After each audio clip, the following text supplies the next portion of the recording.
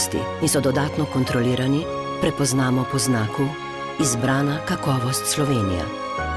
To je naša super hrana. Naj bo vedno na naših mizah.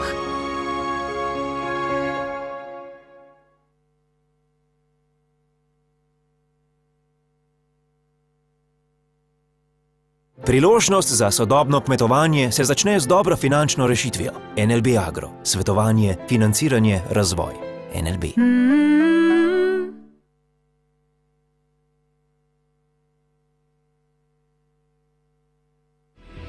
Podeželje nas vsak dan hrani z naravnimi darovi in sadovi trdega dela. Kaj pa hrani podeželje? Z lokalnimi izdelki in doživetji ohranjamo delovna mesta, pestrost in edinstven značaj, ki bogatijo našo deželo. Ohranimo domače, izbirajmo lokalno.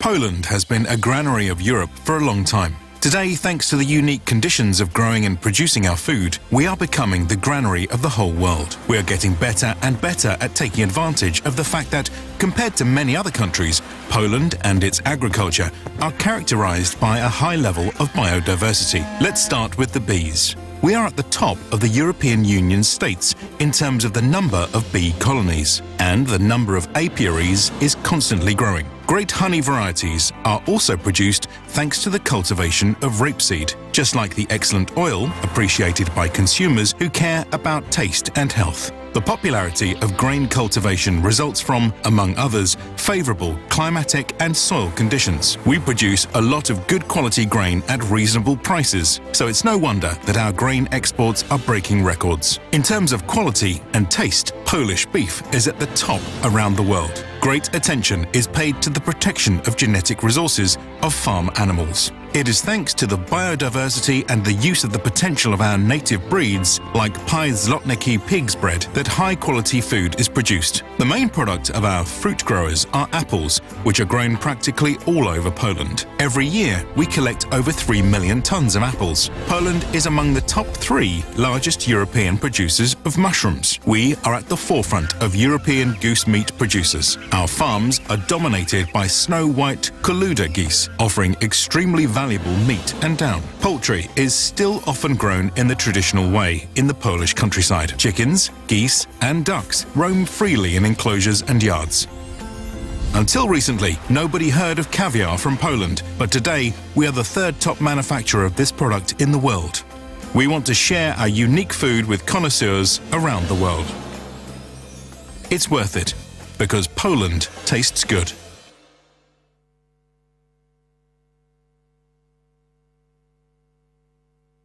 Preiskala sem vse kotičke sveta, poslušala vse nasvete, poskusila marsikaj. Saj veste, za najbližje je dovolj dobro le najboljše, še posebej, ko gre za hrano. Slovenske proizvode, ki so višje kakovosti in so dodatno kontrolirani, prepoznamo po znaku Izbrana kakovost Slovenija. To je naša super hrana. Naj bo vedno na naših mizah.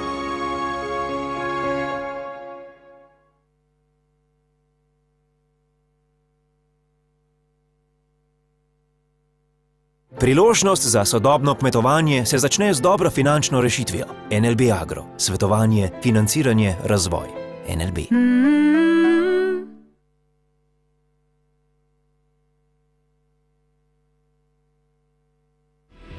Podeželje nas vsak dan hrani z naravnimi darovi in sadovi trdega dela. Kaj pa hrani podeželje? Z lokalnimi izdelki in doživetji ohranjamo delovna mesta, pestrost in edinstven značaj, ki bogatijo našo deželo.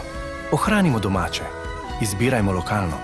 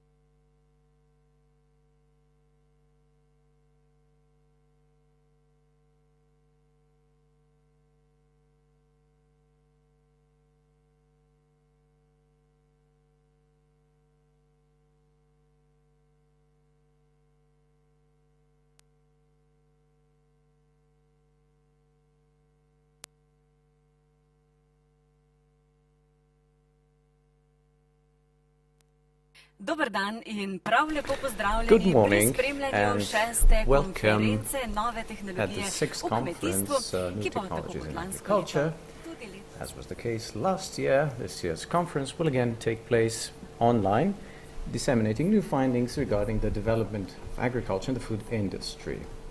I'm sure that you have seen the program, and as you can see, we will be on a high professional level, and we also want you to feel good with us, and that you will be provided with answers that you're looking for.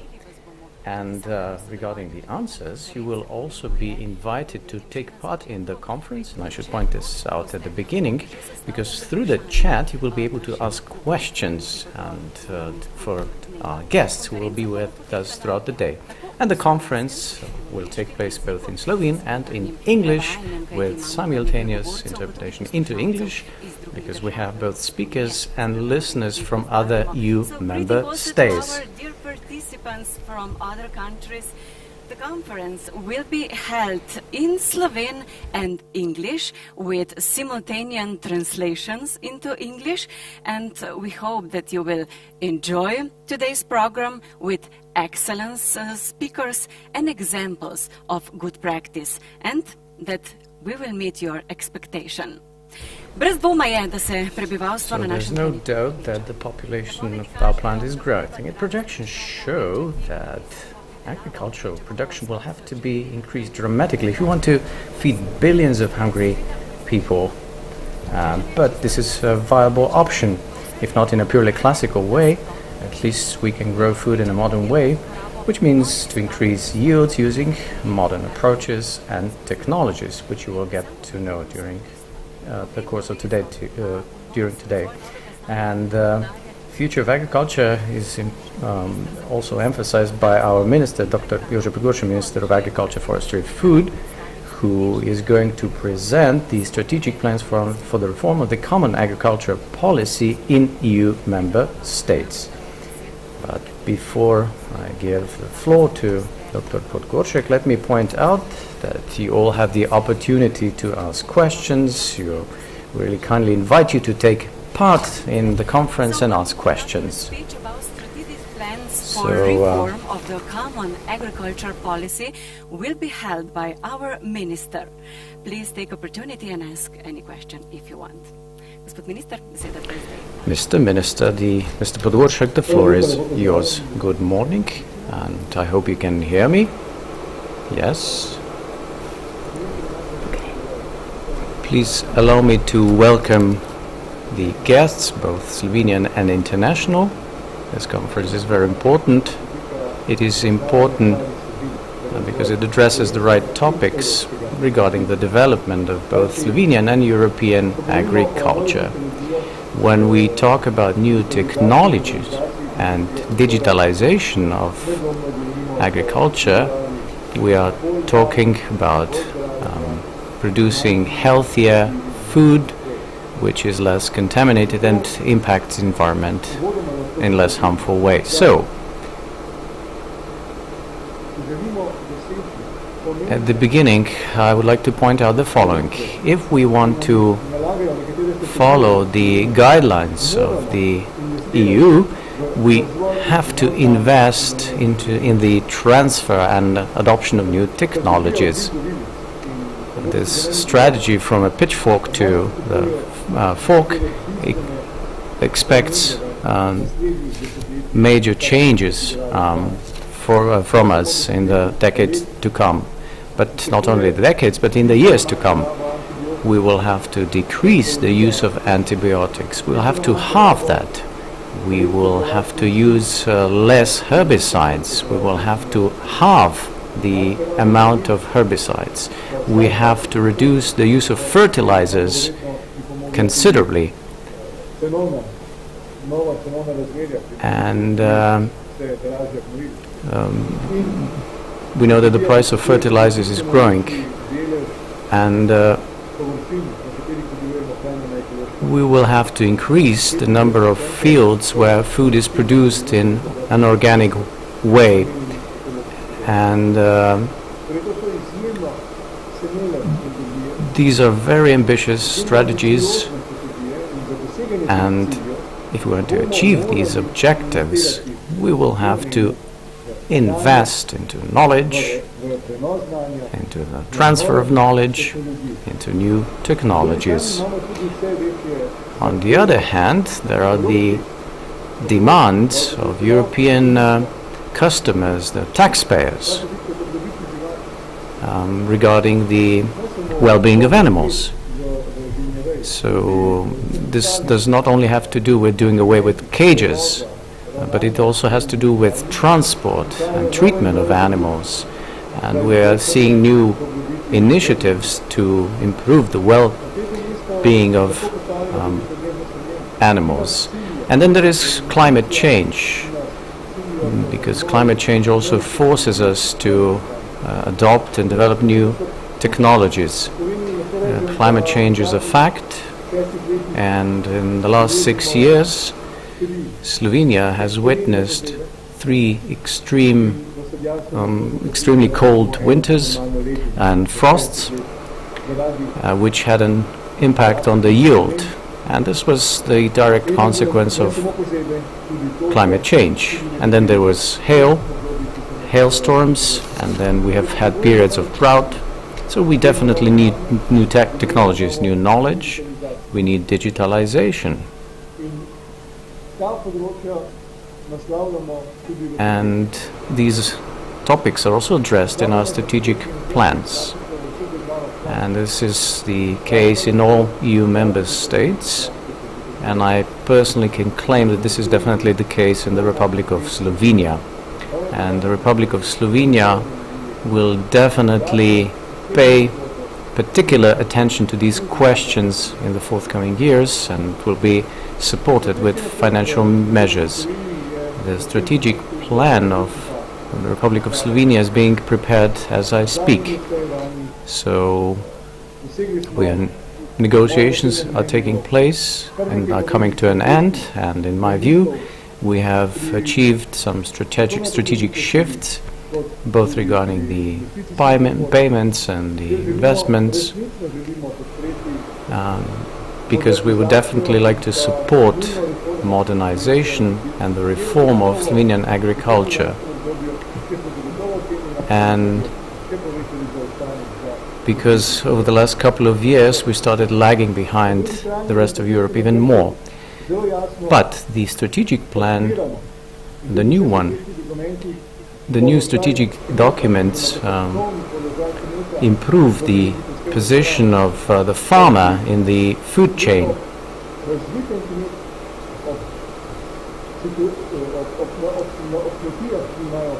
Because it is only when we have sustainable farms and farmers with a stable income that we can keep the farms. And if we have well-developed and resilient farms that can also make investments, then the ideas in the strategic plans can be implemented in agriculture as an industry. So the farms have to be capable to make investments. Next, the strategic plans also supports the idea that we will have young farmers taking over farms. And we have provided support for this both in 2 pillars, and we want to really support young farmers so they can take over the farms from their parents. We need these young farmers because they are the ones who will implement new technologies in the farms, and this is what we are looking for with our strategic plans. Let me also mention some activities that took place during the Slovenian presidency to the Council of the EU as part of the ministry that I head. So we addressed several important topics, and at an important meeting which will take place now in December, we're going to pay particular attention to the position of farmers in the food chain, also regarding the stability of their income. Regarding rural areas, we also supported the long-term strategy for the development of rural areas during our presidency, and we organized different events in this field regarding the role of women in the countryside, improving the communication between the agriculture and non-agricultural part of Slovenia, so between the rural and urban parts of Slovenia. And we also supported the project of so-called smart villages, together with the Slovenian MEP, Mr. Bogovic. We hosted a very important event in Slovenia, which included one of the European commissioners, and this took place in October. But we also took part at the Expo in Dubai, and in both events we emphasized the role of the significance of smart villages for the digital Europe. And I can say that agricultural policy in Slovenia will address and answer different questions, such as the import of new technologies, of new knowledge, digitalization, and so that we can produce healthier, more efficient food, and at the same time protect our natural resources.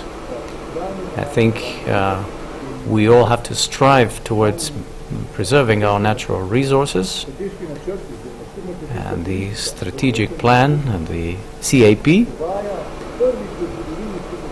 is now introducing for the first time an allocation of funds in the first pillar, which concerns the direct support for environmental sustainable farming. So 25% of direct payments will be allocated to this.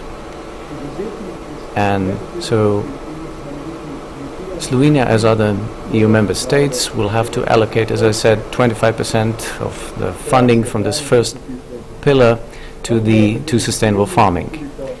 So, and the Republic of Slovenia has done this, and together with the experts we have prepared a range of measures which will increase the environmental standards regarding farming, and it is my belief that this will help us follow all three pillars, so the ecological, social and economic. And let me continue. We also will place a lot of emphasis on digitalization. Through digitalization and with the help of new tools, agriculture in Slovenia will become more precise, more accurate. The impact on the environment will be reduced. This will allow us to use agro-technical products, and so that we will only, for example, use herbicides where this is really necessary. So this will allow us to increase the yield and protect the environment at the same time. And we also want to introduce digitalization in the other agri-food sector. So we want to reduce the number of waste, the amount of waste, because we know that the amount of wasted food, for example, is considerable. And this generates as much as 7% of greenhouse gas emissions. So if we start treating this waste, this will definitely help us reduce the carbon footprint. And by following organic matter in the soil, we can also improve the balance of carbon dioxide by increasing the amount of organic matter. But we can reduce the amounts of CO2 in the atmosphere. And to conclude, let me also mention the financial measures that the Republic of Slovenia plans in this area, in the second pillar, so regarding the development of agriculture. So in addition to direct payments and incentives for less developed areas, for environmental measures. So in addition to this, the investments will also be focused on three key fields. So the welfare of animals, we're going to allocate more than 75 million euros. For mitigation of climate change, or adaptation to climate change, we plan to allocate 50 million euros to that. And this means different measures of protection against hailstorms, irrigation systems, and so forth. And we also want to modernize and digitalize farms and the agri-food sector, and we are going to allocate almost 200 million euros. So these are by far the biggest financial interventions in this field in the Republic of Slovenia. And we hope that by allocating these funds in a good way, that we can achieve the needed reform of agriculture. So, and this will also help us stabilize the production of food. So, after this strategic plan has been submitted to the European Commission, which will take place by the end of this year, and the EU member states are expected to do so. So next we're going to focus on the implementation documents as to how these funds can then be allocated among the farmers so that we can achieve the desired objectives. And to conclude, and as a former teacher, let me also say that we are also going to focus on the development of new knowledge and the transfer of this knowledge to farmers. So the EU supports the projects of innovative partnerships, and we're going to also provide a special support to the institutions that develop new knowledge. And as an expert in this field, I think that the EU currently doesn't have the technologies to address all the challenges which are before us. Because, for example, we have to expect new pests in the future, also because of rising global temperatures, for example, because of climate change and a globalized market. So we can expect completely new challenges in the future. So the development and transfer of knowledge is definitely one of those interventions which we addressed in the new program period, and this has already been written down in the strategic plan. And we are going to negotiate this through the stakeholders. So the Slovenian economy and the Slovenian economy will benefit from new incentive supports meant for the stabilization of agriculture, and this will help increase the stability of the sector, its resilience. And we also want to highlight the role of farmers in the food chain, and we also want to train these farmers, and more funds will be allocated to counseling groups for farmers. At the end, I would like to thank the organizers for hosting this extremely important event. Its content is, and the subject is extremely important, and the subject has been addressed through the strategic plans, so regarding new technologies in farming, in agriculture. And to conclude, because this is probably our last meeting this year, I wish everyone a nice holiday season and peaceful 2022. I hope that all of our wishes will come through, and we do hope that the agriculture will become an important industry, a recognizable industry both in Slovenia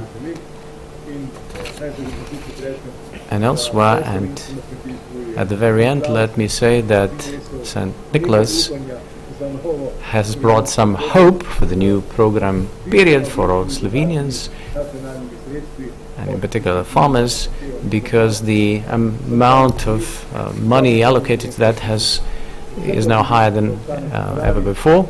I wish everyone to stay healthy, to have a positive attitude, because this is what matters the most in the end. Thank you and goodbye. So thank you for the good wishes, and of course we wish you all the best with leading the ministry. And of course this conference would not be possible without the support of everyone, including the ministry. So this is now a good time to have a look at the presentation video.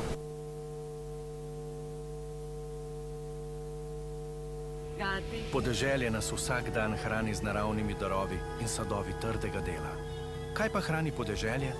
Z lokalnimi izdelki in doživetji ohranjamo delovna mesta, pestrost in edinstven značaj, ki bogatijo našo deželo. Ohranimo domače, izbirajmo lokalno. And if I continue with the first speech by our minister, we can ask ourselves, what will farming look like in 10, 20 or 30 years with regards to all the unpredictable situations that are coming our way? And based on the current trends, the future of agriculture also means automation and technologies, which we will speak about today. But this technology must be price effective, and it must be available financially to various farmers and to farming companies. And this is why today's conference is so important. It brings an insight into the role of artificial intelligence in the future development. But which challenges can be solved by artificial intelligence? Which advantages does it bring? What are the options? We are talking about positive things, but what can we expect if there are any obstacles on the way? These questions will be answered by our next speaker. I would like to welcome him warmly today.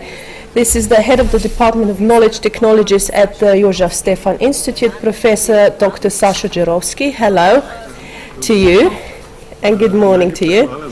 Thank you very much for inviting me today to be able to speak at this event and to show you some opportunities of the use of AI in agriculture. So my name is Sašo Đerovski. I am the head of the Department of Knowledge Technologies at the Jožef Stefan Institute. I'm also a professor at the postdoc program at the same institute and a visiting professor at the European Space Agency. Today we will talk about artificial intelligence and agriculture. I assume that most participants already know many things about agriculture. You probably know more about it than me, but you probably don't know as much about artificial intelligence. So my first job today is to present to you some of the basic terms from the field of artificial intelligence. But to be able to find out why you need to face AI in agriculture, maybe I would like to show you a list of challenges that AI will help solve. Agriculture is today facing several new challenges. In the first place is the drastically increased population on the earth. And this means a need for higher demand for food, so agriculture has to produce as much food as possible. And on the other hand, we also have to face challenges that agriculture does a lot of pollution and reduces the biodiversity. It pollutes water with pesticides and things like that. The next problem are climate changes. Climate change affects agriculture, but we also have to remember that agriculture is also one of the main contributors that lead to climate change. And finally, a newer challenge. Agriculture is also facing labor shortage because of the COVID-19 epidemic. The borders have closed. Beforehand, it enabled seasonal workers to migrate freely and help out in other countries. And they were holding things together in that respect. And in order to be able to tackle these challenges, there are two important directions. The first direction is knowledge. Agriculture is becoming more and more based on knowledge. The latest findings should be brought to farmers as soon as possible so they can use it in practice. And the other part of the answer is technology. They enable precision farming. We also have new sensors, new instruments, new drones, robots are used. And with these we can tackle several issues. We can combat disease of crops, we can combat pests, we can monitor nutrient levels in the soil, we can also monitor the soil and growing conditions, and last but not least also monitor the crop status and estimate what the yield will be and how much quality will it have. So on the previous slide you saw two important terms, knowledge and technology. And maybe you've noticed that I come from the Department of Knowledge Technologies. These are information technologies that focus on the acquisition, the management, and the acquisition of knowledge and data.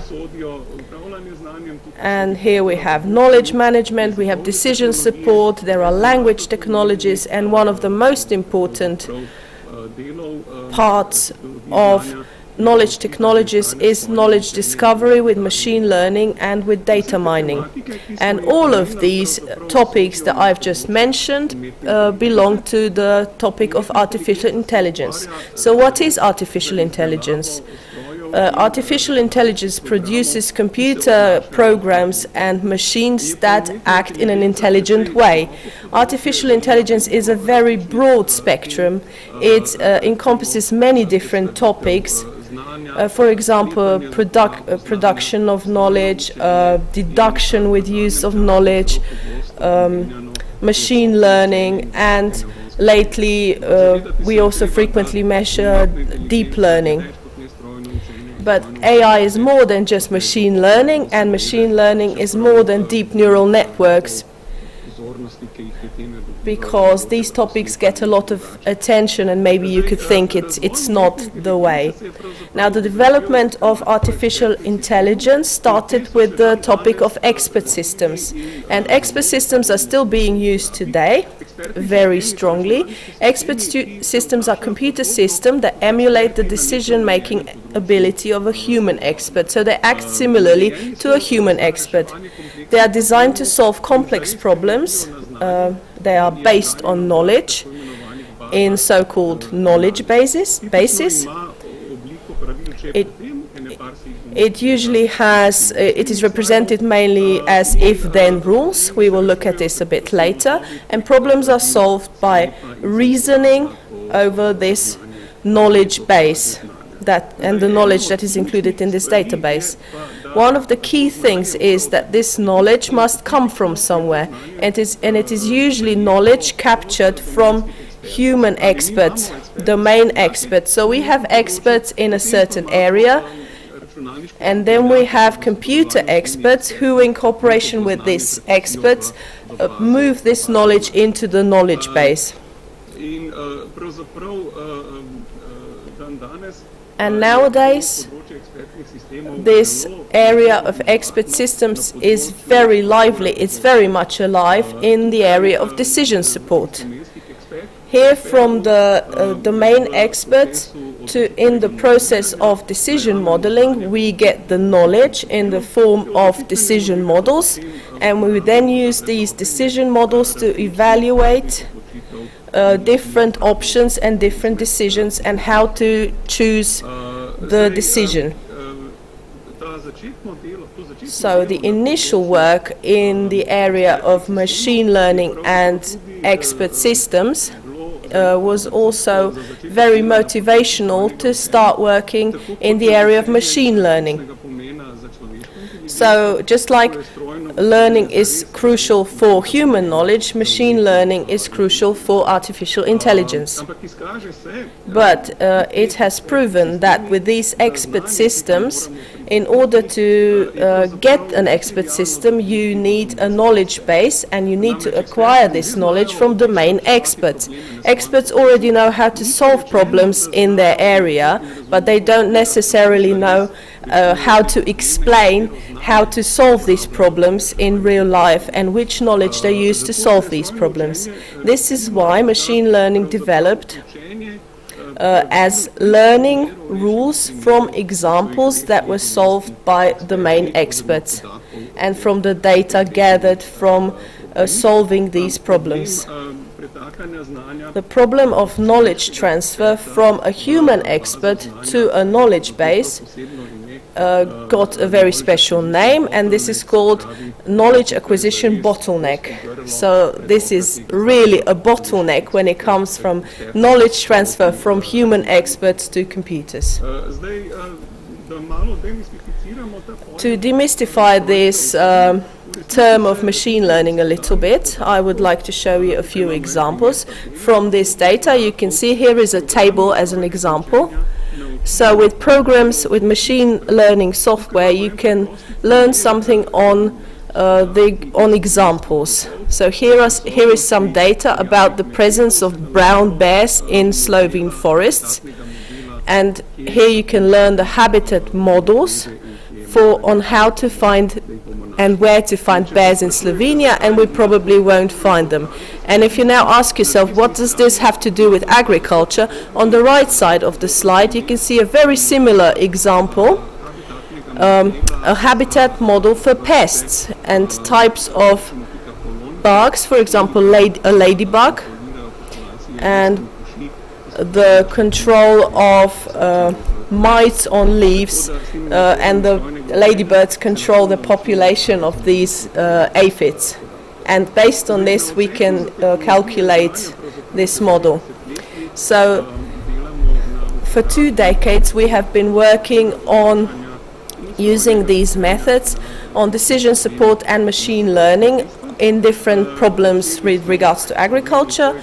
We started with the problem of the coexistence of classic crops and GM crops.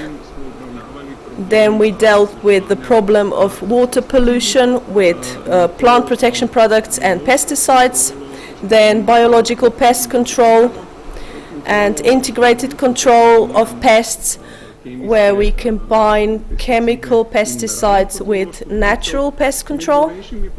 Among the latest projects is the evaluation of soil preservation and the assessment of soil functions, to resilience of tomatoes, and the sustainability of agri-food chains from production to supply in the area of legumes. And Professor Debeljak will talk about this a bit later. I would like to show you something now. I would like to show you some examples. The first important system that we developed was the system in support of decision making for the safe use of pesticides, so that we can protect the crops from pests, but at the same time don't burden the environment and the underground water too much. And here we work with the cooperation with the company Arvalis. They were our client, and with their domain experts, we used their knowledge to produce decision models. There were a lot of decision models because this is a very complex topic, but we managed to include this knowledge of an expert from this area and then use it to assess the plans in agriculture and also the risks of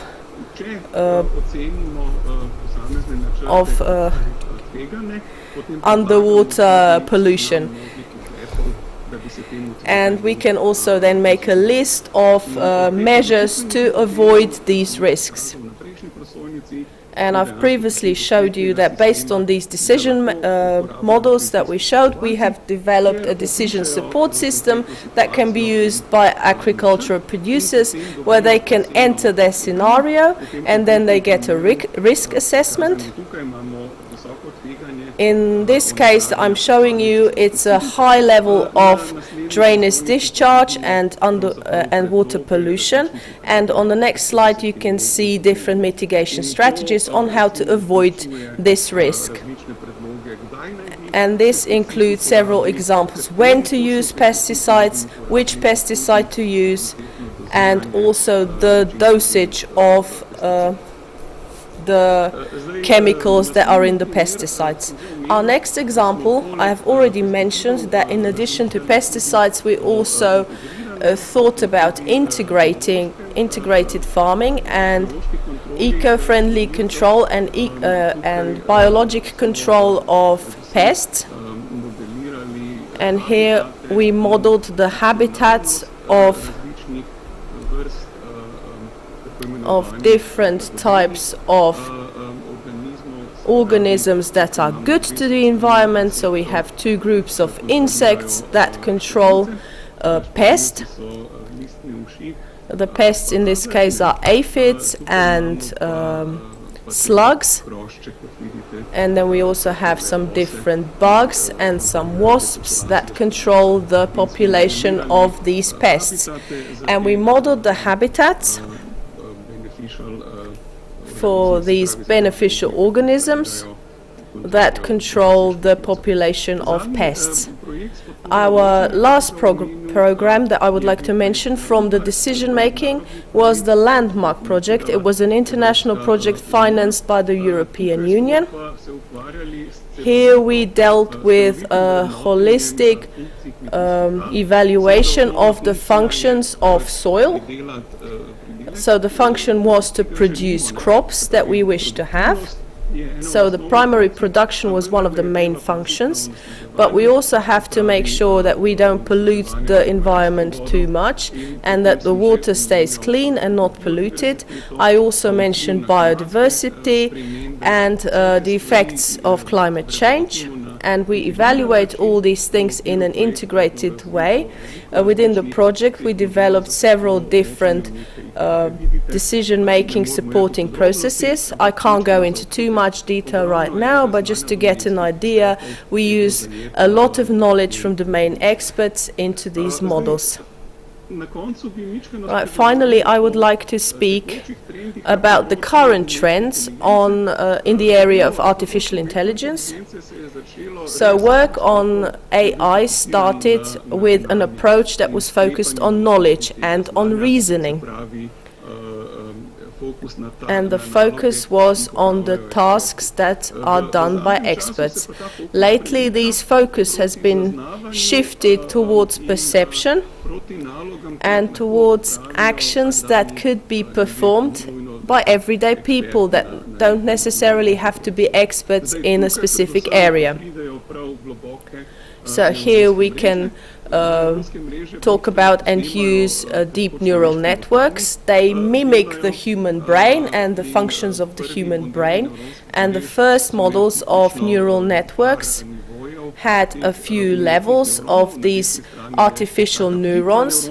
On the right you can see a shallow neural network, and modern neural networks have a large number of sub-layers, and all these layers are connected with each other. And these deep neural networks have enabled us to process pictures and to process other signals that we haven't been able to solve previously. We weren't able to solve these problems efficiently. Convolutional neural networks are especially useful, and they are very successful because they can look for themselves on how to get an image and pull out the characteristics that are useful for the classification or for prediction. And this is the key for their success.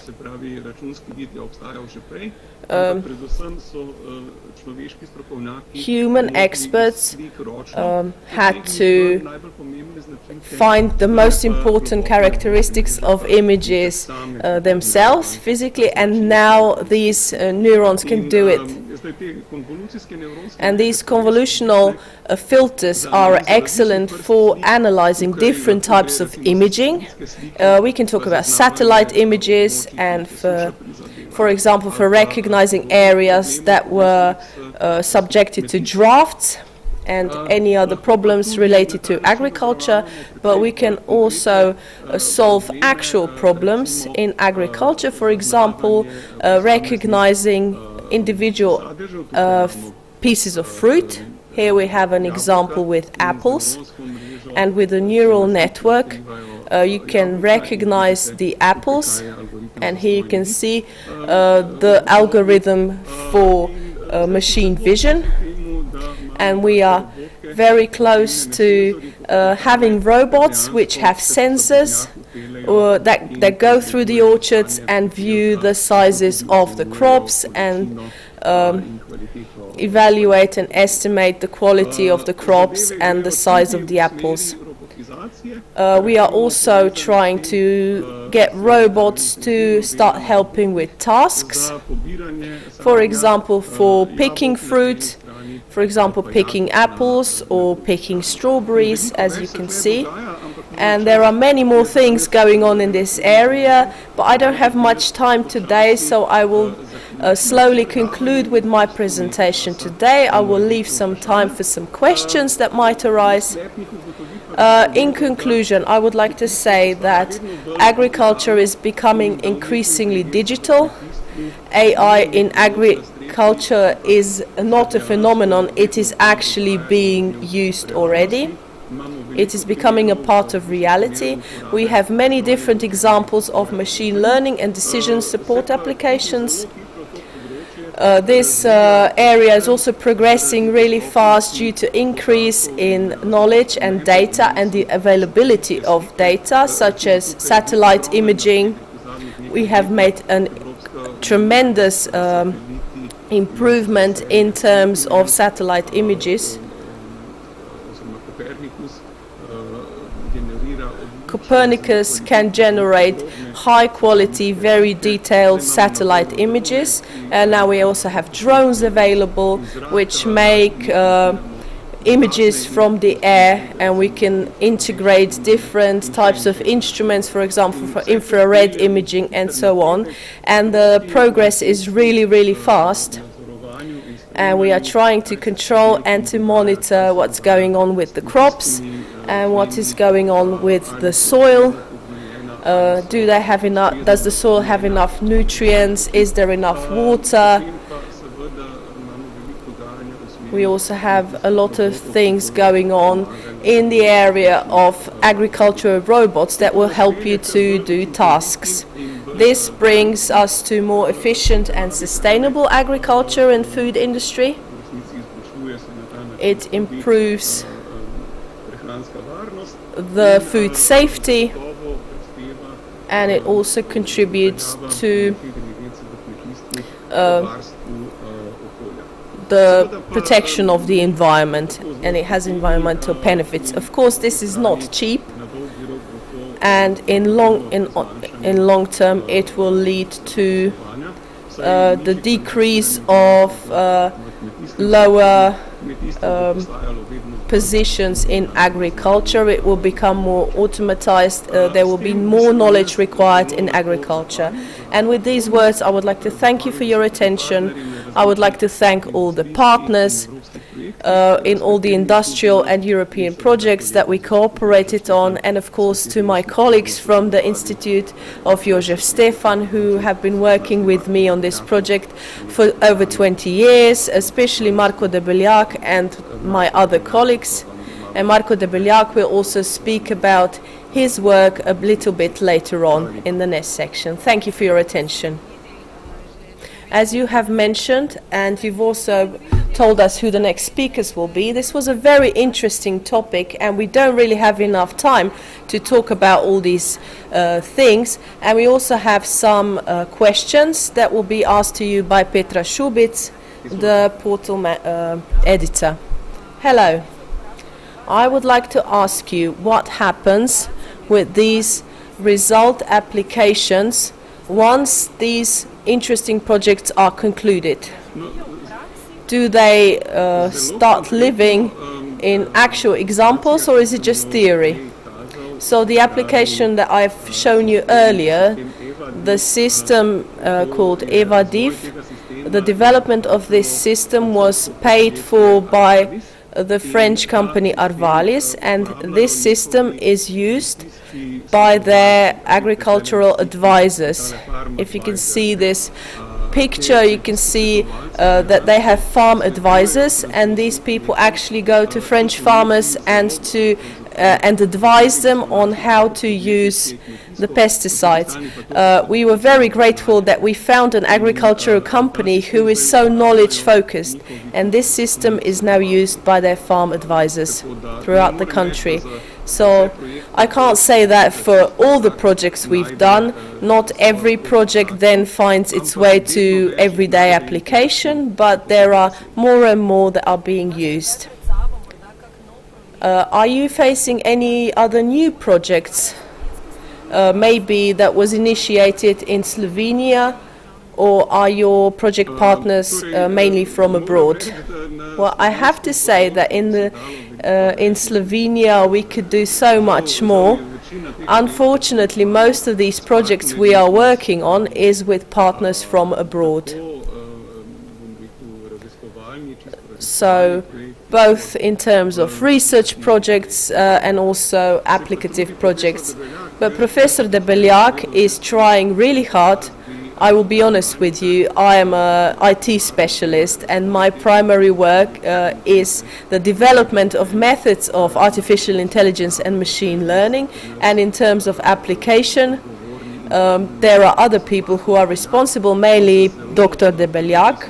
He is trying really, really hard to connect to partners in Slovenia. So we're really glad that this event happened and that you invited us to this event, because it's important to present what we do to the Slovene shareholders, that we have a lot of knowledge and a lot of experience in this area when we hope to cooperate in the future. At Agrobusiness, we are very happy with such initiatives. We are happy to learn about every practical example so that we can show the people how the knowledge from the research areas can be used and applicated at the farm. So we would like to continue with our partnership, and thank you for now. Thank you again. So more and more companies are introducing new technologies into their everyday work. So we already saw that last year. I don't know if Mr. Jaroski, if you saw that last year, but we actually want to present examples of good practice, and we will be doing exactly the same this year. And our next speaker is already ready. And if you, our dear viewers, have any question for our guests, please submit them through the chat. And our colleagues are monitoring your questions, the chat, and monitoring your questions. So our next guests will also be experts in their field, in particular when it comes to practical applications of different visions. So We have before us three speakers, two of them from abroad. The first one is from the Data Competence Center, and I'm talking about the director, Dr. Willem-Jan Niebe, and he's going to talk about digital twins, virtual versions of a product.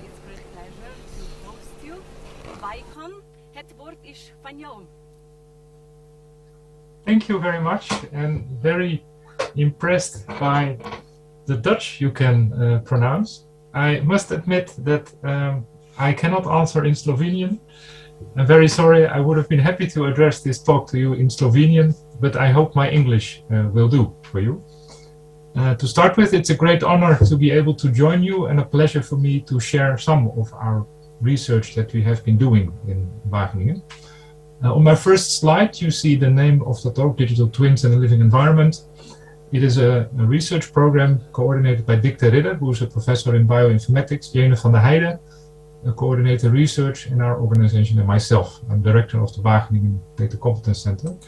I will briefly introduce to you our beautiful organization. As you can see here, it's in the Netherlands, rather flat, very different, I think, from Slovenia. Unfortunately, it's difficult to travel to your beautiful country. And this organization is focusing on educating students and doing research in the living environment. We have approximately 12,000 students, 6,000 employees, and a turnover annual of about 750 million, just to give you an impression. And here you see the different institutes focusing on plant, animal science, environmental science, social sciences, but also food production and technology.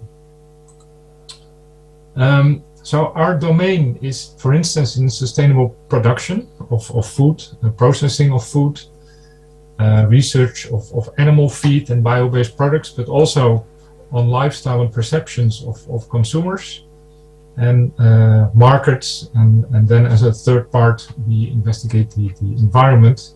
And we think this is a beautiful combination, combining various very relevant issues for society. And we want to advance also in using new and digital technology, because these domains have been characterized mainly by empirical research and mathematical modeling.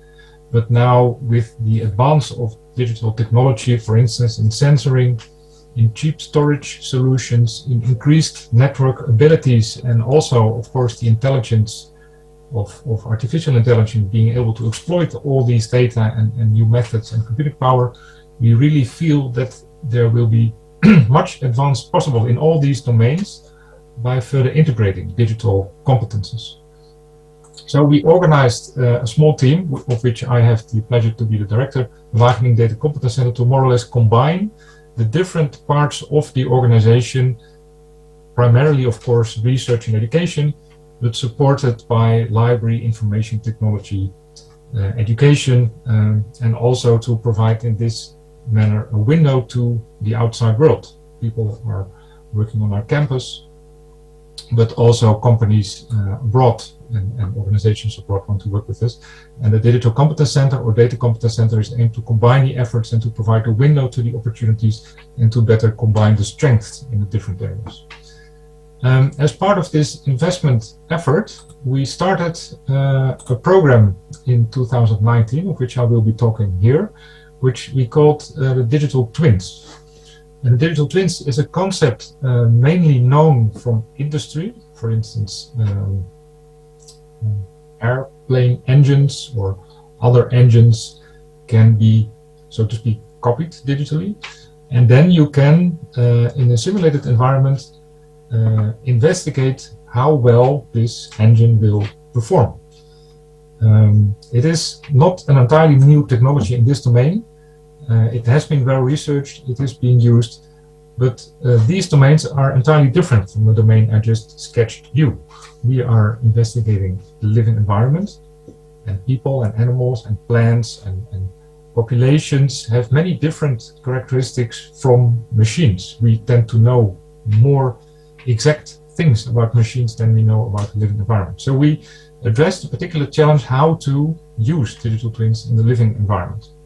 Now, what is a digital twin? you may or may not know, but just to avoid confusion, it is a digital copy of one particular object or process. So it is a copy, as you saw before, for instance, of one particular cow, or one particular population of animals, or one particular set of plants. This particular thing or organism is being measured by real-time sensor and data, and based on these data we build a twin so that we can more or less simulate what will be the time evolution of this plant. How will this particular plant grow? There is some kind of basic user interaction necessary so that you can, in a simulated environment, change the conditions. What would happen to this particular plant, which is now having this size, if you would provide more water or less water, or if you would change the nutrients that this plant will receive? Or what will happen to this particular cow if you would change the operational regime in a farm?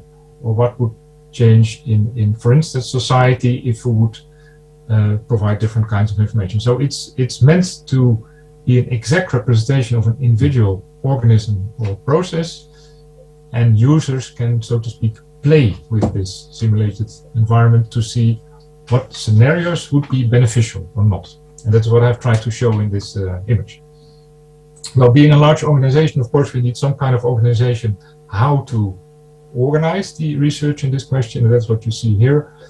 In short, there are organizers, which I'm one, but the main thing to be discussed here is that we organized three, so to speak, flagship projects. One, the virtual tomato; the second, Me, My Diet and I; and the third, the digital future farm, as a kind of examples how we want the digital twins to be researched.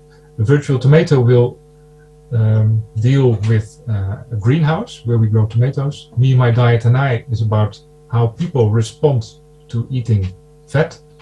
And the digital future farm is about a farm, and in particular the uptake and exhaust of nitrogen for this farm.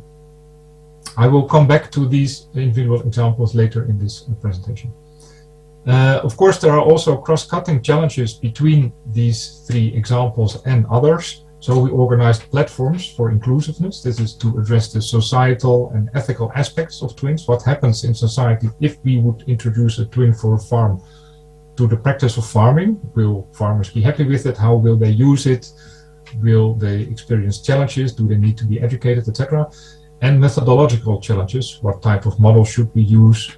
How can we adopt artificial intelligence? How should we deal with real-time measurement data, etc.?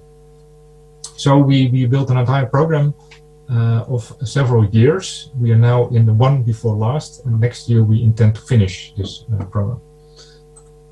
There's also a more general idea about this program, that we started with a large number of feasibility studies, investigating also many other examples than just the three I showed you.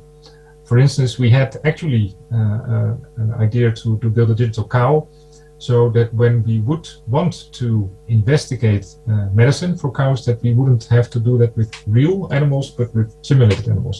And there are many other examples, but in the end we had to select a limited number just because of budget constraints. So in the first phase of the program, we have been gathering all kinds of ideas and expertise. Now we are developing the flagships, and in the last year we really want those digital twins to be sent into society, so to speak. So we want to make our knowledge available and find partners to further exploit the possibilities of digital twins.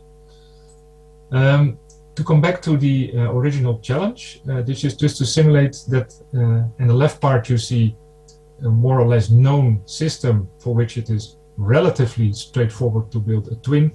The challenge that we see is that in a living environment you encounter all kinds of additional challenges if you want to realize a digital twin, and our program is about how we explore these challenges and what we will find.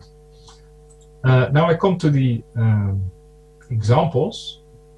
This is the virtual tomato crop, and you see a lot of information on the slide. Focusing on the right top part, you see on the left the greenhouse with actual tomatoes growing.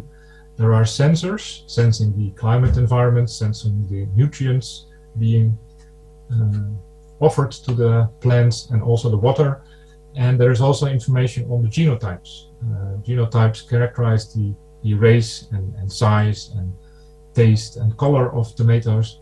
And depending on the environment, it is very important to choose the right kind of tomato, so to speak, so the right genotype, so that you have the optimal circumstances for this particular species.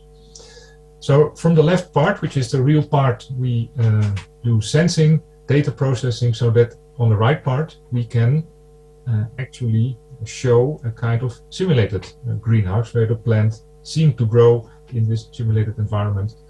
And with this simulated environment, which covers climate, circumstances, nutrients, etc., we can experiment with different genotypes and different climate conditions and different operational regimes to see if that would be beneficial, or otherwise, if there are any challenges in disease for the tomatoes, we can investigate how we could solve them without, in practice, the need to do it with the actual plants. So we can investigate, would it help to give them more water, or would it then go worse? Would it help to change the nutrients, or would that not help? And then when we have found a good scenario, then we can really implement it in reality. So there are several stakeholders, the growers, of course, who need operationally to know how to solve challenges and optimize their production, but also the breeders to see what kind of genotypes would be beneficial under certain circumstances and what not, and also consultants and suppliers to see how further greenhouses should be built or what kind of nutrients should be offered. So there are many potential stakeholders to this kind of digital twin. And what you see at the lower right is our facility, the National Plant Eco Phenotyping Center, which Wageningen University operates in cooperation with Utrecht University. And there at many different scales, from the molecular scale to the field scale, we are able to perform all kinds of measurements on tomatoes. Because if we want really to build an accurate simulated environment, we need to know many accurate information from plants. And we operate this facility to collect this information. And the picture more or less in the middle, where you see the empty greenhouse, is an example of the first stages of this facility where we are about to plant the tomatoes. And to the left on the slide, you see more or less the amounts of work that are being done. So we do stakeholder analysis, we test phenotypes, we select models, and then we go further into experiments and integration. Now for the second example, this is of a pretty different kind, whereas the first is in a more or less controlled environment where there are also climate control systems and there is a lot of advanced technology already available in greenhouses. For this example, we focus on people and we want to provide them with nutritional advice depending on their individual genotype, eating habits, physical conditions, etc. Because you may or may not know that people respond individually very different to food uptake. Something that for one person may be healthy may be dangerous in the long term for other people, depending on their constitution. In order to be able to provide individual advice, we need individual information from the people. So we need to know how their response is to food. So actually, we would need a kind of real-time connection to people. Now, this is pretty challenging and far more challenging than in the case of the tomato peelers. So what we do here is first use offline collected historical data, try to build a model to see how the response individually is, and then to translate this into food advice so that people can take into account what is healthy for them or not. And the idea is that this provides much better accessible advice than when people would go to a dietist, because there is a kind of barrier before you make an agreement. And when, for instance, you could get an advice from an app, this is far more accessible. So this is an entirely different environment for a twin with a different aim. And here the stakeholders, of course, are the people, the medical profession, and also the food industry to see what actually is healthy food and how can we offer it to consumers. I'm a bit looking at the clock. Please let me know if I should speed up. I will continue to the third example now, and then I will be near the end of the presentation. The third example is about the future farm. Of course, I think as in Slovenia, also in the Netherlands, we have a lot of farms, and it's a very important area for economics and also for society. One of the challenges we have is that farms need nitrogen, but they also produce nitrogen. And nitrogen tends to be unhealthy for the environment if available in too large quantities. So for the farmer, it's very important to have an idea of how his particular farm deals with nitrogen. Is the uptake sufficient, or is it too little to let the grass grow? Is the uptake limited enough not to burden the environment, or there is an exhaust which may provide problems to life in ditches, in the environment, etc. So what we do here is we try to build a digital copy of a farm and focus on the nitrogen cycle. So where is nitrogen being provided, where is nitrogen being taken up, and where is nitrogen being exhausted? And here the stakeholder is the farm holder, who can actually simulate for his particular farm what the situation is and what his operational regime should be, not to burden the environment, and at the same time to achieve an optimal production. And of course, he could experiment this also in practice by operating different regimes, but then you would, for instance, need an entire season to see the results. And the idea here is that he can, in principle, simulate before, without waiting for the season, and then have the simulated result and choose the right scenario for the season. So he can save time, he can save money, and he can, in this way, obtain a far better production. Of course, this is highly challenging. It's difficult to get the data in real time available. It's difficult to maintain all the systems necessary to operate the simulations, and it's difficult to find the expertise to build the models, operate the models, etc. But that is exactly what this research is about. We need to find out how to meet these challenges, how expensive it would be, and how beneficial it would be if it works. Apart from the practical things, there is maybe interesting to see that also there is large scientific potential, because of course we all know the more or less physical models where we calculate how a plant grows or how water flows, but the systems that I've been talking about are so complex that it's difficult to find practical mathematical representations. What we see here on this image, that of course for genetics, for management, for the environment, there is an increasing amount of data available from surveys, from sensing, from remote sensing, as I think you have been discussing earlier in this conference, but also from farm management system and breeding trials. And with the advance of data science and AI, it becomes more and more possible to integrate all these kinds of data into machine learning type algorithms with which you can also simulate these processes, because for a digital twin it is very important to have an accurate simulation environment. And what I mean to say here is that with the advance of data science, it becomes more and more possible to build, so to speak, approximate models rather than that we would have to wait for the exact mathematical models. And this provides many interesting research challenges. But also for society, there is a large potential for digital twins. This is actually an example from the Netherlands, where the infrastructure is being influenced by many challenges. For instance, climate is a challenge for us, the rising sea level. The energy transition requires a lot of land use, but at the same time we want houses to be built, we want to replace and extend our infrastructure, and last but not least, we need somehow to transition our agriculture to a more sustainable way, and all these challenges together need to be met in only one small country. And with digital twins, we also think at this scale it would be helpful to simulate the possible solutions, and in that manner to increase the participation from society, because then they can actually see what happens. So apart from the scientific potential, there is also a large societal potential on small and large scales of digital twins. This is the end of my presentation. I hope I have remained correctly within your time schedule, and I'm open to questions. Thank you for your attention.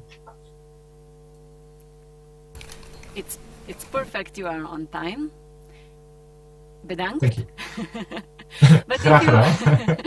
if you allow, we have a question for you too. And here is our business manager of agribusiness, Alexandra Hrovat. Izvolite. Nice to see you, even if it's only through the screen. And I have some reason that tomato was selected as the first plant to do the digital twin. How did you decide to choose these three digital twins? Why? Yeah, that's a good question.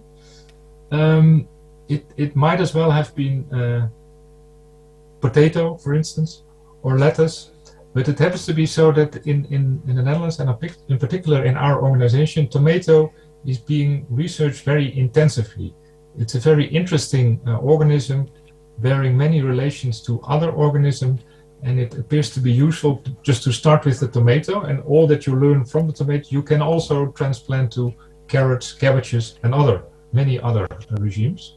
It is particularly suitable to growing within greenhouses, but also peppers can be grown in greenhouses, etc. So it's a kind of very useful example, but it's in no way intended to mean that we should limit this knowledge to tomatoes. It can just as well be applied to any other type of crop. And regarding the farm and the diet, we have been looking to cover an area as broad as possible. And so we have been looking to examples as less related as possible. And with the diet, we have a totally different environment from the very controlled environment of the tomato greenhouse. The diet twin is about people moving around, difficult to measure, having individual behaviors, and that shows much more diversity than the tomato example. So that's one extreme. And whereas the tomato is a kind of controlled environment, an open farm is far less controlled and also highly complex. So we have thought that with these examples we cover a sufficiently broad range, but in no way the technology should be limited. It can also be applied to water management, water quality management, animal growth other than shown here. So these are the useful examples that came up from our organization and that we have selected also in a kind of competition process. Oh, thank you. Another question. I know that this project will finish next year, as far as I know. What are your plans after that? Or do you have a plan to do some other digital twins, as you mentioned, maybe pepper or potato, or export this knowledge? I don't know. Yeah, that's also a good question. What we see is that this investment theme is meant to more or less launch the concept. So we use some of the internal budgets to fund our researchers and to invite partners to participate. And for instance, for the Me, My Diet and I twin, there is a lot of interest from partners around us who really want to continue this research. And by this investment, we have been able to provide it with a kind of kickstart. So we definitely want to continue, for instance, with the Me, My Diet and I twin with industrial partners, for instance. And for the farm twin, we see a lot of interest from the Ministry of Agriculture, who has several questions about how best land can be used for growing crops without damaging the environment. And they are already starting continuation project. And the same applies more or less to the greenhouse twin. They are in interest from greenhouse producers, for instance. And there are several other examples, for instance, like a digital cow, which is interesting for another university in the Netherlands, or there is a twin for waterboards, and these waterboards also want to cooperate with us. So what we hope is to establish external relations in order to be able to continue this type of research. So you are very open to further cooperation, and if somebody wants to talk with you about the cooperation, they can send you email. They can look at Wageningen Research. It will be my pleasure. Yes.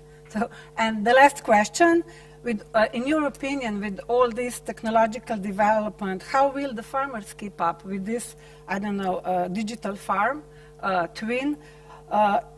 How they will get to know how to use it, where they will get the knowledge to use it, and will this come simply to one dashboard, or? Yeah, that's an interesting question, and that's also a major challenge. In the Netherlands, for instance, we have many farmers which not all have very large farms, so many individual farmers operating relatively small farms, and it is indeed highly challenging for them to keep up with all these technological developments.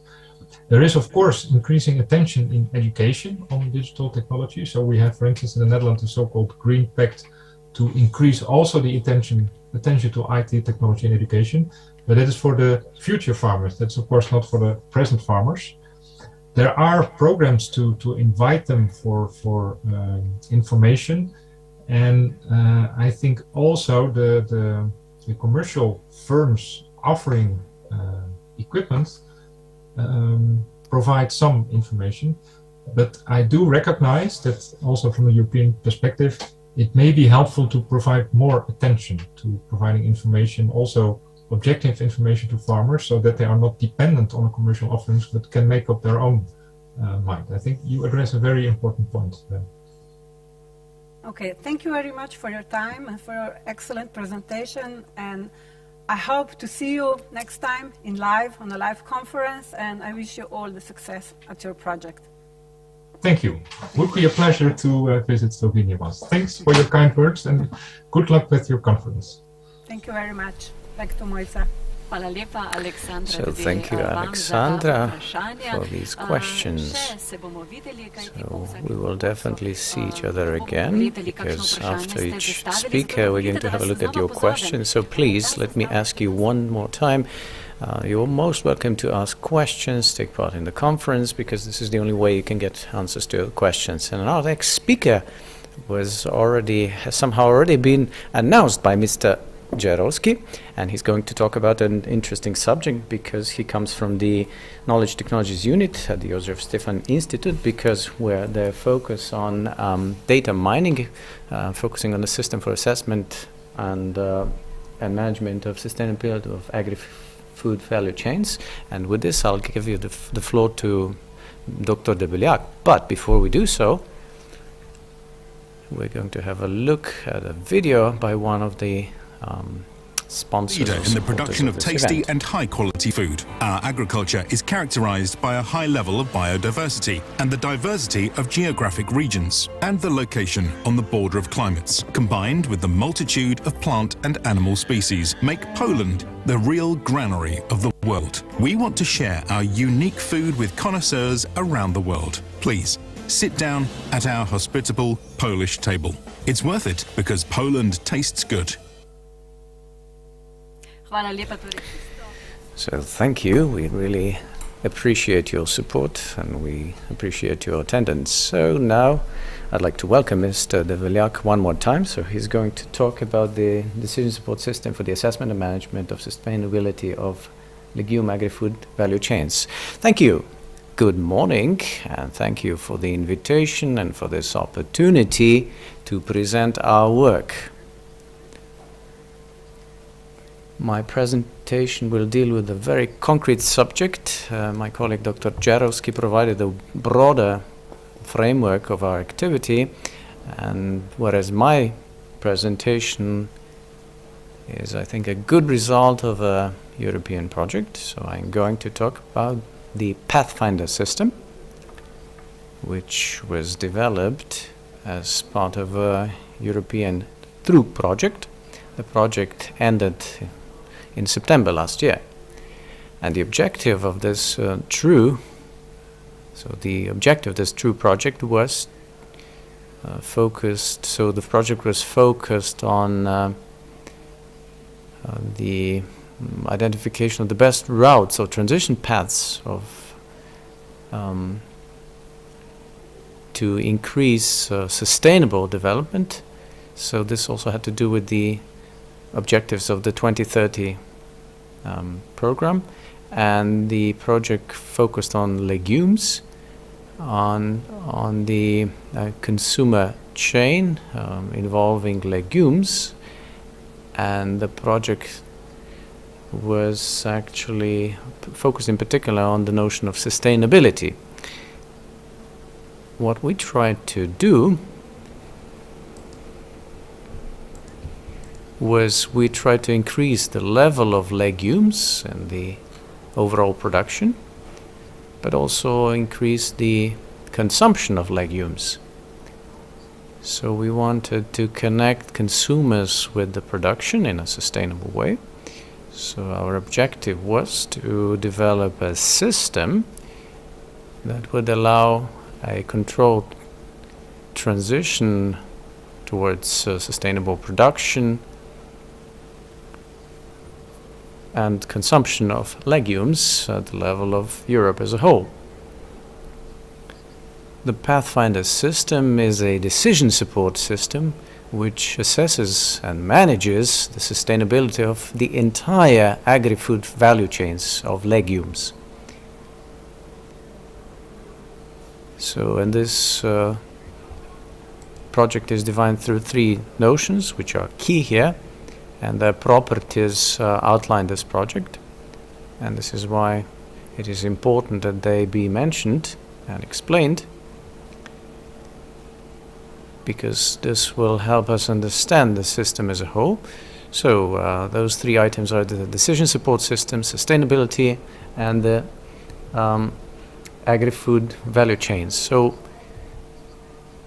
in our decision support systems, what this comprised was an interactive computer-based system which supports but doesn't replace the decision maker. And at the same time, it improves the effectiveness of the decision making. So the key element are the decision-making models, the decision models, which were built using the knowledge which we obtained through the data and with the help of data mining and machine learning, and by digitalizing and integrating the existing expert knowledge, which was formalized through attributive qualitative methods. So integrated knowledge from the data and from expert knowledge, and this allowed us to build this or develop the decision manuals, which were then integrated and connected with other elements that would result in the decision making system.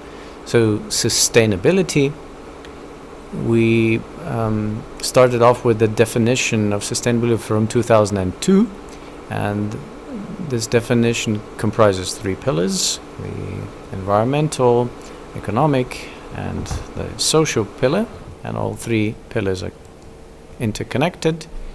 And if we adopt different perspective, we get the well-known presentation of this concept of sustainability, where we can see that the three pillars overlap, and it is only in that section where all three overlap where we can talk about sustainability. So sustainability requires that all three criteria, the criteria of all three pillars, be met. And then finally the agri-food food chain. So we defined this value chain through five things: agriculture, production, processing, transportation, distribution, market and retails, and the consumers. Once we brought all of that together, this resulted in a structure of this system which comprises three levels. The first level comprises individual chain links, and then we have three pillars. So we first assess the sustainability of individual links from three different perspectives using the three pillars. And the middle level, we integrate the results of individual links and pillars, and then we add the sustainability level. In total, we need 105 incoming attributes, and all of those are defined in separate documents. And the system allows two major functions. The first major function is the one used by similar systems, which is the bottom-up assessment, where the input data is evaluated from the perspective of sustainability at the middle and top levels, and then we introduced another feature of this system, and we, as was pointed out my colleague, this was done for our French partners, and the system also seeks alternative solutions, and this is the so-called top-down approach. So this system allows us to perform analysis both from bottom up and top down. So we specify an objective, and then the system will seek for appropriate solutions. The Pathfinder was validated in 6 different locations in Europe, and it turned out to be very reliable, and we were very pleased with that. And this concludes my general introduction, and I will continue with the practical application of the system. So you can see here the website, and which the users come across when they use this hyperlink. And to demonstrate the system, we picked a green point so this is a case study, and this is a well-known thing in Slovenia. So it's a short food supply chain. It involves a considerable number of producers and everyone else that takes part in the supply of consumers with food, and they cover a considerable range of products and crops. They have their own distribution center, and they cover a broad range of consumers. In our concrete case, we picked a farm which produces vegetables. So they were the first link of this chain, and then the second, third, and fourth links represent the green point, and the fifth link represents a primary school from the vicinity of Murska Sobota in northeastern Slovenia. And then we described all these all 5 links from the point of view of the 3 pillars, so with a total of 105 attributes, and this is what the input of data looks like in our online application. And for each individual link we have the input attributes and their values, which are qualitative, and their definition has been outlined previously in a separate document. So we first assess the sustainability of the entire value chain, and we can see here, for example, that this value is not completely sustainable, but only partly sustainable, because we have a problem with the environmental pillar. And then if we consider individual links and pillars, we can see that the environmental does not meet the criteria. And then if we have a look at it in more detail, we can see that the environmental component of this primary school is bad, so they do not meet the requirements of environmental sustainability. The other 2 pillars are fine, but the environmental is not. So what can be done? So we can have a look as to how this could be remedied. So we can analyze the factors which would have to be changed to improve the performance of the school. We can see that if we raise the level the share of renewable energy from medium to high, so more than 50%, then its performance in the environmental segment will improve. And then the environmental pillar as a whole in this chain will become sustainable, and the whole value chain will become sustainable. So it may happen that technically they cannot conduct such transformation. Then we can continue our analysis and see what other measures there are that the school could perform, and we can see that they could, for example, reduce the food loss and waste in their school kitchen. And as soon as, for example, they reduce the amount of wasted food, again the environmental segment of the school will become acceptable, and the chain as a whole will become sustainable. So this is one aspect. And then there is another aspect. that we can use in this bottom-up approach, and that is that we don't assess the existing conditions, but we can figure out as to how changes in the environment could influence the sustainability of the value chain. So if we take this school, for example, as an example, and the weakest link, so we can ask ourselves, we have a poor economic situation, how will this impact the school, and what will happen if its financial vulnerability increases, and if the school can no longer provide quality food at a certain price, which is a realistic scenario. So what happens if these conditions are met? Well, we can see that the sustainability in general will not change. However, the school will perform not that well. We can see that from green we go, this green dot turns orange, and this affects both the economic and the environmental pillars. And then there is the top-down approach, and this is where we consider the chain as a whole, and we can say, for example, let's improve the environmental pillar of the food chain and of the value chain, and then the system will generate possible solutions. So let us have a look at the second variation, the second proposal. So for example, it proposes that we improve the sustainability of the market from where the school purchases their food. So we can see that if the market improves, the entire value chain will turn green. So, and in this concrete example, that would mean the following. So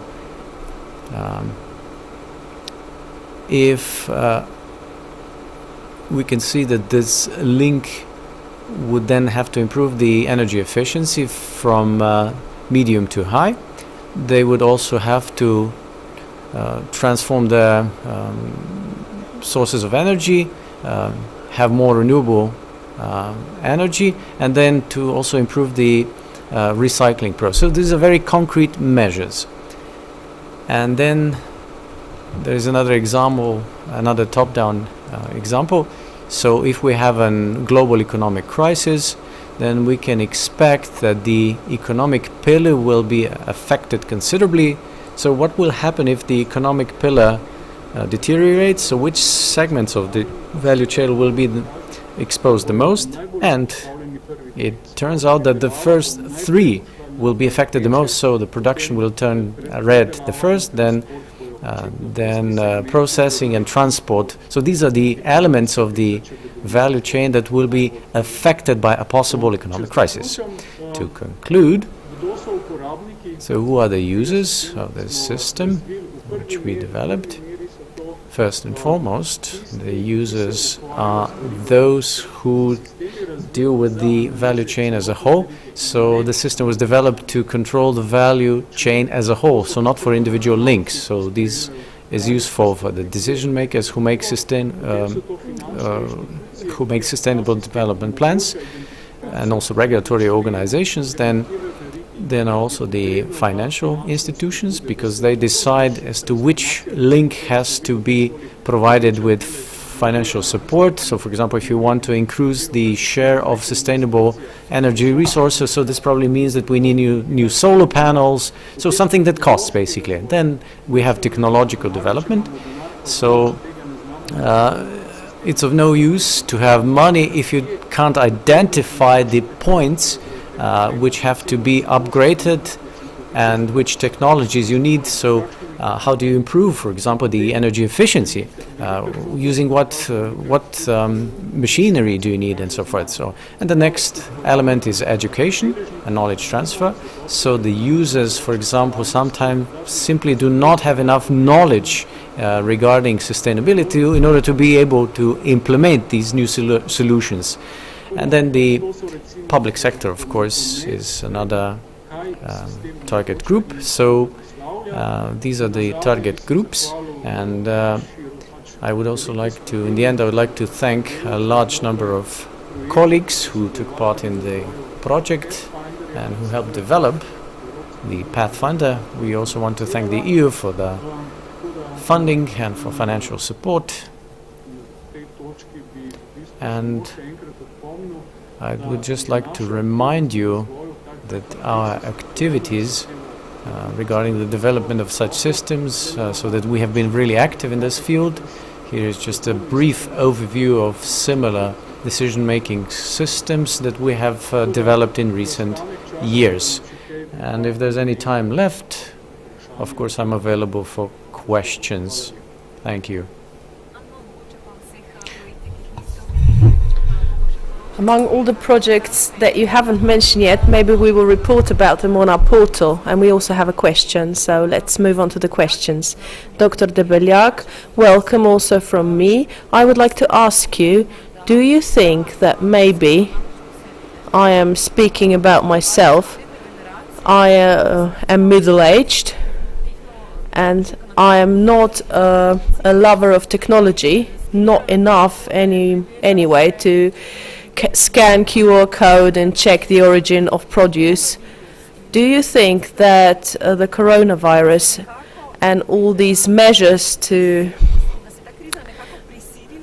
did this crisis force us to change our attitude towards digital technologies and maybe also to such apps and tools that you develop? Are we more open to technology now?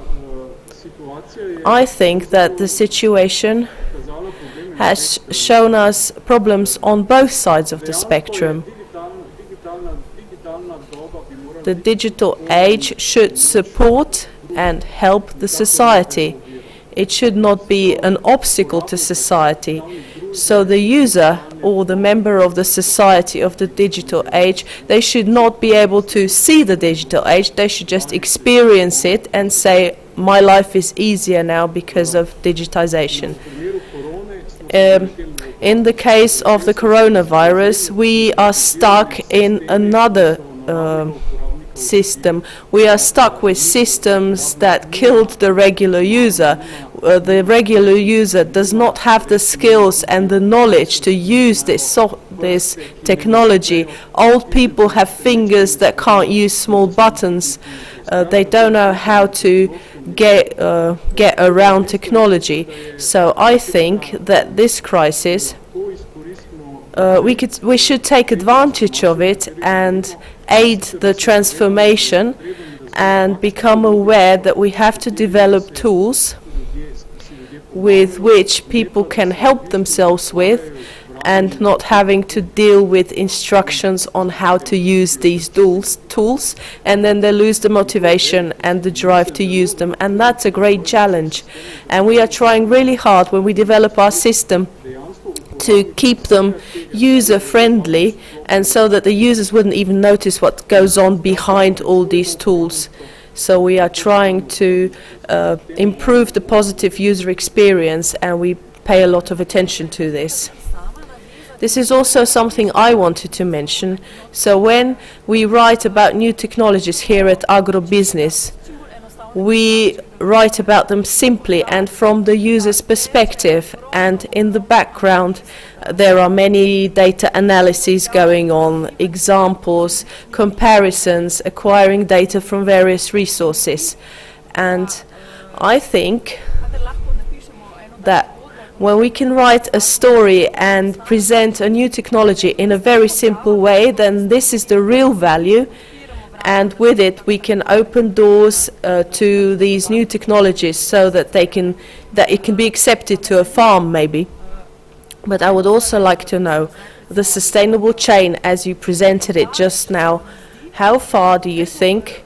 How far ahead is this reality? How far away are we from this reality? And how will it become something normal for us consumers?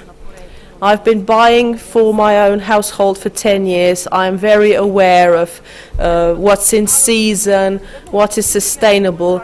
But when will we become even more sustainable? When we will start paying attention to renewable sources, on carbon imprint, on environmentally friendly production? Well, I think that we are all doing this actively already, but it's not enough. if the approach is from the bottom up to the top.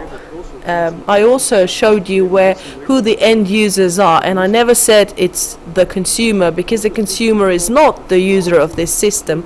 It's the decision makers, and on the local level and on the governmental level they have to adopt a strategy, and based on this strategy it is defined how the society will work,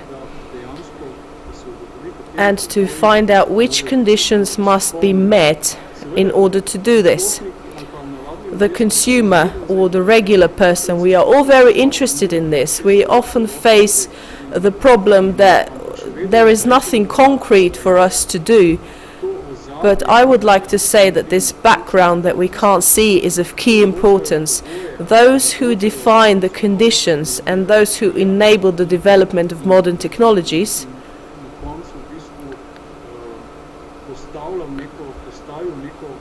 and those who create a shape that is easy to use for the end user, that's of key importance. And I've already said that before, technology is no longer a problem. The problem is the decision on whether to use this technology or not. Will we get the support to use it or not? The Slovenian society has a great opportunity. We have great knowledge in this area. We are glad that these conferences such as today's exist, and not enough of these things are then transferred to everyday life. In other countries, projects are implemented much quicker, and here in Slovenia we have so much potential and we should make use of it. And today's event will also contribute to this. Thank you. When you cooperate with Green Points, do you have any desires? Do you have any wishes? Would you like to start any new projects to bring this sustainability chain to the people? I haven't mentioned this yet.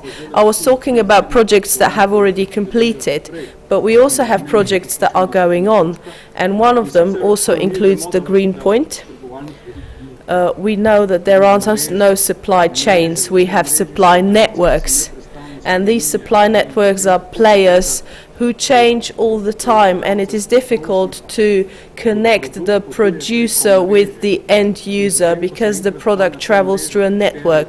And once we put sustainability criteria to the network, be it the price or the time or sustainability, and some companies then don't fulfill the criteria anymore, and then the actors change all the time. So we're trying to upgrade the current system, the system I presented, in a new European project which started this year. It's called Radiant, and we will start and establish a system that will evaluate the entire network that is part of the supply chain on a sustainable level. And the other important thing are public institutions and ordering food.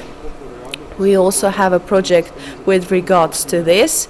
It supports decision making for those who create public tenders for sustainable food. We are talking about food that is supplied to schools, to kindergartens, to other public institutions. And there is a great need for support in this sector as well. So this is something I would like to emphasize. Thank you very much for this interesting information. Here at Agrobusiness we will wait for the results of both of these projects that you just mentioned, and then we will also present them to the public. Thank you very much for your cooperation. Thank you and goodbye. Thank you also for all the questions. Dr. Debeljak, there is a lot of work ahead of you, so good luck to you and also to your team that you mentioned. And now we will focus in the other direction. We will look towards Serbia, where there is an agri-technological innovator who advises other with an IT support in precision farming. To je gospod Branimir Popov, ki je direktor Prime Trinity LLC. Zelo zanimiva tema, prav na to, kako vidi prihodnost kmetovanja z ogljikom. Poštovani Popov, drago nam je što ste sa nama i sad je vreme da vam predajem reč. Dobar dan svima. Hello everyone. My name is Branimir Popov. I'm founder and director of Prime Trinity, and I'm very happy to have this opportunity to present you some thoughts about carbon farming future. First of all, I would like you to take a look on this picture, because it seems that this picture will be very often, especially in Europe, in the upcoming years. And if we, just a second, yep. I would like now to discuss some carbon footprint facts. So if humanity wish to preserve a planet similar to that on which civilization developed and to which life on Earth is adapted, paleoclimate evidence and ongoing climate change suggests that CO2 will need to be reduced to at most 350 ppm, but likely less than that. This report was made by James Hansen in 2008, but what happened until now? We have some very, I would say, urgent analysis and results which show us that in 2017 CO2 concentration was around 400 ppm, but we have a Paris Agreement goal which declared that temperature should be less than 2 degrees by 2100, and IPCC projections means that concentration must be less than 480 ppm by 2900. So what we absolutely need is a negative emission. It's a carbon sequestration in soils and biomass. And this is what I will talk about today. So first of all, we all are witness about green initiatives all around the world, where everyone talking about what could be done, carbon zero emissions until 2030 or 2050. So that is a good thing. That means that governments, states are taking seriously this question, and we have really ongoing projects in this direction. We believe that it can be successfully implemented in not just in Serbia, but in the rest of Europe and especially in the rest of the world. But to start with, this slide is very important. It shows that healthy soils are thriving system, ecosystem, that soil are alive. And this is very, very important, because if we consider that just one handful of soil has more living organisms than there are people on planet Earth, soils are a stomach of the earth, consuming, digesting, and cycling nutrients in organisms. Why this is very important? Because all these microorganisms are actually using carbon to be alive and to make this soil alive. And by doing some practices, I will talk about them later, we are destroying and losing this carbon. So by preserving carbon, we can not just preserve our ecosystem, but preserve our soils, which is very important for our future. So what and how we can actually measure carbon? What we can do? There are another tillage system. Usually in Europe, we are adopted this conventional tillage system where we are using plows and disc tillage machines and another kind of tillage machines. But we are aware now that by doing tillage, we are emitting in the atmosphere a huge number of carbon, actually. So just by measuring our tillage activities, we can, let's say, reduce and eventually turn out this carbon emission to be negative. The second one is irrigation, of course, together with use of pesticides, use of fertilizers, which together can significantly help us to reduce the carbon footprint. But what is very important also, I would like to mention this, is actually a new index I would like to promote. It's called Land Degradation Index, which can efficiently help us in the future to measure the activity, how our lands are being degraded in the upcoming years, from year 1 to year 2 or 3 or so on. So when we talk about how we can measure, we all know for different kind of scanners, different kind, of course, of laboratory analysis, physical measurements. But what will happen very soon in the future is that artificial intelligence will take significant space in measuring carbon footprint activities. So what are the pros and cons of all these measurements? We have two perspectives. We have landowner perspective, which is very important because we have a lot of farmers who are owning these lands, and they have some legal, economical, agronomical, and social questions, which is very important. We can expect maybe in the beginning years a lot of resistance in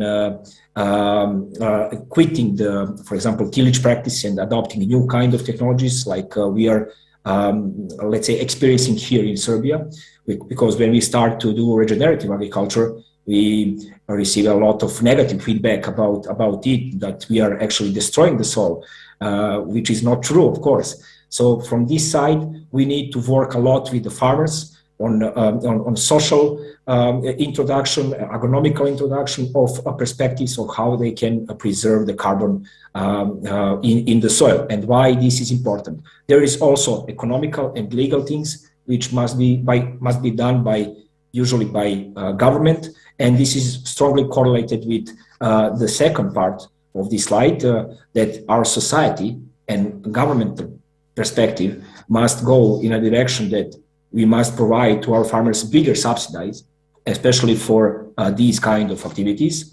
And this will inevitably lead to price increase in food quality. Because what we did until now, we didn't mention that how much nutrient density is important to be found in the food. If we conserve the carbon in the soil, we will have healthier food. And this food shall be inevitably more expensive. This is the fact. We believe that it will happen, especially nowadays during the COVID virus. We are aware of that because the food prices are already doubled, and the question is, it will stop now or it will continue grow. So how farmers can benefit actually of carbon sequestration? So there is economically true subsidies, and we discussed it. There is a land potential increase. When I say land potential increase, I don't mean that the land will physically increase. I mean land potential increase in quality, because the quality is something what we need to be aware of.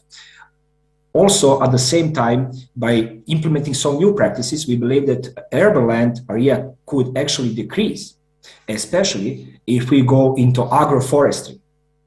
For example, in Brazil, you have some significant laws which are obligated for the farmers, that every farmer must have from his 100% of land, he must have at least 20% under the forest on his own fields. So if we go into this direction, combining regenerative agriculture and agroforestry as a most efficient ways to preserve carbon, so this means that arable land area will actually decrease, but the land potential will actually increase. I know maybe it can sound strange, but if you think about it, it's very realistic. Then food quality, increasing in food quality is inevitable if we do that, and food quantity, of course, will decrease, but the quality of this food can be much better. And also we have these different cost reduction, especially on inputs, because farmer will not use anymore in so big quantities fertilizers and pesticides at all. So how third parties like startups could benefit from this position? This is a critically important question especially for us. We are acting as a technology company. So there is a space to be a middleman between the transactions from farmers and governments during the trading with carbon credits. Their perspective to do a lot of monitoring solutions. We already have these companies showing up in Europe and US especially. There is measuring solutions which particular companies can implement in order to measure the activity of carbon sequestration. And again, I would say that land degradation due diligence technology will be very, very important, especially if you consider that 70% of our soils are actually degraded currently just in European Union. Thank you very much. This is all from me in 10 minutes. If you have questions. Puno hvala. Yes, thank you for your presentation. We have questions, and here is our business manager of agriculture. Alexandra, please. Mr. Branimir Papa, also from my side, of course, we have two questions, or maybe one more. Do you notice or know the difference in the way of thinking and using these technologies in European Union or our region? And where do you think this technology will come to life first or in the most usage? Well, to answer to your first question, we believe that there are some differences, but I could talk from perspective of my country, of Republic of Serbia, because the biggest problem we see here in Serbia are actually the subsidies, because in order to convert the farmer to start doing these practices which can save the carbon, they will definitely need to receive more subsidy from our government in the beginning. Probably it can be similar with the region situation with the farmers and farming practices. But where we can see that it can be the first adopted is particularly in field crop production. We believe that field crop production can transfer very fast to regenerative agriculture, but it must be done from the government and down to single farmer. So everyone must be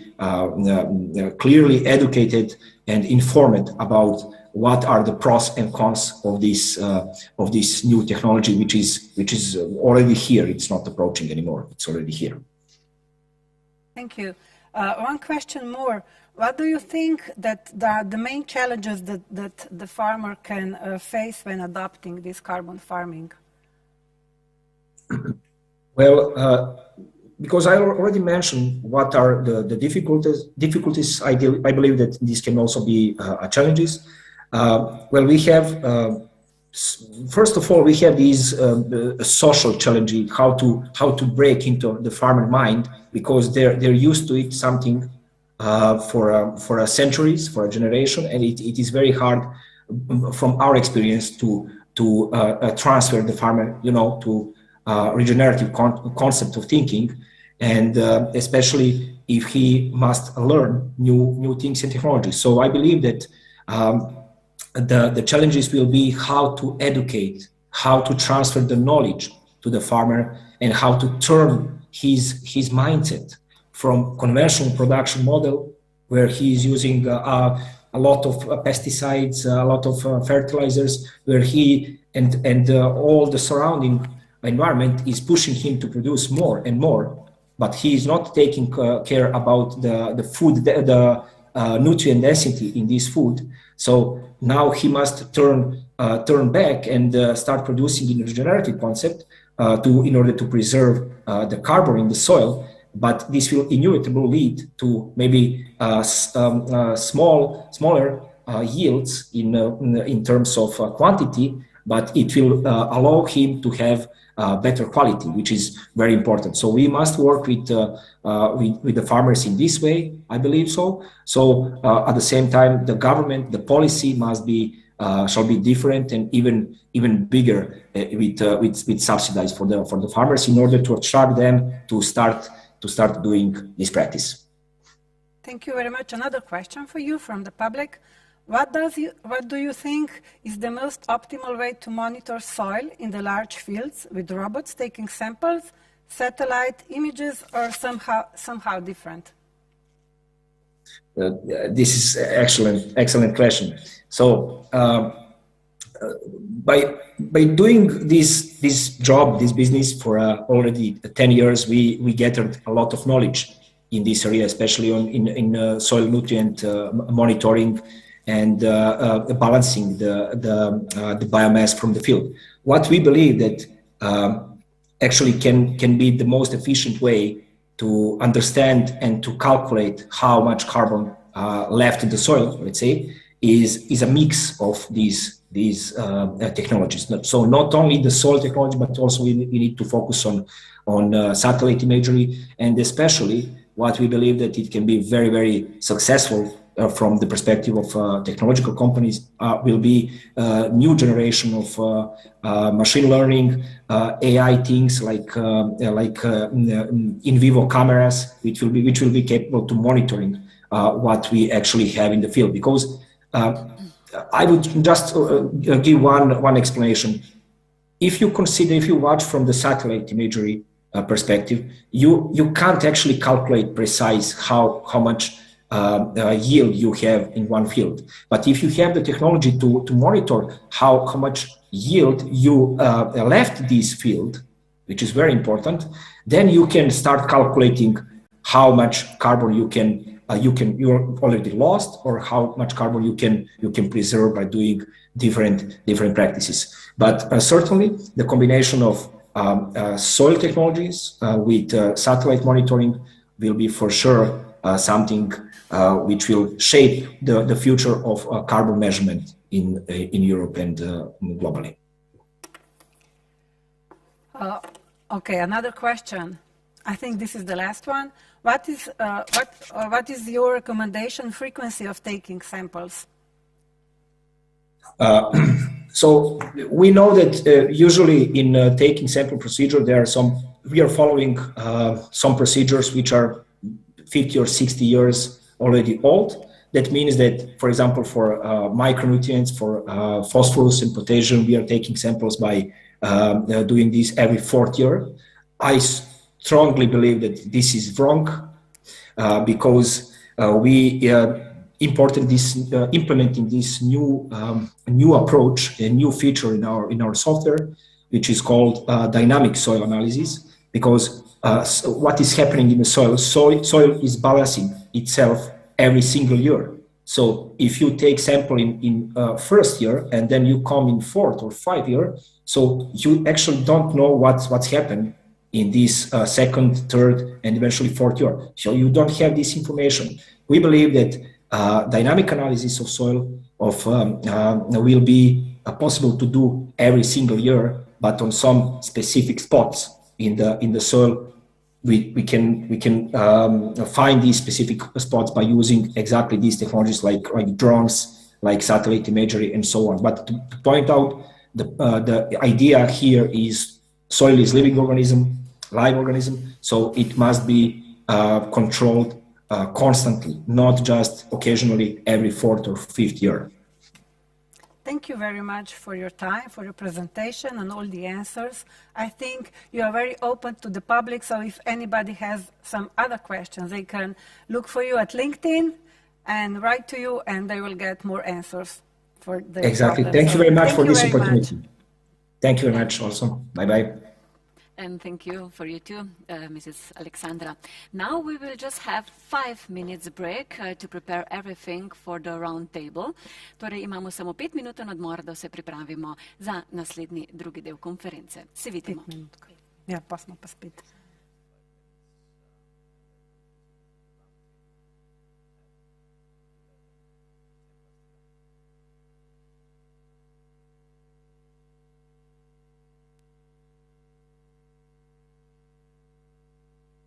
Poland has been a granary of Europe for a long time. Today, thanks to the unique conditions of growing and producing our food, we are becoming the granary of the whole world. We are getting better and better at taking advantage of the fact that, compared to many other countries, Poland and its agriculture are characterized by a high level of biodiversity. Let's start with the bees. We are at the top of the European Union states in terms of the number of bee colonies, and the number of apiaries is constantly growing. Great honey varieties are also produced thanks to the cultivation of rapeseed, just like the excellent oil appreciated by consumers who care about taste and health. The popularity of grain cultivation results from, among others, favourable climatic and soil conditions. We produce a lot of good quality grain at reasonable prices, so it's no wonder that our grain exports are breaking records. In terms of quality and taste, Polish beef is at the top around the world. great attention is paid to the protection of genetic resources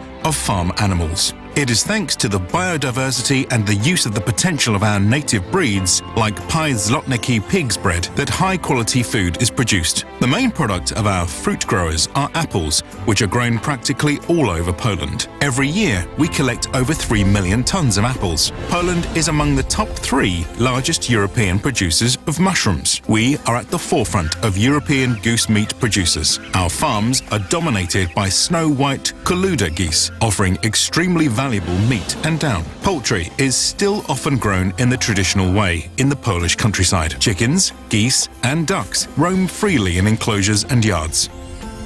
Until recently, nobody heard of caviar from Poland, but today we are the 3rd top manufacturer of this product in the world. We want to share our unique food with connoisseurs around the world. It's worth it, because Poland tastes good.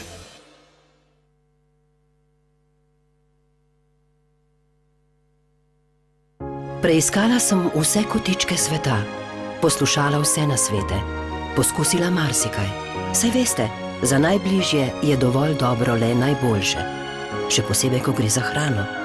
Slovenske proizvode, ki so višje kakovosti in so dodatno kontrolirani, prepoznamo po znaku Izbrana kakovost Slovenija. To je naša super hrana, naj bo vedno na naših mizah.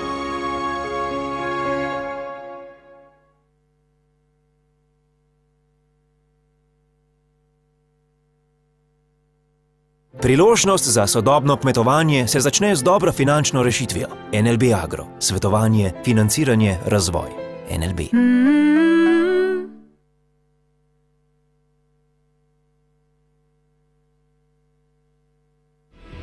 Podeželje nas vsak dan hrani z naravnimi darovi in sadovi trdega dela. Kaj pa hrani podeželje?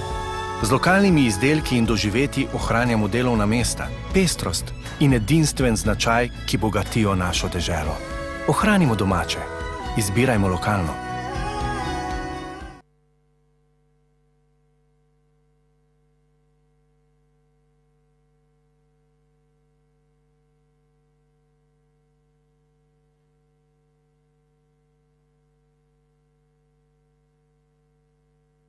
Poland has been a granary of Europe for a long time. Today, thanks to the unique conditions of growing and producing our food, we are becoming the granary of the whole world. We are getting better and better at taking advantage of the fact that, compared to many other countries, Poland and its agriculture are characterized by a high level of biodiversity. Let's start with the bees. We are at the top of the European Union states in terms of the number of bee colonies, and the number of apiaries is constantly growing. Great honey varieties are also produced thanks to the cultivation of rapeseed, just like the excellent oil appreciated by consumers who care about taste and health. The popularity of grain cultivation results from, among others, favourable climatic and soil conditions. We produce a lot of good quality grain at reasonable prices, so it's no wonder that our grain exports are breaking records. In terms of quality and taste, Polish beef is at the top around the world. Great attention is paid to the protection of genetic resources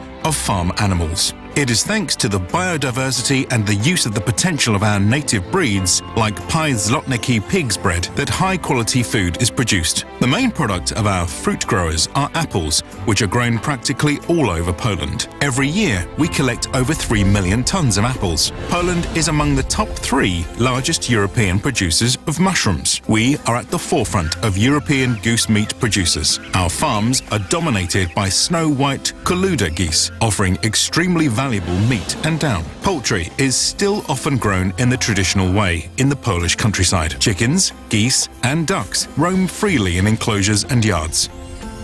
Until recently, nobody heard of caviar from Poland, but today we are the 3rd top manufacturer of this product in the world.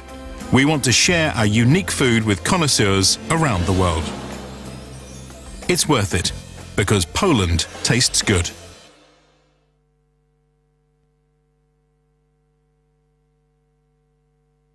Preiskala sem vse kotičke sveta, poslušala vse nasvete, poskusila marsikaj. Saj veste, za najbližje je dovolj dobro le najboljše, še posebej, ko gre za hrano.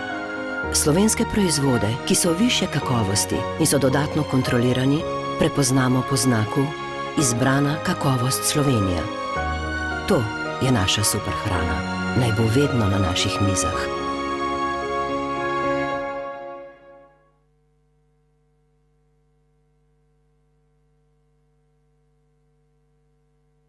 Priložnost za sodobno kmetovanje se začne z dobro finančno rešitvijo. NLB Agro. Svetovanje, financiranje, razvoj. NLB.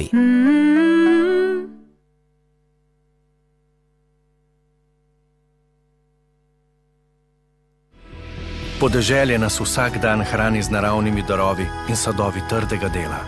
Kaj pa hrani podeželje? Z lokalnimi izdelki in doživetji ohranjamo delovna mesta, pestrost in edinstven značaj, ki bogatijo našo deželo. Ohranimo domače, izbirajmo lokalno.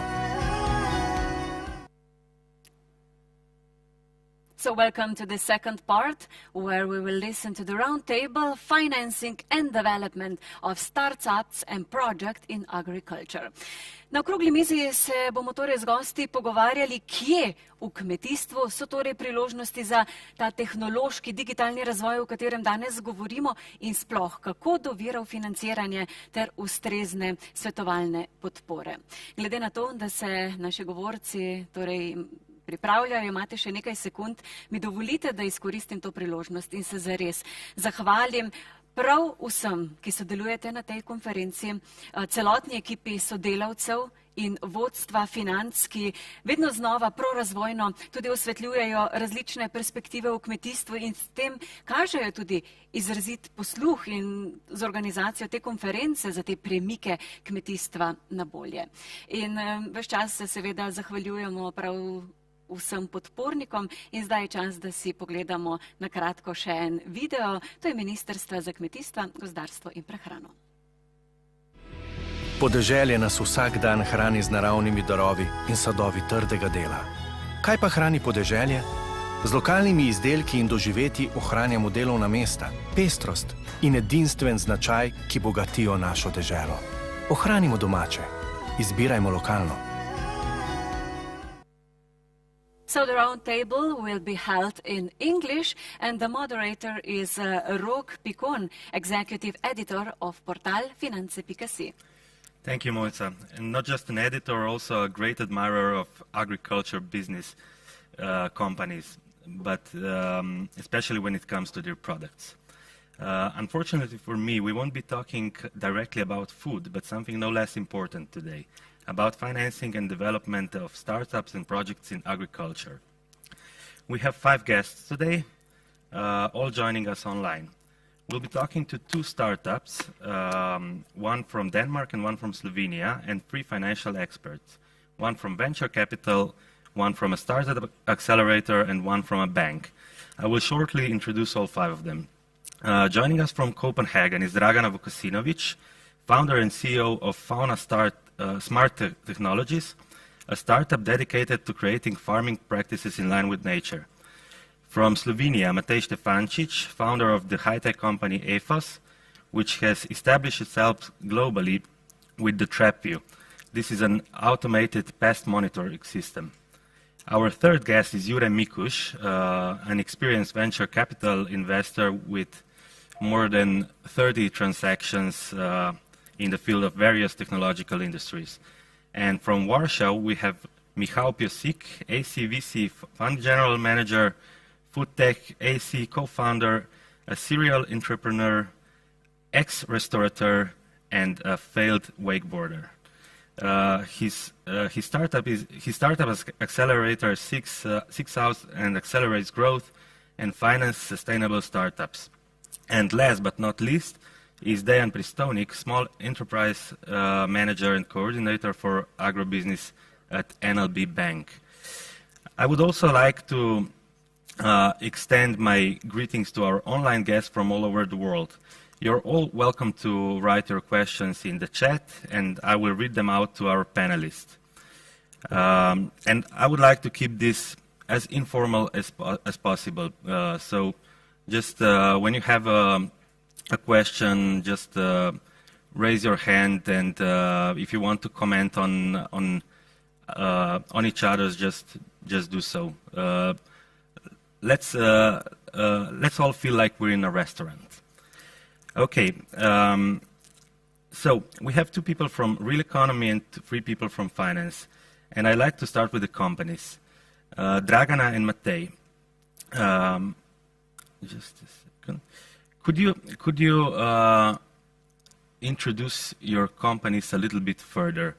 What do you do? What are your products and services? And I would like to start with Dragana. Hello, thank you. Hello to everyone. What Fauna Smart Technologies is doing is basically, like within our name, using technologies in a smart way to empower fauna, to empower biodiversity. Within fauna, we are all bioscientists. We really believe that technologies should have this purpose to bring biosciences real-time in field. So we all know mechanisms, how actually life works when it comes to plant, when it comes to insects, when it comes to all these interactions. I'm an entomologist myself. And basically what we do is leveraging cutting-edge science about plant immunity. If immunity is active or if immunity is inactive, we would like to inform the farmer about it using lab-on-paper technology. And basically that's what we call it pregnancy test for plants. So using that type of technology, farmers will now know if they need to spray, how much they need to spray, when they need to spray. If immunity is active, sometimes they don't need to spray at all, and sometimes they can actually switch to some new lines of products like plant immunity boosters. So this is actually one of the projects. Then we have also projects related to satellites and mapping out pests and diseases in apple orchards. Then also using DNA analysis, we can actually identify which products are needed to use, because certain insect pests can develop resistance using chemical pesticides all the time. So basically there's several of products and services, and everything is in line to actually give the earliest prediction and prevention. So it's not only ag tech, but it's also solutions, what to do next to guide farmer. And this is basically this holistic approach that we want to give. Yeah, so basically it's briefly about all these projects. Thank you. Sounds very clever.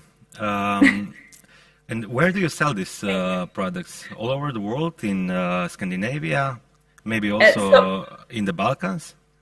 Yes. So basically we have pilots for now, like we have minimum marketable products. And that's basically for now Denmark and Serbia. And we have some LOIs also from Slovenia, Italy and Spain. So we are actually continuing to test this in more countries with more farmers. Okay. So this is in a way similar to what Mr. Stefancic does. He's also... Their products are also all about predicting. Matej, can you tell us a little bit more about TrapView and other great things you do? Yeah, hello everyone. You're right. It is rather similar, maybe focusing on a little bit different aspect of crop protection. So what we do is a system for automated monitoring and predicting pest insects. And the result of that is to understand not only when and where the pest problem will occur, but also what will be the impact of that. So how relevant it is for you. Currently, we are present on all the continents, but really focusing on Mediterranean countries in Europe, so Italy, France, and Spain, and then also Americas, so the United States and Brazil, yeah, also Australia to a certain extent. But yeah, it is a bit different approach than was just earlier explained, but the point is you need to have ground truth to understand what kind of impact certain pest will have on your fields, on your orchards, and what you can do about that.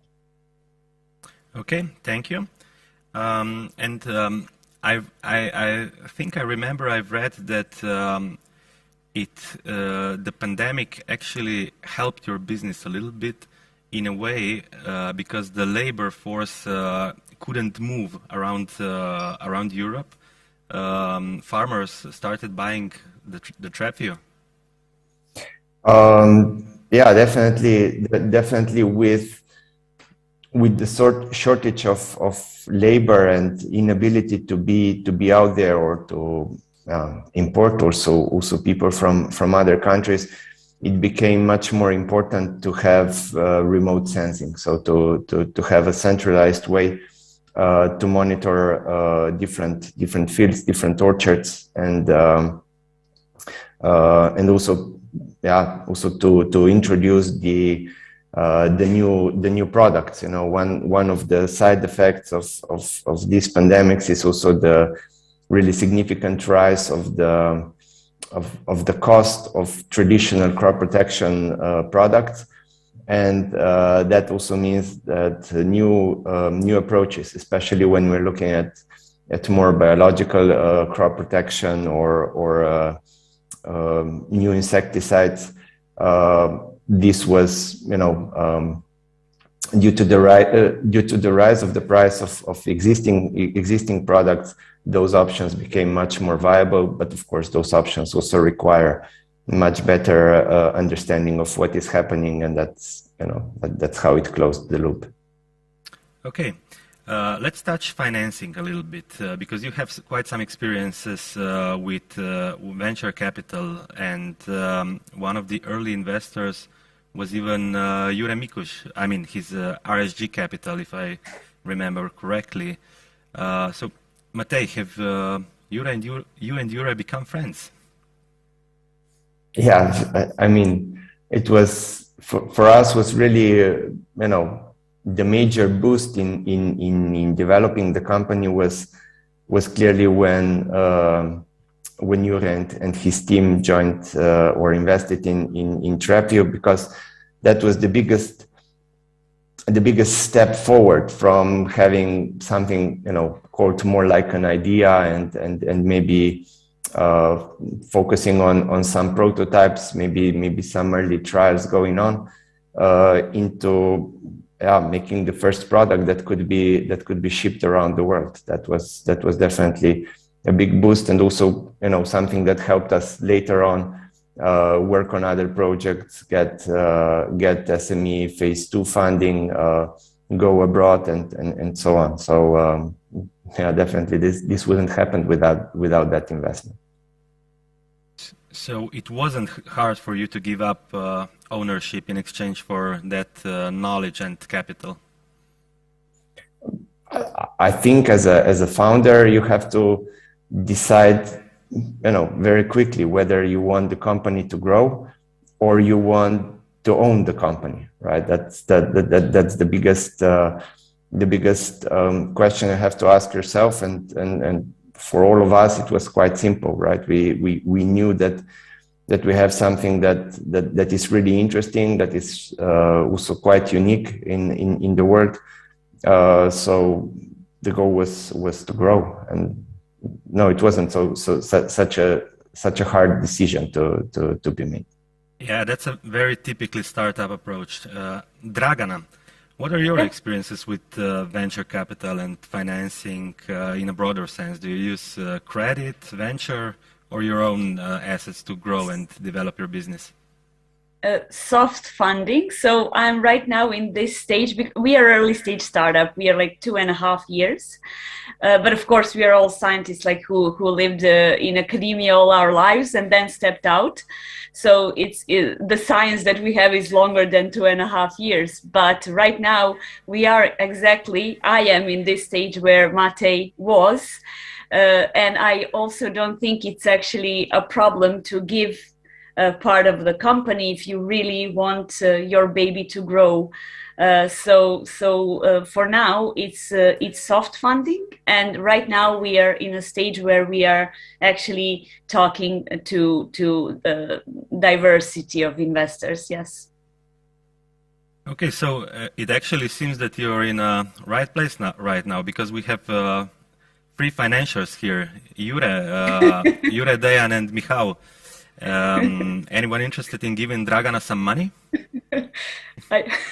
I don't think they will give money just like that. Okay. No, but let's really go to our financiers and ask them to share their experiences with investing in agricultural projects, and how are they perhaps different than other projects. And maybe this time we start with Michał or Misha. Hey guys, nice to be here. Dobar dan, is that correct? Yeah, so in Food Tahisi portfolio, yes. Thanks. So Food Tahisi portfolio, we have two agri-tech startups. One of them, actually three. So we have two projects from the vertical farming area, and one of them from biodynamic and personalized herbicides. So it's a very interesting area in Poland. As you all see in the video, Poland is a very huge food producer and an agricultural hub. Unfortunately, our agriculture industry is quite behind what's happening in the rest of the world, and especially Western Europe. So there's a huge potential here, and we see it. We seek out a lot of startups, especially in the academic area. There's a lot of great patents there to be worked on. So yeah, we're really looking optimistic in the future. We're also very happy to seek opportunities outside of Poland. So Central Eastern Europe is definitely in the spectrum. Right now we're scouting for the 6th batch of our acceleration program. So Food Tahisi is the agri-food tech accelerator, and we're raising a fund for agri-tech startups because at this point we've been investing our own money and the money of the business angels and VCs associated, and right now we're going to launch our own fund. So yeah, if we if things go well, I mean, we'll be very happy to talk to Dragana and any other startups that might be listening to us to help with funding in the future. Very well. I hope you exchange your emails after the event. Michał, you were a restaurant owner, if I read correctly about you, but you aren't there anymore. What happened? Pandemic happened. No, actually, I've run. I've done quite a lot of things in my life. I also used to work in banking, consulting. Then I owned a cooking school, which is still operating. Then a couple of restaurants, and yeah, I mean, restaurant business is very tough, and frankly, it's not very scalable. So I moved towards food tech because I think we can make much more impact in the world when going into technologies and looking into things that might change agriculture for all of us. And it's much more fascinating to work with inspiring founders such as Draga and Matej over here. So yeah, definitely much more interesting business to operate in. Okay. Let's go to Jure Mikuš from RSG Capital. Can you tell us a little bit about your experiences with investing in agri-tech and other agricultural companies? Yeah, hello everybody. Can you hear me? Yeah, we do. Yeah, okay, thank you. Yeah, starting from I think it was 2013, right, Matej? 12. 12, okay. Time flies. Yes. Time flies, yeah. we have not been specifically oriented towards agro or any other industries at that point, and also over the lifetime of the funds that we are managing. But we are always looking for industries that have some long-term growth projection. And when we talk about, AI, when we talk about, fintech and so on, we simply cannot avoid, healthy food production. That's one of the mega trends that will be around for the next X years, probably. So it was a natural choice to look at this industry as well. We didn't know much about the agribusiness at the point when we invested in IFOS or TrevView. But we learned, I would say, quite a lot over all these years since today. And that resulted also in additionally 2 new investments that we've done in our portfolios in the agribusiness. And I could say that the industry itself is a little bit different from some other industries where we're involved as well. But namely, it moves a little bit slower. But definitely, with all the new technologies that are getting involved in the industry, with better connectivity, with better processing power and so on, we see tons of new opportunities where new technologies could be applied in the agribusiness, and I'm sure that in the coming years we'll find some new agri-tech companies for our future portfolios as well. Okay, thank you, Jure. Dejan, you work for a bank, for NLB. Bank is a little bit different when it comes to financing. You don't get involved into companies as much as Jure or Michał. Can you tell us a little bit what kind of projects do agribusiness companies need credit for? Yes, hello to everybody from my side. I hope my connection will hold till it holds for now. Till the end. Okay, thank you. Okay, in fact, I actually do my job in both business with classical companies and companies operating in agro segment, of course. If we are talking about these companies, then I must say that these companies are borrowing under the same conditions as other companies. Both classical companies and these agro segment companies are using or are taking credit for new investment in capacity, for working capital, or for expanding business in development. The bank check their creditworthiness on the basis of financial statements, on the basis of actual project, of actual and projected cash flows, and of the case with a view to growth and the development of these companies and their position in the market in the future. Especially if we are talking about project financing in this segment, the bank will be focused on added value, of course, of the project at the end, or when the project starts to serve the market. In this case, bank will be focused on the investors' experience also from the past, and of course, how the project will generate the money for loan repayments. I can say that a lot of investments in this moment goes in direction to expand the capacity of the farms, to size down the carbon footprints, and in sustainability projects. And I also expect, regarding on the trends, some bigger so-called green project in these coming years.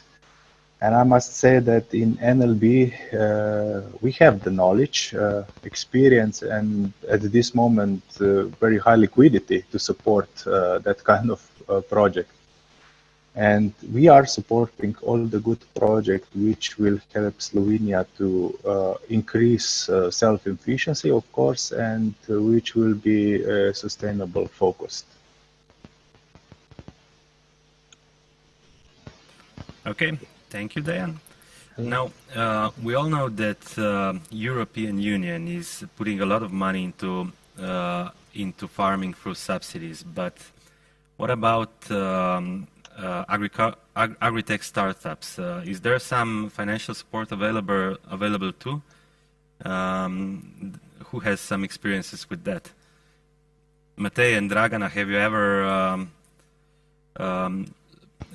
relied on EU support? Yeah, we have. I think it goes in two directions. One thing is what you have available either through Horizon 2020 program or some maybe more country-based based programs that are supporting that kind of activities. Yeah, we have been involved in quite a few different projects related to that. The other part is what we see recently in terms of development of some green economy funds that are happening, which really follow quite a lot the whole idea of Green Deal, investing in sustainable solutions or impact investment and so on. We just saw one such fund being established with, I think they have around 200 or 250 million. It really shows, that there is an idea to retain companies also when they reach certain level, that it's not, the natural next step isn't necessarily US or China in some cases, but that the companies will also stay in EU. So I believe there is, of course, quite some work to be done, quite a few connections to be made, but at the end, I really see that the whole EU is trying to make an ecosystem that will follow the companies also beyond, let's say, first few million of investment. Okay, Matej, you recently, your company recently received the second round of financing from Japan, Netherlands, and Italy. So let's say that you're quite successful at getting finance. And we have some listeners that are also probably from agri-tech startups. Can you give them some advice how to attract financing? A lot of work, I would say. Yeah, I think. Or what not to do? Have you made any mistake that you would like to warn others of? Yeah, maybe what not to do is perhaps not to be too much in the comfort zone. To really have a plan. To have a plan how you will grow, but also one thing that has been emphasized a couple of times so far, when you're dealing with agriculture, you have to deal with the nature, and you have to build trust. So for us, it's not just saying, okay, here we have seasonality, right? We know that we will not do anything in apples during the winter in Europe or something like that. It's usually building a longer term relationship. So maybe having 2, sometimes even more years of trials, definitely 2 years of successful trials before you can really make some serious commercial agreement with major partners. So, and I believe the same goes also for financing, right? Try to learn from the companies that already went through this in a sense of a different stage. It's a bit different. I believe very often we think that we already have a product that we don't, especially related to what I mentioned earlier about these trials and so on. And then also thinking about what's the long-term competitive advantage of what you're doing, and then you can start talking to different people. But it's really in many cases a thing of applying to different events, making connections with different stakeholders. For us, for example, one of the major boosts in terms of being recognized also within Europe was when we were one of the finalists of Rabobank's Food Bites program. So don't make a mistake in a sense. I'm in my happy place now. I'll do it on my own. I don't have to deal with sales, with anything, but really go out there and try to make as many connections as possible, and also assess where you really are. And typically you don't know on your own. You have to ask someone else to do that. Okay. Thank you, Matej. Jure, same question to you. What to do and what not to do when seeking finance? I can continue where actually Matej finished. First of all, start early. If you're too early for venture funding, that doesn't mean that you shouldn't talk to the investors. You need to build the relationship with the fund managers. You need to to build the trust, and only if we see you as a trustworthy person, then we will talk to you, and we'll consider it to invest in your company.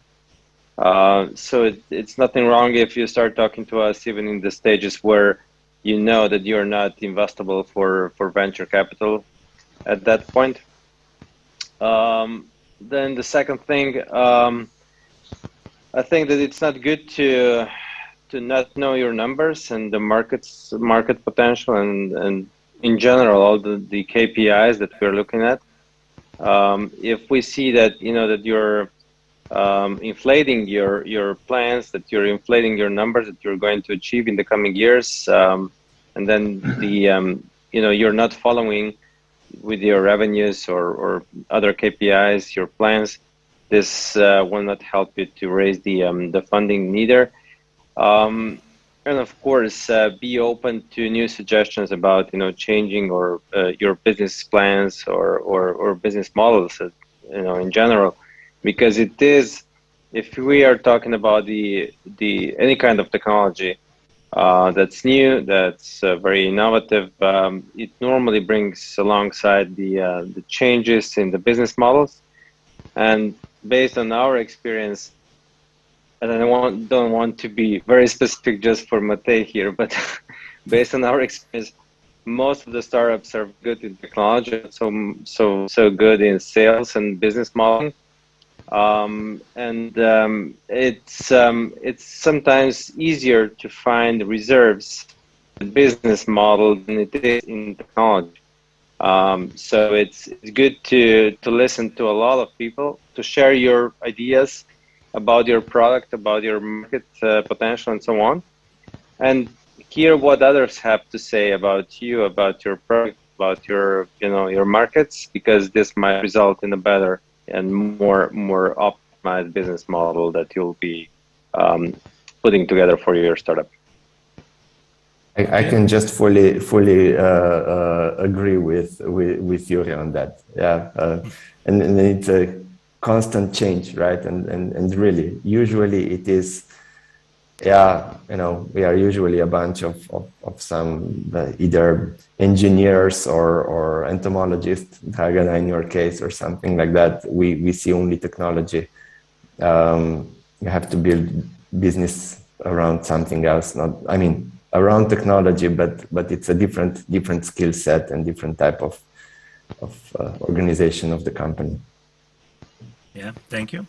Now, when we're talking about startups, we often compare ourselves here in Europe we compare ourselves with the US, which is, when it comes to startups, let's admit it, some years ahead of us. Now, what should we change here on this side of the ocean to close that gap with the US? And whoever wants to answer these questions can just go ahead. Dragana. Can I? Yeah, because of course. I talk a lot with exactly European investors and US investors, and for US investors it's like, wow, it's a great team and you know how you're gonna do it. And so it's basically really this idea of what startup is. It's like even if you have a great idea and a great team and this idea is on a napkin, they will invest. And for a European, it's like, oh, so do you have a product already done and it's a revenue? And I'm like, I'm a startup, I'm not a company. So it's really different, I think, on that level when it comes to investing. And I think, at least like my experience, and then also I think fundings in these early stages for some like more of this exactly complex system innovation, which environment is. I think it needs to be bigger investments in those early stages where we really need for these kind of systems. It needs to be a bit different than like if it is like a typical IT company, or if we actually deal with life sciences going out there in the field. So I think this is I hope I'm clear with this. I don't know what is actually experience with, like what Mate had as his experience when it comes to okay, Michal. No, please continue. I just wanted to relate to that after you're done, because what I can see in Europe, especially in Poland, is that the typical VC funds, they don't have a lot of experience in investing in agri-tech and food. So they ask for what you're saying, right? Which is a proven product, proven market traction. I think it's connected to the underdevelopment of the area, because when we started 3 years ago, nobody wanted to invest in food tech, and right now we see a couple of our companies attracting Series A funding. So the more experienced VC funds, they see that there is a potential here, and again, they're starting to, the market's starting to get a little bit more mature, and they look towards the pre-seed and seed investments as well, and that's quite good for us. I mean, we're the only one in that in that area in Poland, or even CE. So that's really interesting. One other thing is that you have to remember that Europe is a very, especially again the Central and Eastern European market, that the capitalization of the VC market, so the capital available for us, is nothing compared to the US. There's the the amount of money overseas is vast, and they throw money at everything. So and again, it's more developed market, and there's much more capital, and I really hope that and we can see it happening, that soon we're going to have the same or approaching to that level, especially in our area. But yeah, I think it's happening. I think we just have to wait a couple of years more, and we're going to be there. Okay, great thoughts. Anybody has anything to add?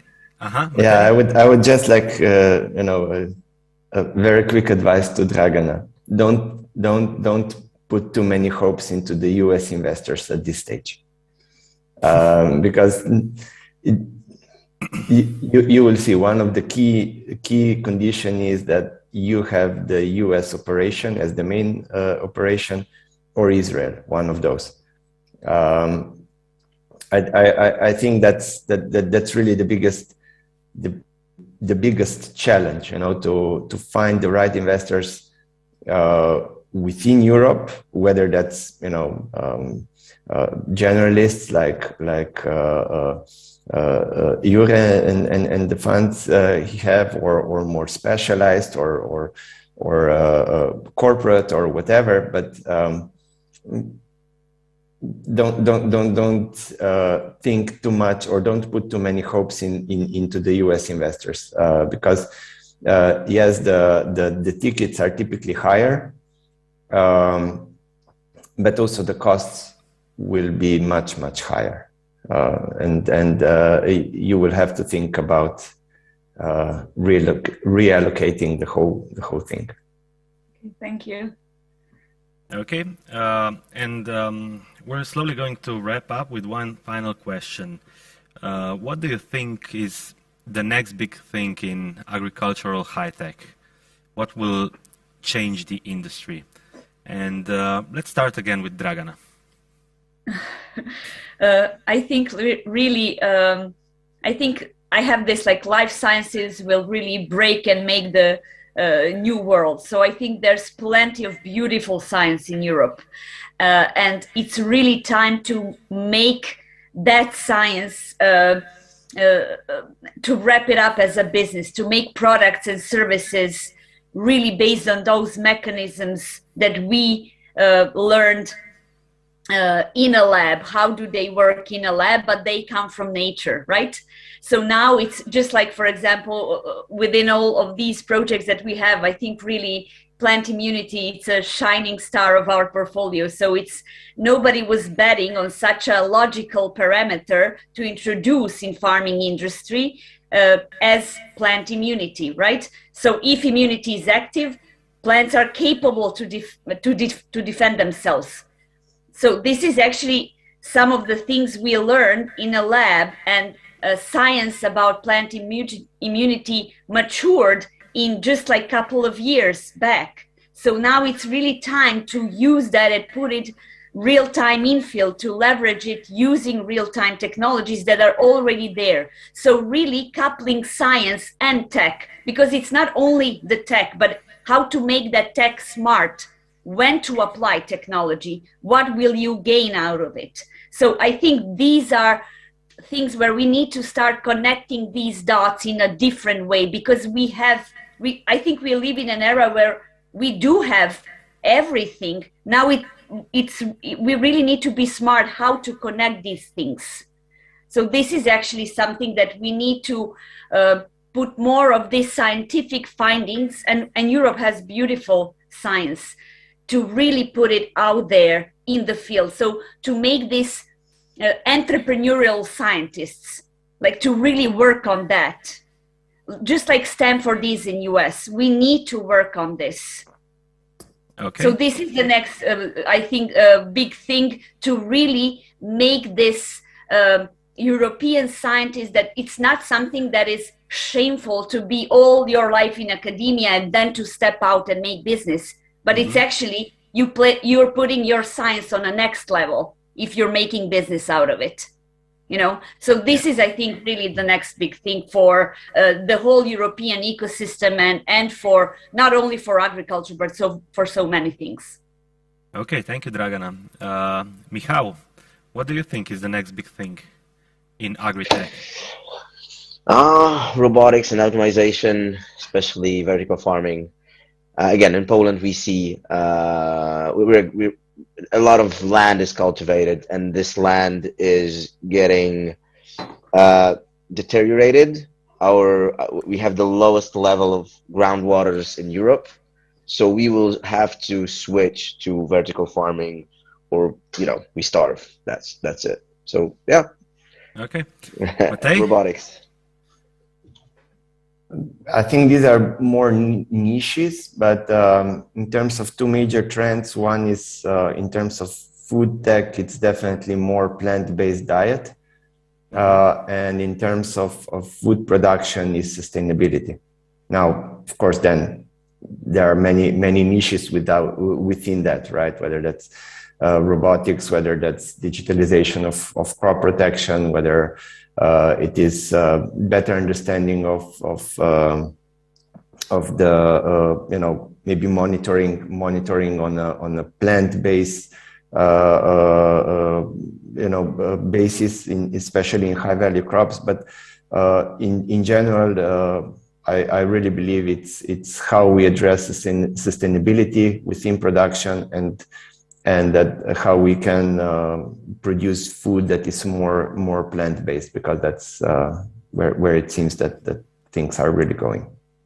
Okay, thank you. Jure? Yeah, sure. I'm the right person to ask. Yeah, which is I was just what's to, I was just wanting to add that I know that you're not from that you're not so into food tech and agri-tech, but I know that you read a lot, and I know that you know a lot of companies. So it would still be interesting to hear some of your thoughts. Yeah, I wanted just wanted to say that we, of course, we always stick to having people with deep domain knowledge around us that can tell us which thing is which new technology might be interesting for us and which is a little bit overhyped at the moment. But generally, we tend to look at the companies that are combining technologies we know better. That's why I said at the beginning that connectivity is definitely one of the things that has helped agri companies to develop much faster. And if you look at our portfolio and the agri-tech companies from our portfolios, you could see that the common denominator is definitely the connectivity and the data transfer and the algorithms. The AI algorithms which help companies to manipulate the data much better than they used to do. So that's what I think will guide us further in our investment activities. Okay, thanks, Jure. And I think we might have lost Dejan, but he apologized in advance that he has bad connections because of some electricity troubles. There's a lot of snow here in Slovenia today, so apparently he dropped out. And we are on time. I would like to thank you all for coming, for talking to us, and now I will give the mic back to our lovely moderator, Mojca. Oh, thank you, Rok, and thank you for other guests from near and far. Now we will just have a half an hour break. So see you into the full part of our conference. Torej vidimo se čez dobre pol ure, vzemite si čas za kosilo. Sicer pa je tako, da če nas spremljate nadaljavo, lahko tudi zraven jeste, vendar si bomo mi vzeli za to, da vse pripravimo tudi za naslednji del, ko bomo razglasili zmagovalce high-tech natečaja.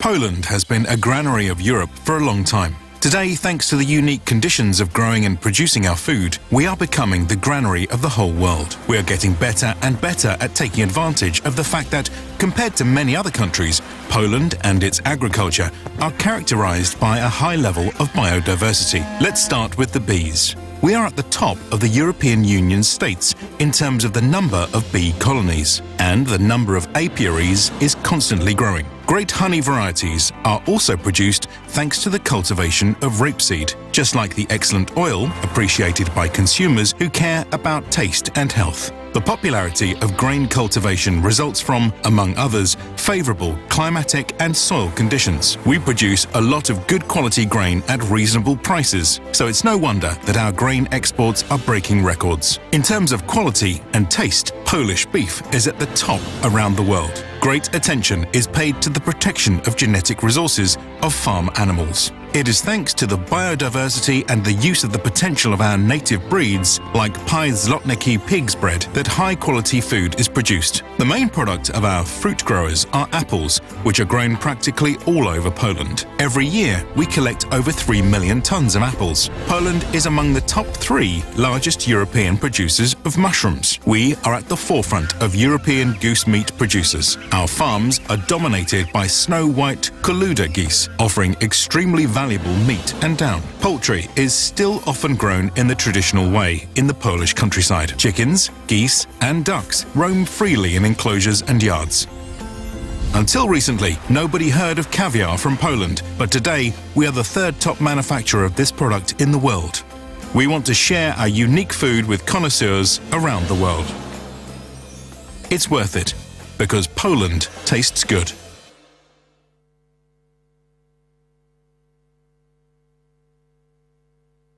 Preiskala sem vse kotičke sveta, poslušala vse nasvete, poskusila marsikaj. Saj veste, za najbližje je dovolj dobro le najboljše, še posebej, ko gre za hrano. Slovenske proizvode, ki so višje kakovosti in so dodatno kontrolirani, prepoznamo po znaku Izbrana kakovost Slovenija. To je naša super hrana, naj bo vedno na naših mizah.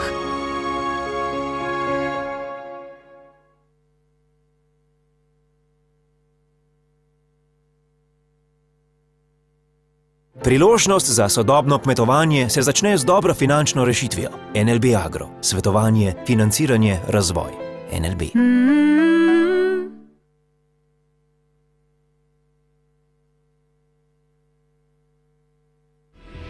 Podeželje nas vsak dan hrani z naravnimi darovi in sadovi trdega dela. Kaj pa hrani podeželje? Z lokalnimi izdelki in doživetji ohranjamo delovna mesta, pestrost in edinstven značaj, ki bogatijo našo deželo. Ohranimo domače, izbirajmo lokalno.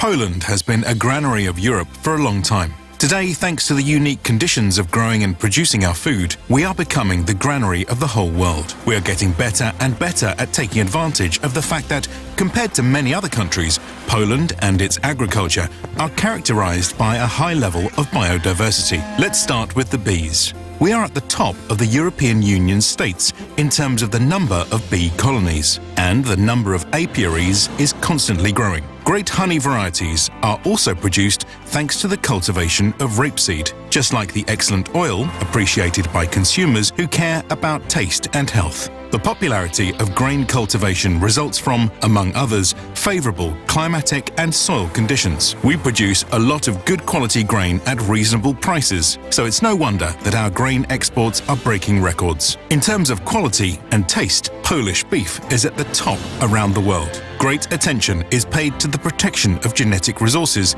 of farm animals. It is thanks to the biodiversity and the use of the potential of our native breeds, like Zlotniki pig's bread, that high-quality food is produced. The main product of our fruit growers are apples, which are grown practically all over Poland. Every year, we collect over 3 million tons of apples. Poland is among the top 3 largest European producers of mushrooms. We are at the forefront of European goose meat producers. Our farms are dominated by snow-white Koluda geese, offering extremely valuable meat and down. Poultry is still often grown in the traditional way in the Polish countryside. Chickens, geese and ducks roam freely in enclosures and yards. Until recently, nobody heard of caviar from Poland, but today we are the 3rd top manufacturer of this product in the world. We want to share our unique food with connoisseurs around the world. It's worth it, because Poland tastes good.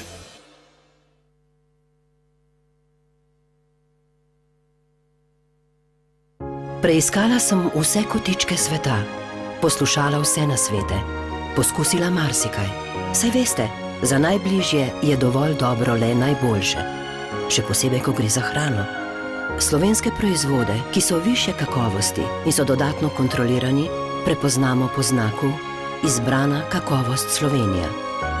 To je naša super hrana, naj bo vedno na naših mizah.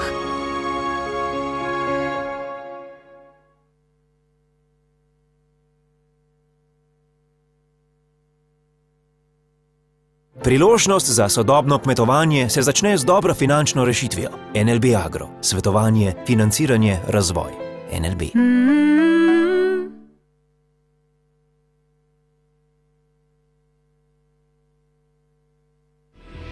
Podeželje nas vsak dan hrani z naravnimi darovi in sadovi trdega dela.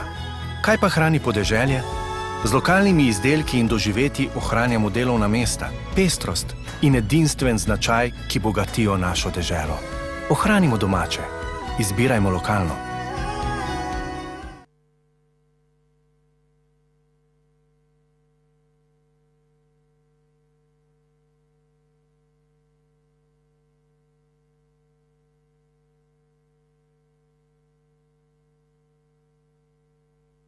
Poland has been a granary of Europe for a long time. Today, thanks to the unique conditions of growing and producing our food, we are becoming the granary of the whole world. We are getting better and better at taking advantage of the fact that, compared to many other countries, Poland and its agriculture are characterized by a high level of biodiversity. Let's start with the bees. We are at the top of the European Union states in terms of the number of bee colonies, and the number of apiaries is constantly growing. Great honey varieties are also produced thanks to the cultivation of rapeseed, just like the excellent oil appreciated by consumers who care about taste and health. The popularity of grain cultivation results from, among others, favourable climatic and soil conditions. We produce a lot of good quality grain at reasonable prices, so it's no wonder that our grain exports are breaking records. In terms of quality and taste, Polish beef is at the top around the world. Great attention is paid to the protection of genetic resources of farm animals. It is thanks to the biodiversity and the use of the potential of our native breeds, like Zlotniki pig's bread, that high-quality food is produced. The main product of our fruit growers are apples, which are grown practically all over Poland. Every year, we collect over 3 million tons of apples. Poland is among the top 3 largest European producers of mushrooms. We are at the forefront of European goose meat producers. Our farms are dominated by snow-white Koluda geese, offering extremely valuable meat and down. Poultry is still often grown in the traditional way in the Polish countryside. Chickens, geese and ducks roam freely in enclosures and yards. Until recently, nobody heard of caviar from Poland, but today we are the 3rd top manufacturer of this product in the world. We want to share our unique food with connoisseurs around the world. It's worth it, because Poland tastes good.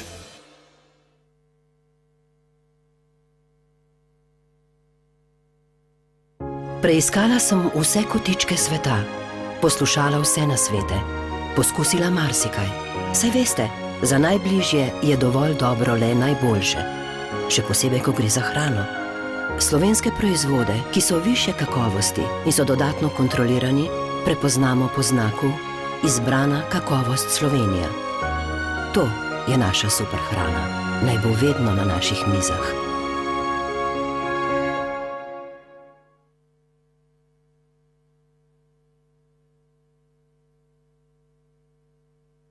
Priložnost za sodobno kmetovanje se začne z dobro finančno rešitvijo. NLB Agro, svetovanje, financiranje, razvoj.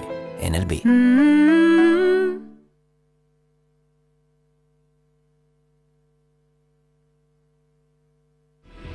Podeželje nas vsak dan hrani z naravnimi darovi in sadovi trdega dela. Kaj pa hrani podeželje? Z lokalnimi izdelki in doživetji ohranjamo delovna mesta, pestrost in edinstven značaj, ki bogatijo našo deželo. Ohranimo domače, izbirajmo lokalno.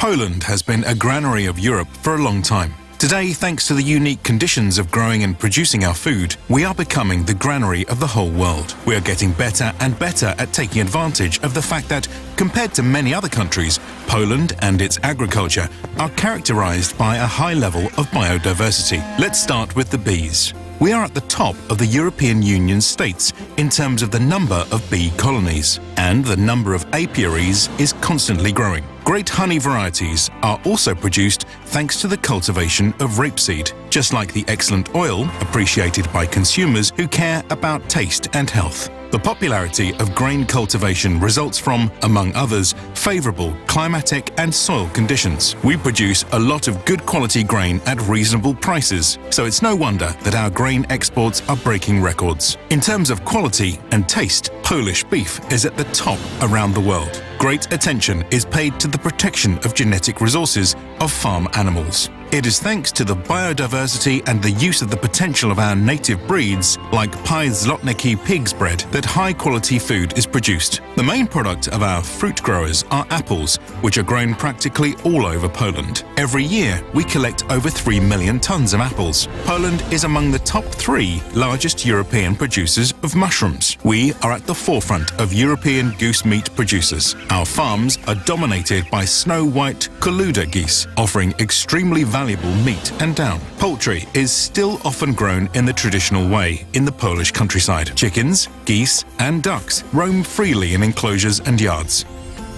Until recently, nobody heard of caviar from Poland, but today we are the 3rd top manufacturer of this product in the world. We want to share our unique food with connoisseurs around the world. It's worth it, because Poland tastes good.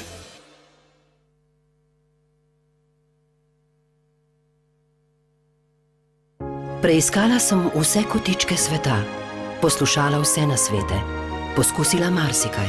Saj veste, za najbližje je dovolj dobro le najboljše, še posebej, ko gre za hrano. Slovenske proizvode, ki so višje kakovosti in so dodatno kontrolirani, prepoznamo po znaku Izbrana kakovost Slovenija. To je naša superhrana, naj bo vedno na naših mizah.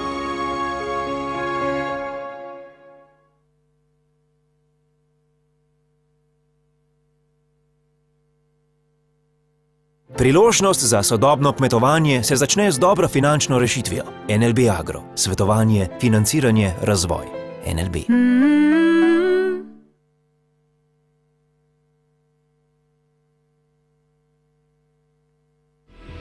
Podeželje nas vsak dan hrani z naravnimi darovi in sadovi trdega dela. Kaj pa hrani podeželje?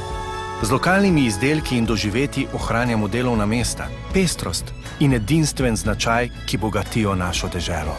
Ohranimo domače, izbirajmo lokalno.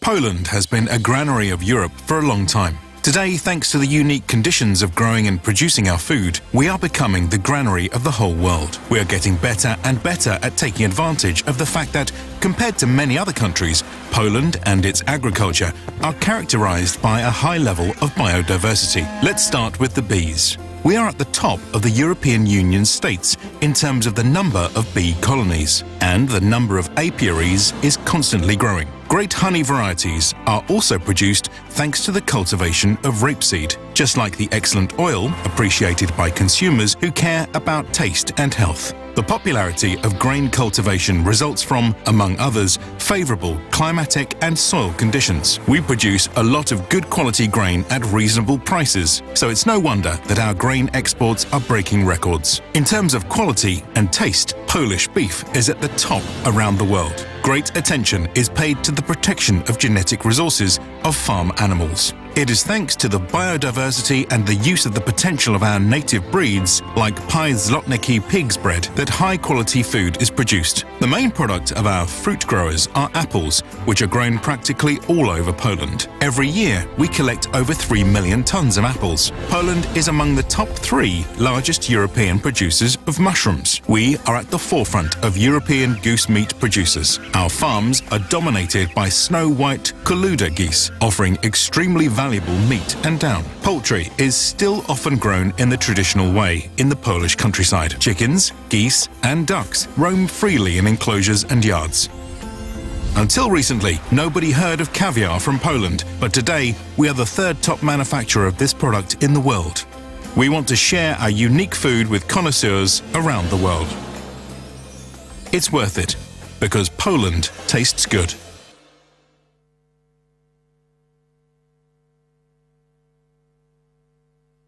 Preiskala sem vse kotičke sveta, poslušala vse nasvete, poskusila marsikaj. Saj veste, za najbližje je dovolj dobro le najboljše, še posebej, ko gre za hrano. Slovenske proizvode, ki so višje kakovosti in so dodatno kontrolirani, prepoznamo po znaku Izbrana kakovost Slovenija. To je naša super hrana, naj bo vedno na naših mizah.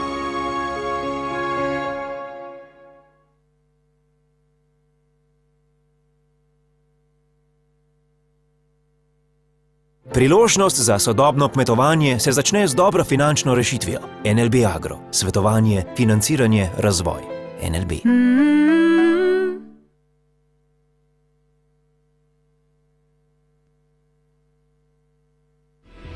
Podeželje nas vsak dan hrani z naravnimi darovi in sadovi trdega dela. Kaj pa hrani podeželje? Z lokalnimi izdelki in doživetji ohranjamo delovna mesta, pestrost in edinstven značaj, ki bogatijo našo deželo. Ohranimo domače, izbirajmo lokalno.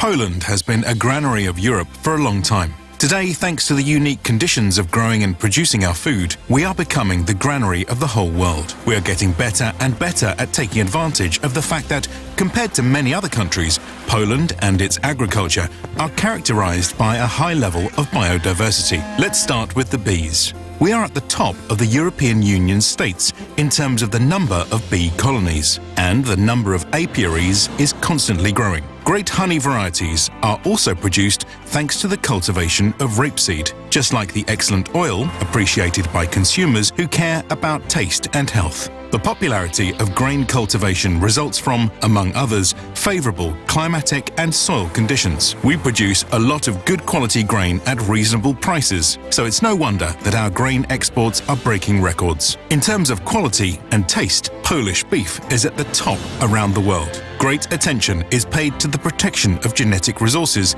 of farm animals. It is thanks to the biodiversity and the use of the potential of our native breeds, like Zlotniki pig's bread, that high-quality food is produced. The main product of our fruit growers are apples, which are grown practically all over Poland. Every year, we collect over 3 million tons of apples. Poland is among the top 3 largest European producers of mushrooms. We are at the forefront of European goose meat producers. Our farms are dominated by snow-white Koluda geese, offering extremely valuable meat and down. Poultry is still often grown in the traditional way in the Polish countryside. Chickens, geese and ducks roam freely in enclosures and yards. Until recently, nobody heard of caviar from Poland, but today we are the 3rd top manufacturer of this product in the world. We want to share our unique food with connoisseurs around the world. It's worth it, because Poland tastes good.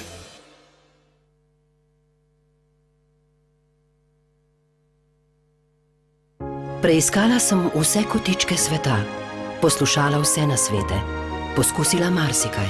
Saj veste, za najbližje je dovolj dobro le najboljše, še posebej, ko gre za hrano. Slovenske proizvode, ki so višje kakovosti in so dodatno kontrolirani, prepoznamo po znaku Izbrana kakovost Slovenija. To je naša super hrana. Naj bo vedno na naših mizah.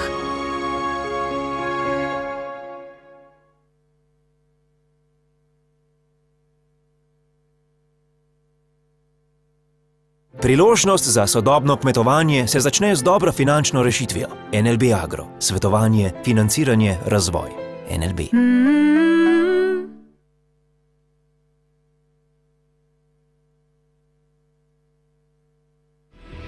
Podeželje nas vsak dan hrani z naravnimi darovi in sadovi trdega dela.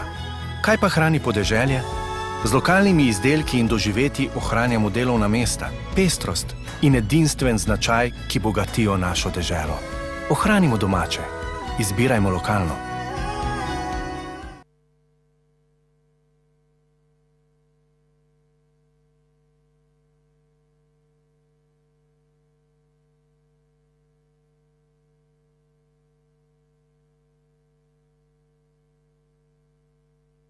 Poland has been a granary of Europe for a long time. Today, thanks to the unique conditions of growing and producing our food, we are becoming the granary of the whole world. We are getting better and better at taking advantage of the fact that, compared to many other countries, Poland and its agriculture are characterized by a high level of biodiversity. Let's start with the bees. We are at the top of the European Union states in terms of the number of bee colonies, and the number of apiaries is constantly growing. Great honey varieties are also produced thanks to the cultivation of rapeseed, just like the excellent oil appreciated by consumers who care about taste and health. The popularity of grain cultivation results from, among others, favourable climatic and soil conditions. We produce a lot of good quality grain at reasonable prices, so it's no wonder that our grain exports are breaking records. In terms of quality and taste, Polish beef is at the top around the world. Great attention is paid to the protection of genetic resources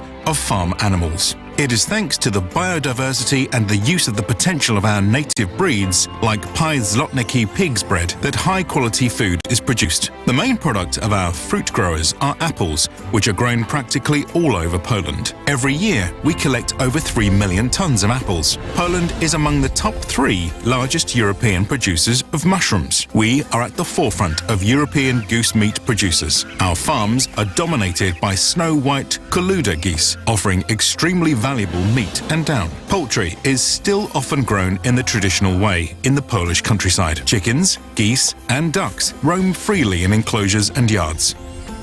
Until recently, nobody heard of caviar from Poland, but today we are the 3rd top manufacturer of this product in the world. We want to share our unique food with connoisseurs around the world. It's worth it, because Poland tastes good.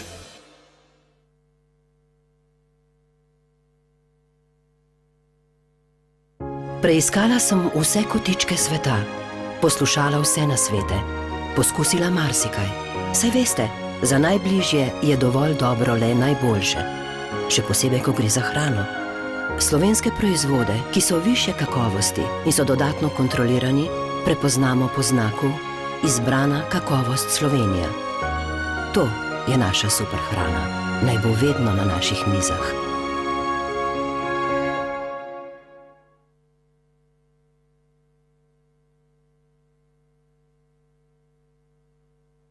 Priložnost za sodobno kmetovanje se začne z dobro finančno rešitvijo. NLB Agro. Svetovanje, financiranje, razvoj.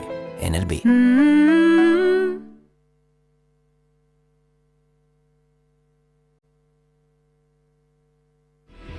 Podeželje nas vsak dan hrani z naravnimi darovi in sadovi trdega dela. Kaj pa hrani podeželje? Z lokalnimi izdelki in doživetji ohranjamo delovna mesta, pestrost in edinstven značaj, ki bogatijo našo deželo. Ohranimo domače, izbirajmo lokalno.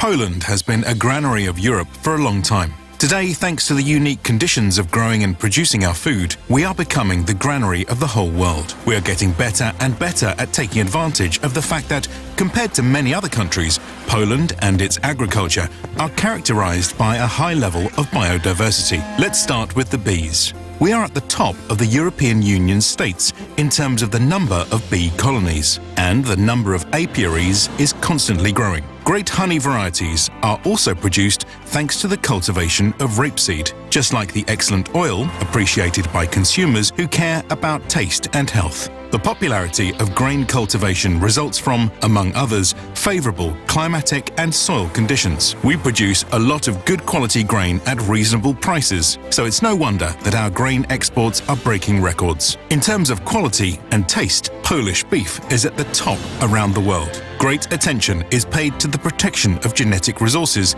of farm animals. It is thanks to the biodiversity and the use of the potential of our native breeds, like Zlotniki pig's bread, that high-quality food is produced. The main product of our fruit growers are apples, which are grown practically all over Poland. Every year, we collect over 3 million tons of apples. Poland is among the top 3 largest European producers of mushrooms. We are at the forefront of European goose meat producers. Our farms are dominated by snow-white Koluda geese, offering extremely valuable meat and down. Poultry is still often grown in the traditional way in the Polish countryside. Chickens, geese and ducks roam freely in enclosures and yards.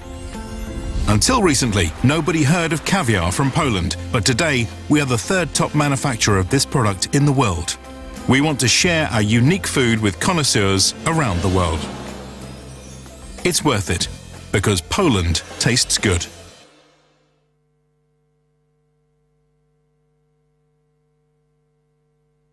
Preiskala sem vse kotičke sveta, poslušala vse nasvete, poskusila marsikaj. Saj veste, za najbližje je dovolj dobro le najboljše, še posebej, ko gre za hrano. Slovenske proizvode, ki so višje kakovosti in so dodatno kontrolirani, prepoznamo po znaku Izbrana kakovost Slovenija. To je naša super hrana, naj bo vedno na naših mizah.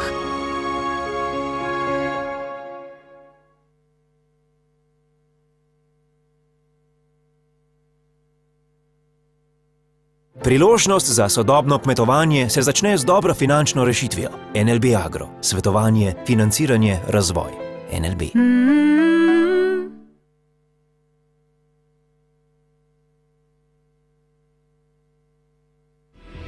Podeželje nas vsak dan hrani z naravnimi darovi in sadovi trdega dela. Kaj pa hrani podeželje? Z lokalnimi izdelki in doživetji ohranjamo delovna mesta, pestrost in edinstven značaj, ki bogatijo našo deželo. Ohranimo domače, izbirajmo lokalno.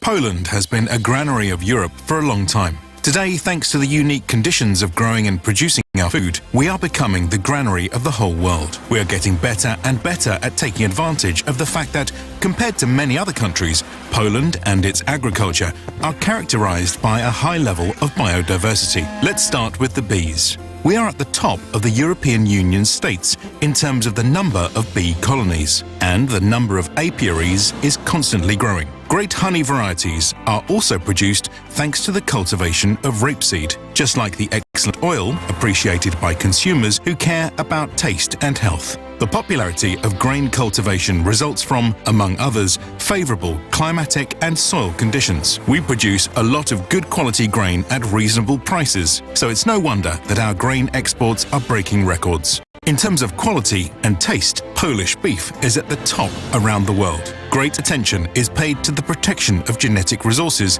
of farm animals. It is thanks to the biodiversity and the use of the potential of our native breeds, like Zlotniki pig's bread, that high-quality food is produced. The main product of our fruit growers are apples, which are grown practically all over Poland. Every year, we collect over 3 million tons of apples. Poland is among the top 3 largest European producers of mushrooms. We are at the forefront of European goose meat producers. Our farms are dominated by snow-white Koluda geese, offering extremely valuable meat and down. Poultry is still often grown in the traditional way in the Polish countryside. Chickens, geese and ducks roam freely in enclosures and yards. Until recently, nobody heard of caviar from Poland, but today we are the third top manufacturer of this product in the world. We want to share our unique food with connoisseurs around the world. It's worth it, because Poland tastes good.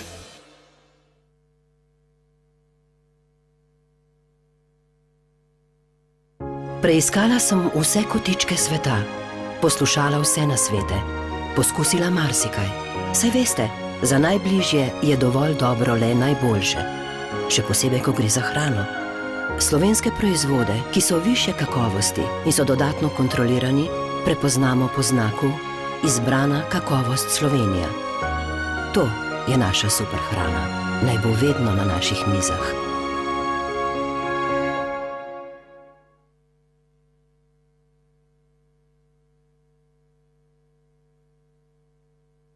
Priložnost.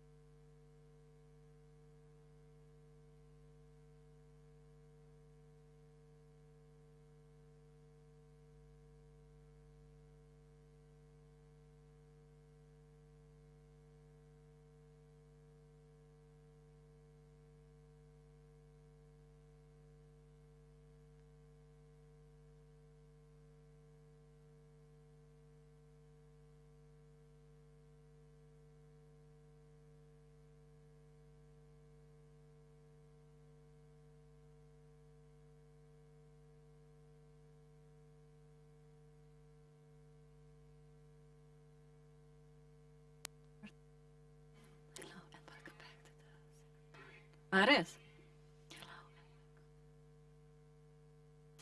Hello and welcome back to the second part of our conference. We are moving on with our program right to the Slovenian high-tech competition to discover who is this year winners, and also we will listen their presentation. Imeli smo že celo dopoldne konferenco, ampak seveda dovolite, da pozdravim prav vse, ki ste se nam tudi pravkar pridružili. Res je, da smo v prvem delu strokovnjaki odgovarjali na vprašanje, kam in kako gremo v prihodnost. V drugem delu pa si bomo tudi zastavili pomembno vprašanje, to je s kom. In z natečajem high-tech torej iščemo nove prakse pri razvoju in uporabi novih tehnologij v celotni prehranski verigi, tako rečemo od njive do mize. Zanimajo nas torej napredne, inovativne in predvsem uporabne rešitve v vseh fazah kmetijstva pri proizvodni, logistiki in trženju hrane. Agriculture in logistics and food production. The newspaper Finance has already presented 17 different examples of best practice examples, and now we are about to find out who of these people and contestants was the winner. We had 3 categories: user, idea and provider. So we should also say who was a part of the jury, and these people were Dejan Pristovnik, Daniel Copot, head of ITC Murska Sobota, Blaž Germšek, head of Jablje Infrastructure Center from the Agricultural Institute of Slovenia, David Kadunc from the Ministry of Agriculture, Forestry and Food, and Aleksandra Horvat, business manager of the Agro-Business project. And we would also like to find out what the jury was looking for. It is important for you to find out. You probably didn't read everything about it in the journal. So, originality, innovation, efficiency and the positive impact on the environment, usability and availability, also the importance and the suitability for Slovene agriculture, and the economic efficiency of the solution or the innovation. And now we would like to announce the finalists and also the final winners. At this point, I would also like to thank all our supporters, and we also give them some airtime so that we can watch their presentation video together. And now is the time to watch the video by the NLB Bank, who is a supporter of the Agribusiness High Tech Award.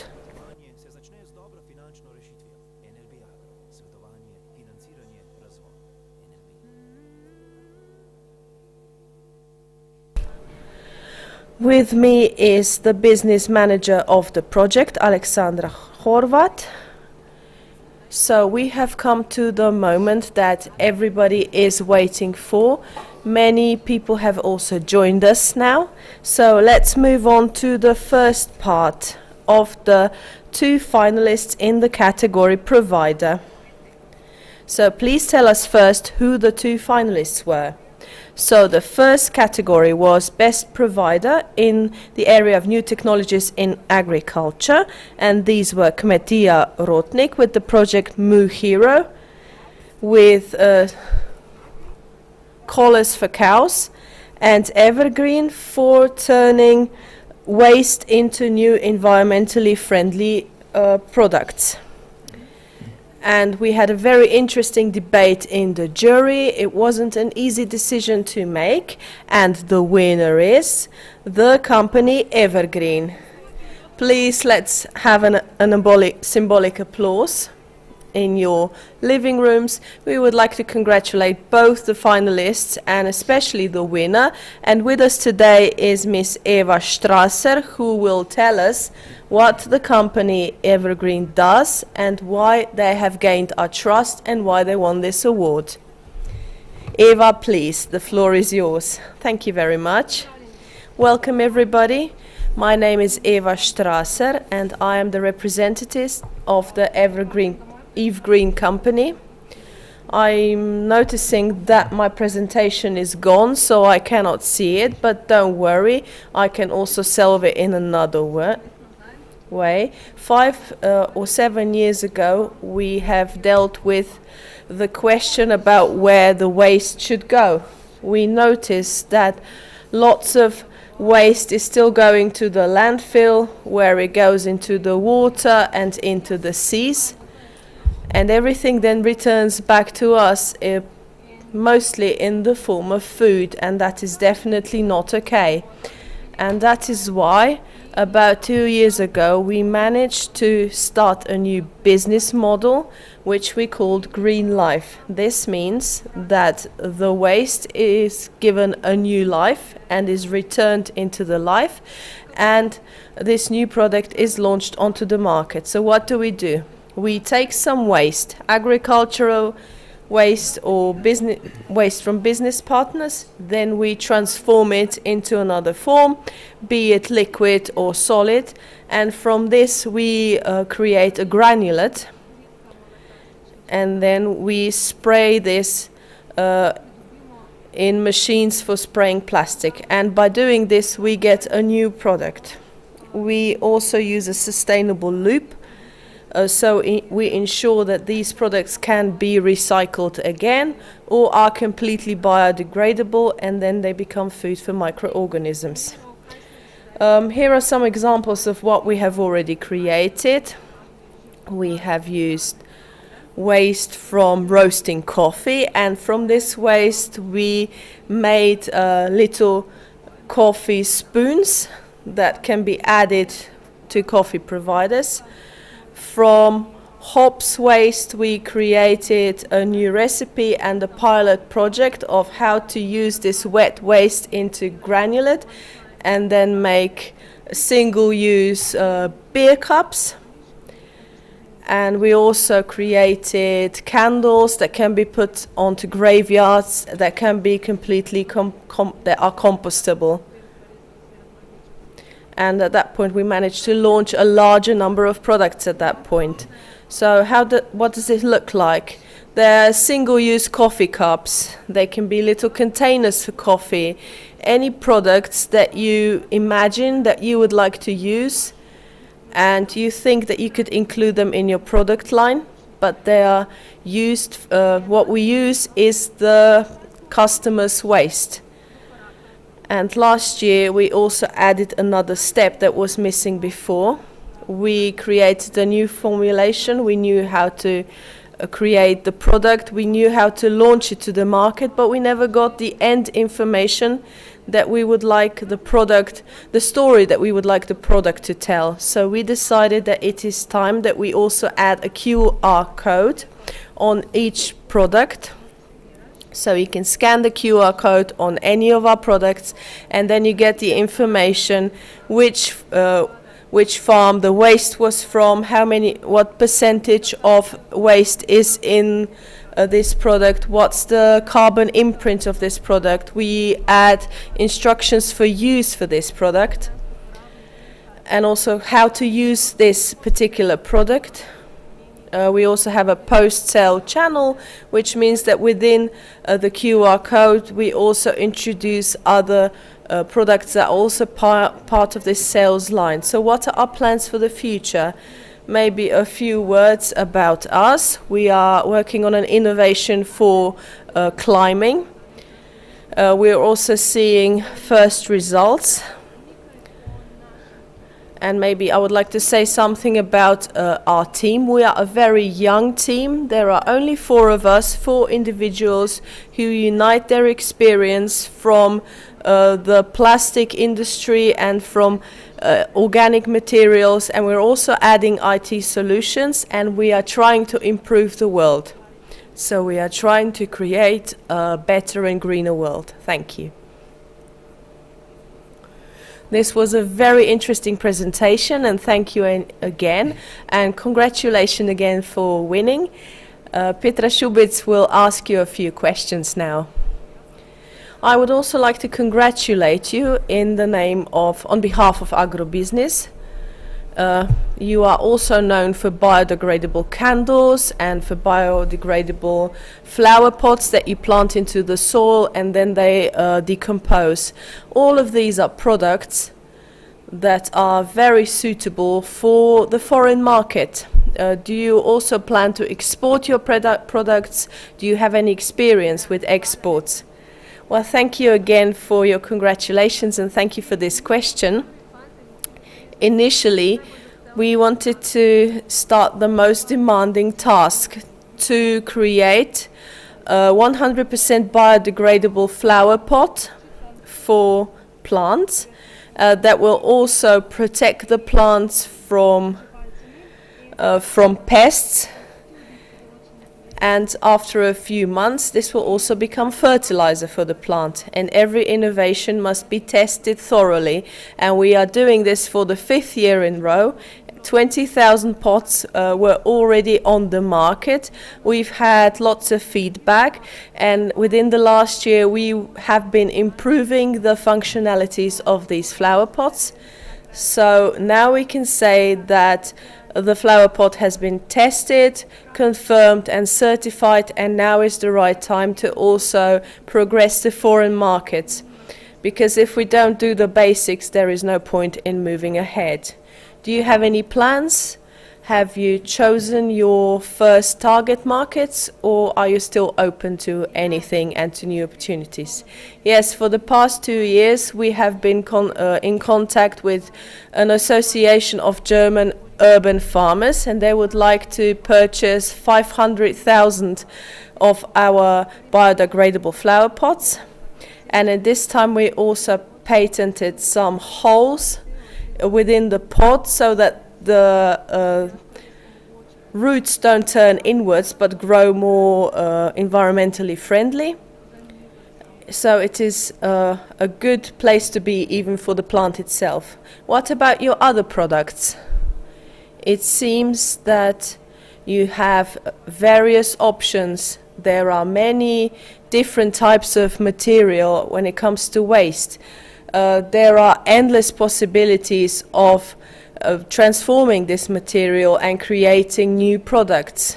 Is there a new material that you are working with? Is there something that you would like to change into something new? Currently we have 7 new projects that are open. I am glad that this year we have been contacted by individuals who said that they had a type of waste.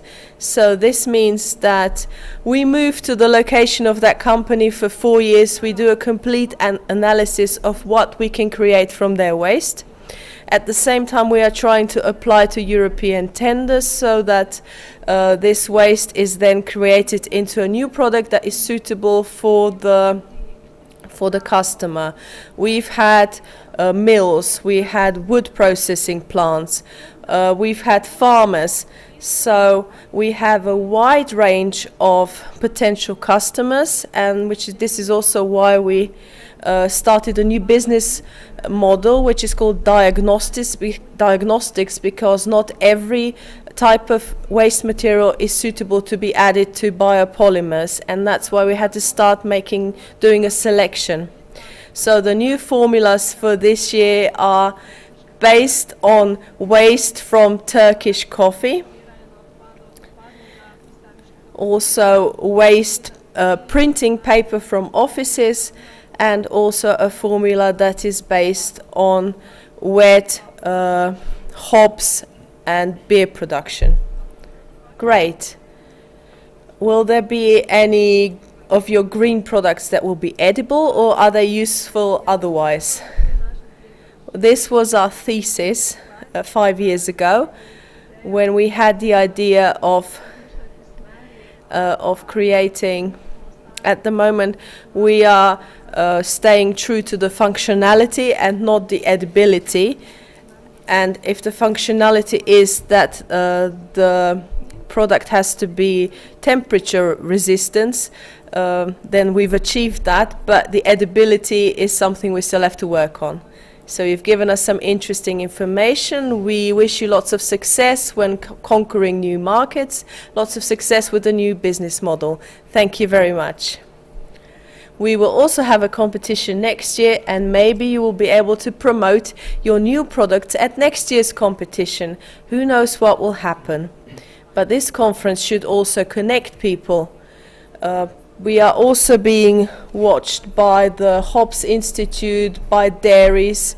So maybe, because you have mentioned what the new possibilities are, now is your chance to use the chat and to exchange contacts, and maybe some new exciting things will happen and new collaborations could emerge. And now we are with the next category, which is users. So we have 2 finalists. And I suggest, Alexander, you introduce them. Yeah, I'll do that in a moment. But I'd like to mention that I think the company Evergreen took part in our competition last year. So last year they didn't make it to the finals. They didn't win the competition, but they did so this year. So this is a signal to everyone else that we are actually following the situation all the time. And maybe if you don't win the competition this year, maybe you can do so next year. So thank you, Mrs. Strasser. And we're with the next category, the user. So we had 2 finalists, the Jampa Farm, which they play the classical music to cow, and they help the cows to feel better. And they have collaborated with the company TF Lab. And this is a company which actually processes waste whey, which is generated with the milk production. And the winner is the Planika dairy for the new technology which solves the problem with waste whey. So I'd like to congratulate the Planika dairy plant, and we have with us Mr. Hakim. So good afternoon and congratulations.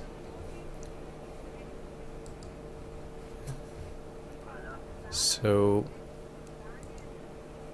the collaboration has been very good, and I will give the floor to you to tell us as to what you actually do and how all of this developed. So my name is Hakim. I'm head of the TF Lab company.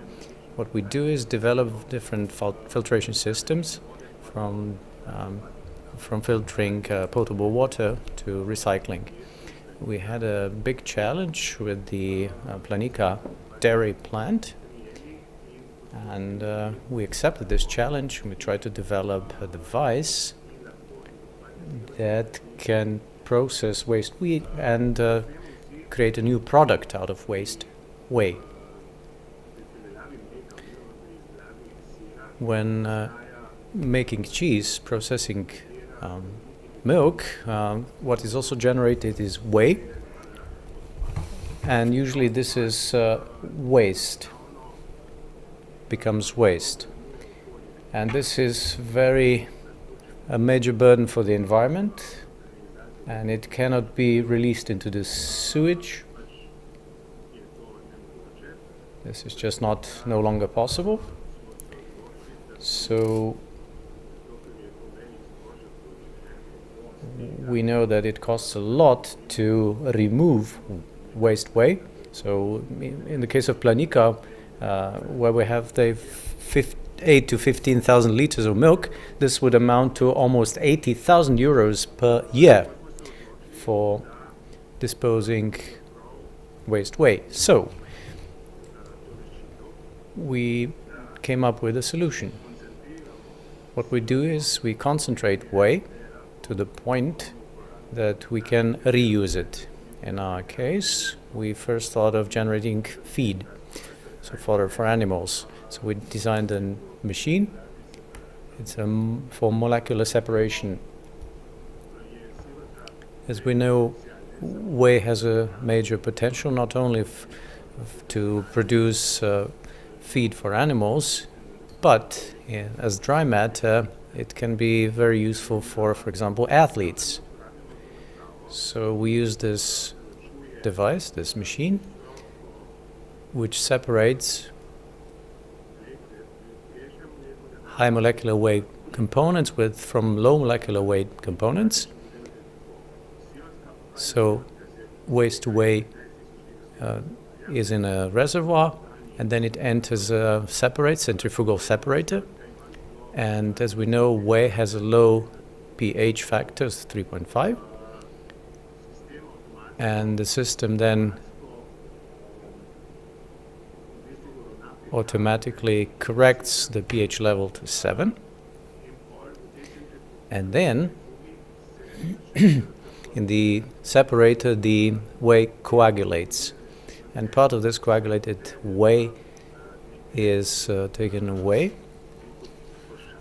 redirected into baskets or very rough filters. The rest of whey enters a reactor, and the reactor has membranes whose pore size amounts to 0.01 micron. And then we create vacuum, and then the remaining whey goes through the membrane. So what we get is, in 90% is water, and the rest is protein and other matters. So 90% of this water is separated, and it goes into the sewer, and the concentrate that is left and that accumulates around the membrane is then pumped back into this basket, where we have the final product. So, and the possibilities here are unlimited. In our case, we get a concentrate which is turns into high quality animal food, and then you can also upgrade this system, because you can also produce pure proteins for athletes, or for example you can produce bioplastic for packaging. And the previous speaker pointed out that we do share certain things. I am definitely going to get in touch with them, because this would be fantastic for us. And it would be nice to create packaging from whey that could be reused in the production line. And then from whey you can also produce fuel and many other products which can be used in different fields. And this is how the wheel comes full circle. So our objective is to reduce the COD, and then we want to reduce the environmental footprint, and then we want to develop new devices, machines that could recycle different types of wastewater. I'll add another thing. So this device, this machine was developed for processing whey. However, with minor modification or upgrading, you could use the same device for processing a variety of wastewaters. So, for example, wastewaters in agriculture and other domains. So, which means that this will help us reduce the cost of transporting wastewater, and sometimes we can even purify that wastewater to the extent that it could be reused in the production. I will stop here, and of course, if you have any questions, I'm available to answer them. Now, the interpreter can't hear the speaker.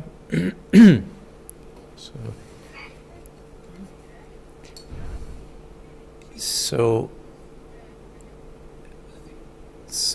you already produced pure protein from whey? Well, we haven't done that yet, but we're working on it. And what is special about these dry proteins is that you can use it for athletes. Yes, this is really pure, a very pure form of protein, and it is also very high quality, because Planica processes milk that comes from cows, which are located high up in the mountains in clean areas. So all of these products are of very high quality, and there's a big difference between protein obtained from milk from cows which are in, for example, in barns, compared to those which are out in the open pastures. Have you also contacted any other dairy processing plants? No, not yet, because we only have just completed this project. So, but we think that this will develop further, and then we will probably get in touch with other dairy plants. Well, congratulations, and we do hope that maybe in collaboration with Mrs. Eva Strasse, we're going to develop maybe new products. Yes, I definitely consider us very compatible, so thank you. Yeah, and this is actually also the objective of our conference, to bring together people, to connect them. It's a pity that we can't be here in person, but as Alexandra pointed out, you come from the coastal region. We come from the coastal region. It was not that easy to get here, but of course it's better to at least have a conference remotely than not at all. And we have now come to the last category, the idea as such. And who are the finalists in the category idea? So the best idea in new technologies is the company RGA, Research Genetics and Agrochemistry, for growing with symbiote bacteria, how to teach way to use nitrogen from the air, and the Slovenian Institute for Hop Research and Brewing for using hop biomass to produce new products. And the award goes to the company RGA, Research Genetics and Agrochemistry. How to teach wheat to pump nitrogen from the air. Congratulations to RGA. With us today is Mr. Primož Titan.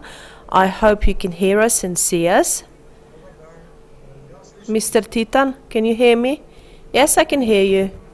Congratulations to you for your idea. I know you have been developing it for quite a few years. There are still many steps ahead of you, and I would like to give the floor to you so you can say a few words about your project and about the current development. Thank you very much. Let me just take a minute to share my screen with you. Can you see our background? No, not yet.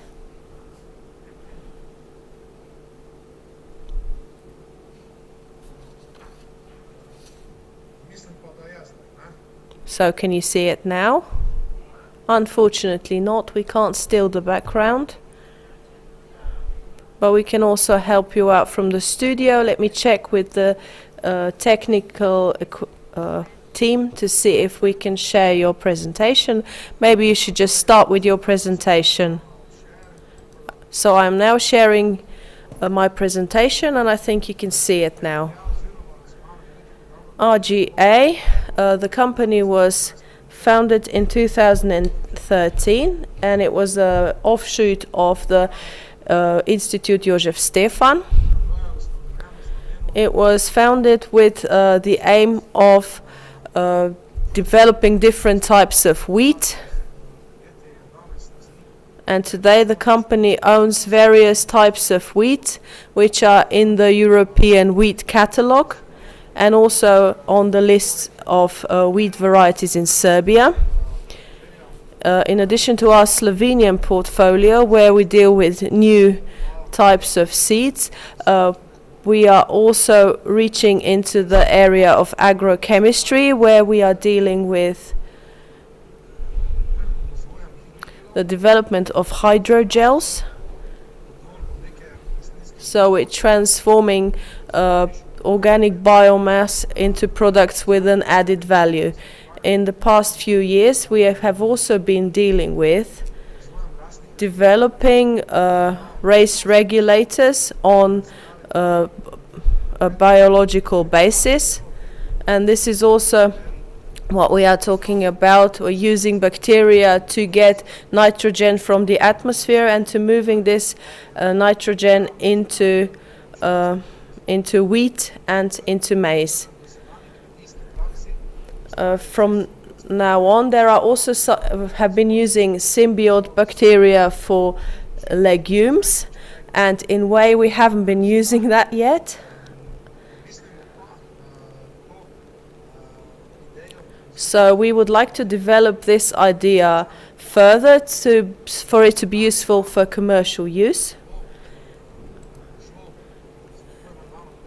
And it will be about sustainable agriculture, where we can reduce the use of mineral fertilizers in the production of wheat and maize. And we could reduce the use of mineral fertilizers because they raise the cost of production, and they are also not great for the environment because of nitrogen seeping into the water. At this point, I would also like to emphasize that we have moved on from just an idea, and we also have very concrete plans for next year. We are planning to test a product in Slovenian farming. So our company as such, we are a micro company. We are working on two areas, so developing new types of wheat and maize, and also as an institute where we cross, modify, and also use economically viable sorts of grains. And we are also dabbling in agrochemistry. The Slovenian market is rich in chemical products. So we found our niche in the use of and development of hydrogels and new races. This is everything I would like to say for now about what we're doing. Thank you very much. You can't be this short. We also have some questions for you so we can find out a bit more about your product.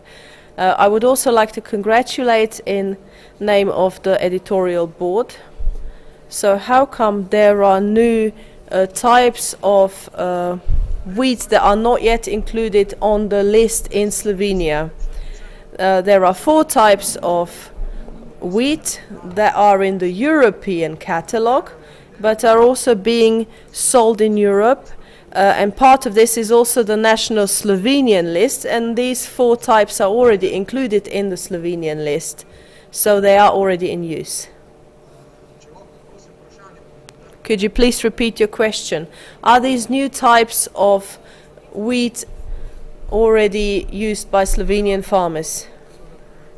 Yes, we offer this in the Republic of Slovenia in cooperation with our business partner. The seeds are being cultivated in Slovenia and distributed to Slovenian farmers. And some of these seeds are also exported to Austria and to Slovakia. So we also have close connections with our business partners from the Republic of Serbia, who also registered these sorts for the Republic of Serbia. Will there be a new type of wheat which was described in your article and that you were talking about earlier that uses nitrogen from the air due to symbiotic bacteria? Will it be useful for several years, or do you have to replant it every year? So is this type of wheat which is being tested, will it be the most revolutionary out of all the ones that you have previously developed? For long-term plants, we cooperate in the EcoBreed project. We are one of the partners, and we develop these types of wheat, and in combination with this symbiotic bacteria that binds nitrogen from the air, we have revolutionized the production of wheat. The carbon imprint is very low because you don't have to replant it every year, we don't have to prepare the land every year.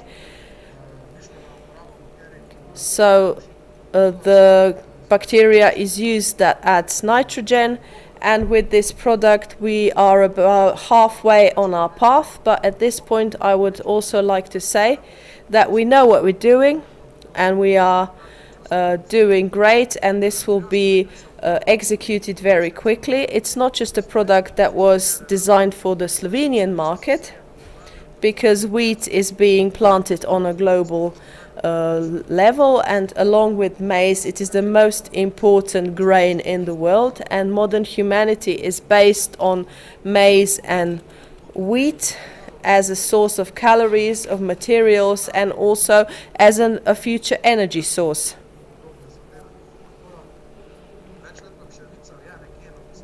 So these long-term plants are about halfway, we know what we're doing, and within a reasonable amount of time this will be used by local producers and also abroad. This is excellent news, as the price of fertilizers have doubled in the past few years, and the farmers are really worried about production costs for the following year.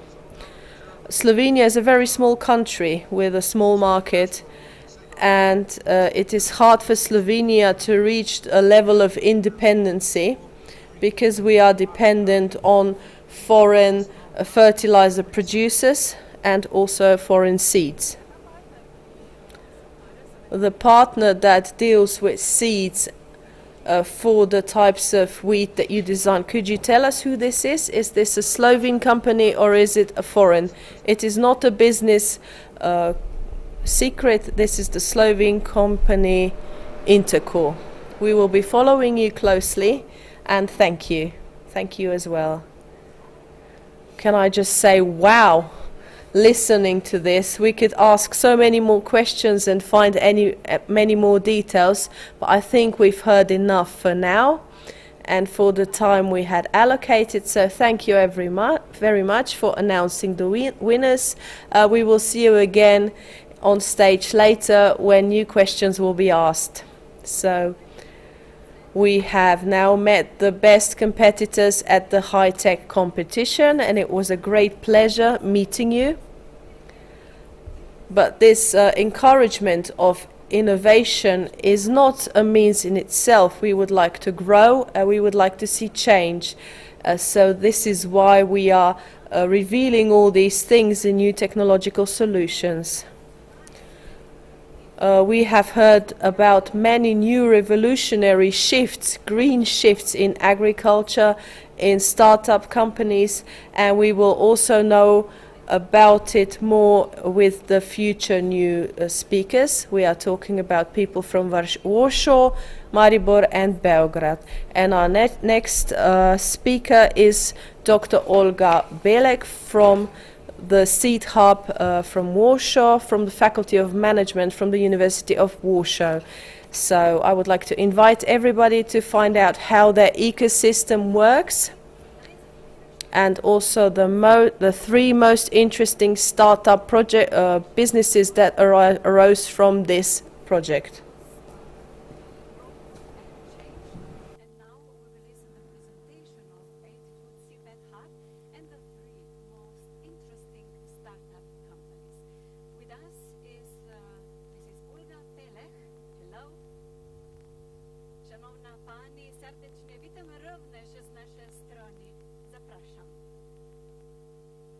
Dobry den. So my name is Olga Pelech, and I'm the EIT Food Seedbed Incubator Manager at the University of Warsaw.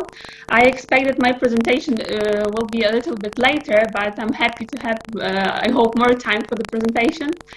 I would like to tell you today about the Seedbed Incubator and about the EIT Food, who we are and what we are doing. So the EIT Food is the Europe's Food Innovation Initiative, and we are working to make the food system more sustainable and healthy and trusted. Our mission is to create a world where everybody can access and enjoy sustainable, safe and healthy food with trust and fairness from farm to fork. Our role is bring all players together and guide and accelerate the innovation process that will transform the food system.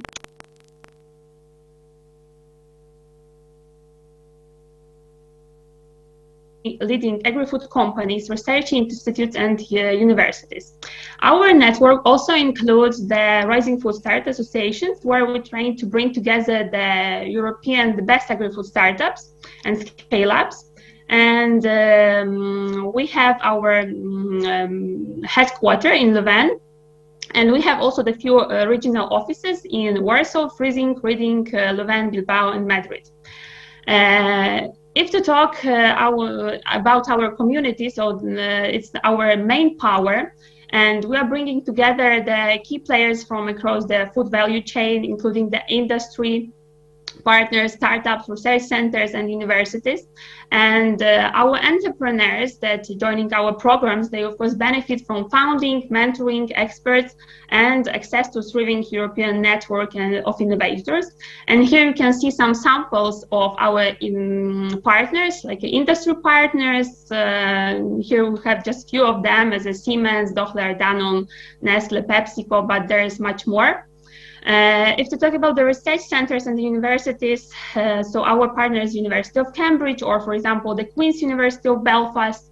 I would like to add also that the Queen's University of Belfast, they are the leader of our Seedbed program.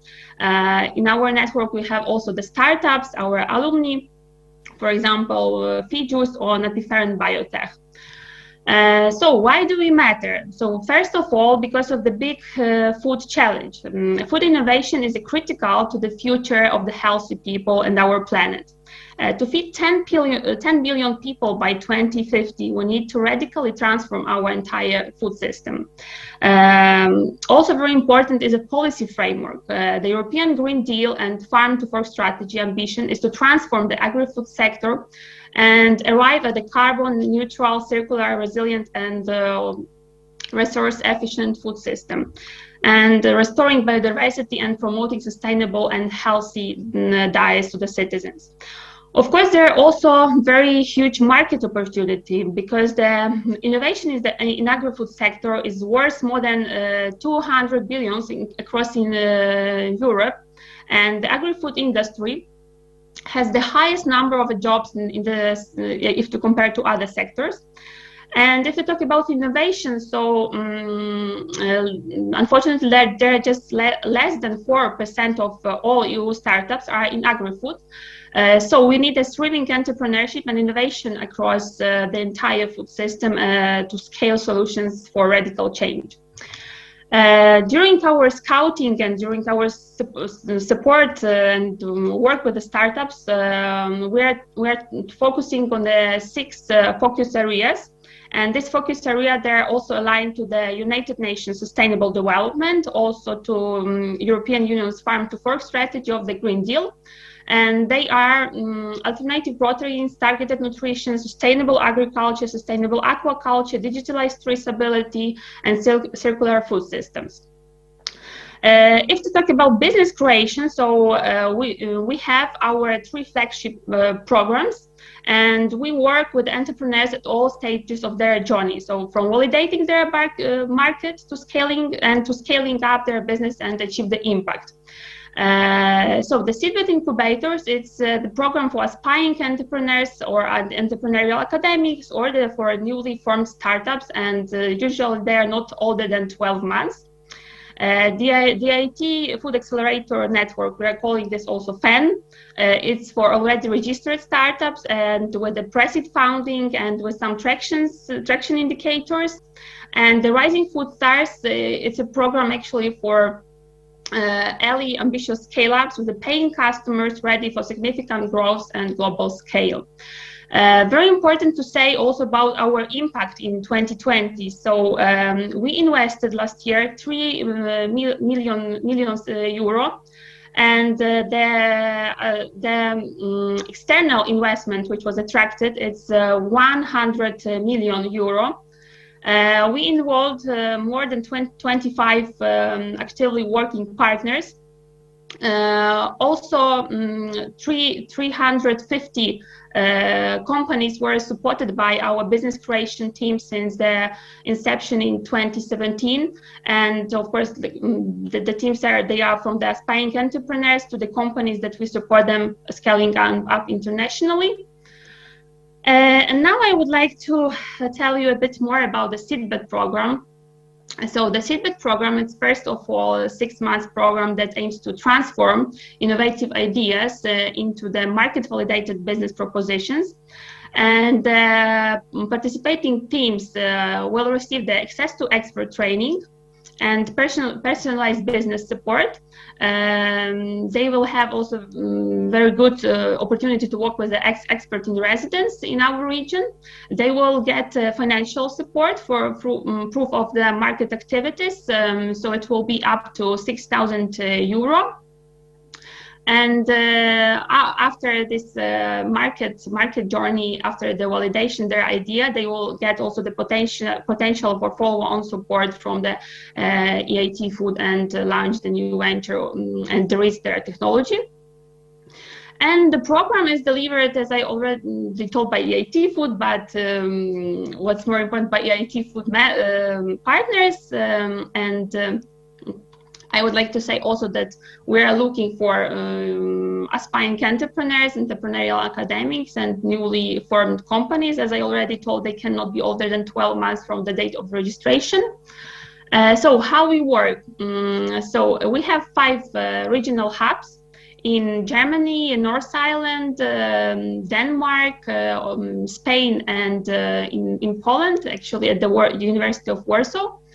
And all of the Seedbed incubators, we are actually doing the same, but just with the different teams from different regions, let's say. But we're one big power, one big team.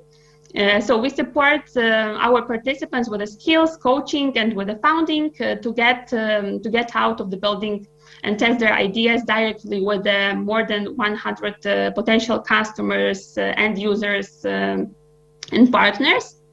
So I would like to say that University of Warsaw, which actually responsible for realizing the Seedbed program in Poland, it's one of the leading research universities in Poland, and one also of the most active supporters of the entrepreneurial initiatives in the country. And we are realizing actually much more projects of EIT Food on our university. And here you can see also the countries that from that countries we're looking for the startups, and we are also we will be very happy to have them in our program.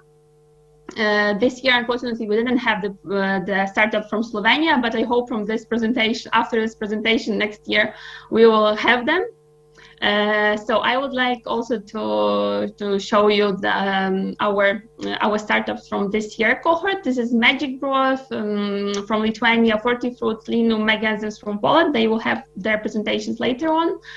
So we had also the Robotech from Ukraine, Goikonut from France, Space Crop Technologies from Hungary, and Plattenbaum from Germany. If you would like to know more about their technologies, because today we don't have too much time to talk about all of them, so I can share with you the brochure about our teams. Or also I know that there was an article published before our conference, so you can read about them as well there. So here we have one of the entrepreneurial actually academics teams that they were the winners in 2019, and they were from Serbia, from Novi Sad. They call FIJUS, and they helping to fight with anemia. So there is actually a lot of benefits once you will join our program. First of all, it's a world-class training on developing market testing strategies to validate your key business assumptions. Also, you will get funding to realize more than 100 customer conversations. You will have the possibility to explore the technology and IP positioning strategy, storytelling, pitching, training. Also, you will have the possibility to work with the mentors or with the experts in residence. It will be one-to-one coaching, and what more, you will have the possibility to attend and to be invited to pan-European agri-food network meetings, and you will be also exposed to the investors or potential commercial partners. And those who will be successful during the seedbed program, they will have the access to the IT food follow-on support. So maybe here I will not concentrate because it's also benefits, but just for the research organizations, they are pretty similar to this that I was talking before. So the entry criteria, so if you're at the team, so you have to remember about this, that one of your team members should be the resident of the EU country or the associated countries. If you're applying as a startup, so you have to be established in the EU country or associated country. To join our program, you need at least 2 active members or support from your TTTO. Also, if to talk about the business proposition, they must be underpinned by scientific or technological innovations with a proof of the concept, and of course, your innovation should be addressed for the one of these following key areas that I was talking before: as alternative protein, sustainable agriculture, and so on. And if you would like to be a part of our program, so you can register now on the website businesscreation.eitfood.eu. Once you will register, you will get informed when the application process will be open. I hope it will be in February. And next year, we are planning to support 40 teams in our 5 hubs. So here you have the key timings of the seedbed program. And so if you would like to know more about our project, about our program, so you can contact me directly by the email, or if you would like to be our partner, you can contact our business creation manager, Lakshmi Balatashan. And if you would like to have the presentation, please let me know about it, or please let know about it the organizers. And now I would like to invite our startups from our hub, and I think that they will tell you about our seedbed program as well, and I believe that they are the best ambassadors of us. Thank you very much. We will give them, of course, possibility to say something, but just a little bit later, because we have questions for you, Alexandra. Okay. Hi, Olga. Welcome. Hi. Welcome at our conference, and of course I have some questions for you.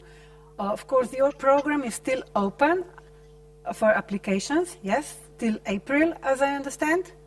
Actually, because now we are just finished the program, and the teams that they will have the presentations a little bit later.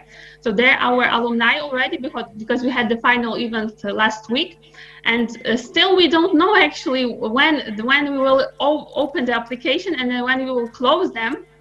So I don't know, I can't say you very precisely, but I hope that it will be around February and maybe you will close it around April. But for sure, for those who will register this business creation website, they will be informed very precisely when it will be open and when it will be closed. So if anybody wants to participate in your program, they have to, let's say, follow your website or write you on LinkedIn, and you will give them all the information needed. Yeah, and if we have, thank you. Okay, and in your opinion or experience, which ideas or startups have the most potential to succeed in your program or in market in general, with all these trends that are going now on?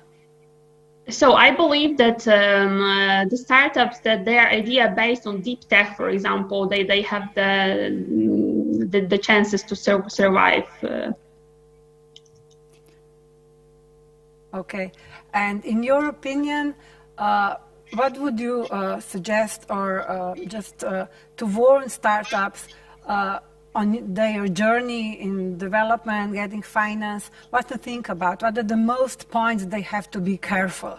Because you work with many startups and you have really a lot of experience. I think the first of all, they have to come to us and they have validate their business idea. So this is what we are doing actually.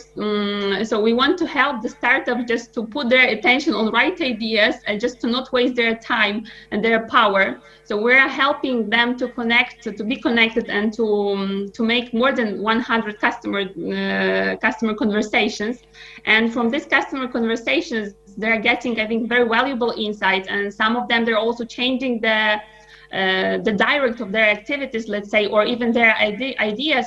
For example, this year we had the startup from Ukraine, Robotech, and they had an idea to do the autonomous robot for removing the weeds. And actually, it's a great idea. However, after the customer journey or market validation, they find that maybe the robot is not the best thing that they can do. Maybe they have to concentrate just on device that they can put it actually to every machine, every tractor. So that's why I think it's very important to validate your business idea before investing anything in it. Great. Thank you very much. Olga, I wish you a pleasant afternoon, and thank you very much for your participating, and we are eager to hear your startups. Yes, and dziękuję bardzo. Hvala.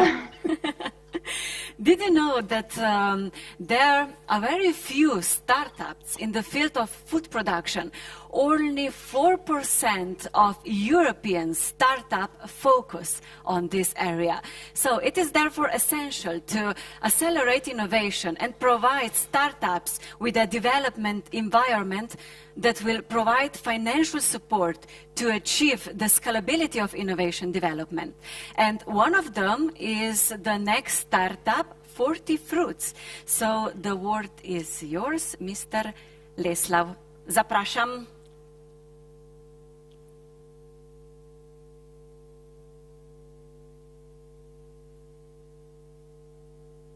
We don't hear you. Okay. Hello. No, it's okay. Good afternoon. Hello. So? Hello, do you hear me? Yes, now we can hear you and the word is yours. Thank you. We are 40 Fruits company incorporated in March 2021. Company name comes from the fortified fruits. Natural food is often not tasty but very healthy. Manufacturers are looking for new natural ingredients to improve the taste. We have been dealing with the problems for almost 4 years. Our project is about functional food.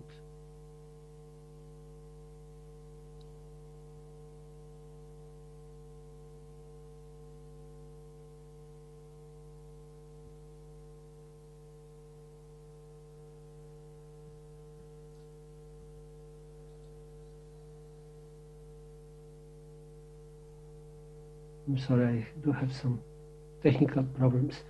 Food manufacturers would like to follow the market and provide best-year natural foods. Food manufacturers would like to exchange synthetic ingredients to get well-known taste, profile, and color. Natural ingredients are not as strong as the synthetic ones. Natural ingredients are also expensive.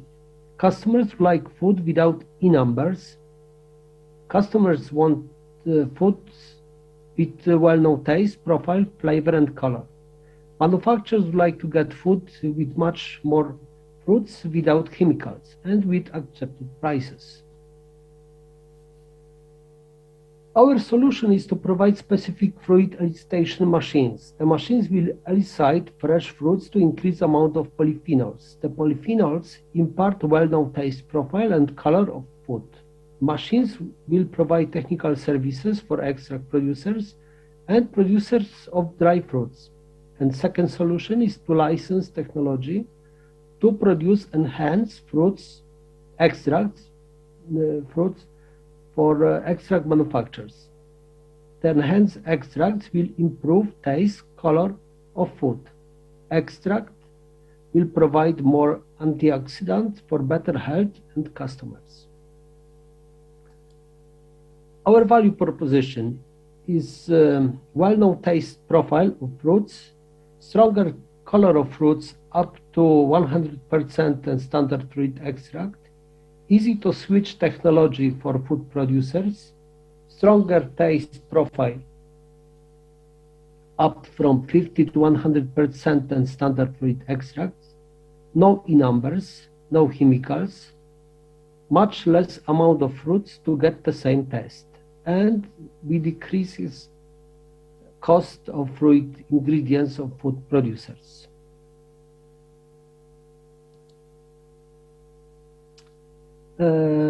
We did some research to compare our blueberry extract with other blueberry extracts on the market.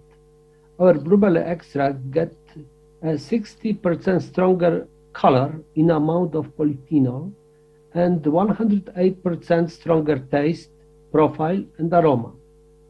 Our product extends also shelf life for fermented dairy products. We focus our product on 3 market segments in which we see our large advantages: dairy products, chocolate and sweets, chewing gum, and fruit jelly producers.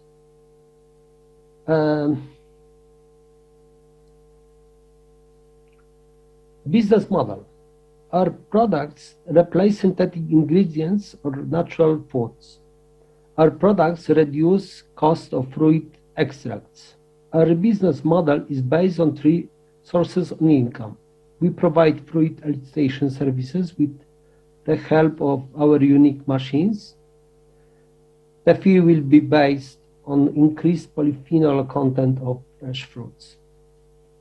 The second, we will license the technology to improve fruit extract with fruit carriers, and the fee will depend on the amount of sale. In addition, we will sign the commission agreement for sale with fruit to improve fruit extract. Through the sale contract, we want to have control over the entire process. And also, let me just introduce our team. Fortifruit is made up a team of 5 specialists. Mr. Balawaider is professor of food chemistry. He's co-founder of the company, and he deals with new technology for production of our products. Ms. Matwoch holds a PhD position in food technology. In our team, she deals with implementation of new products for potential customers with our ingredients. Our technology comes from our food technology specialist.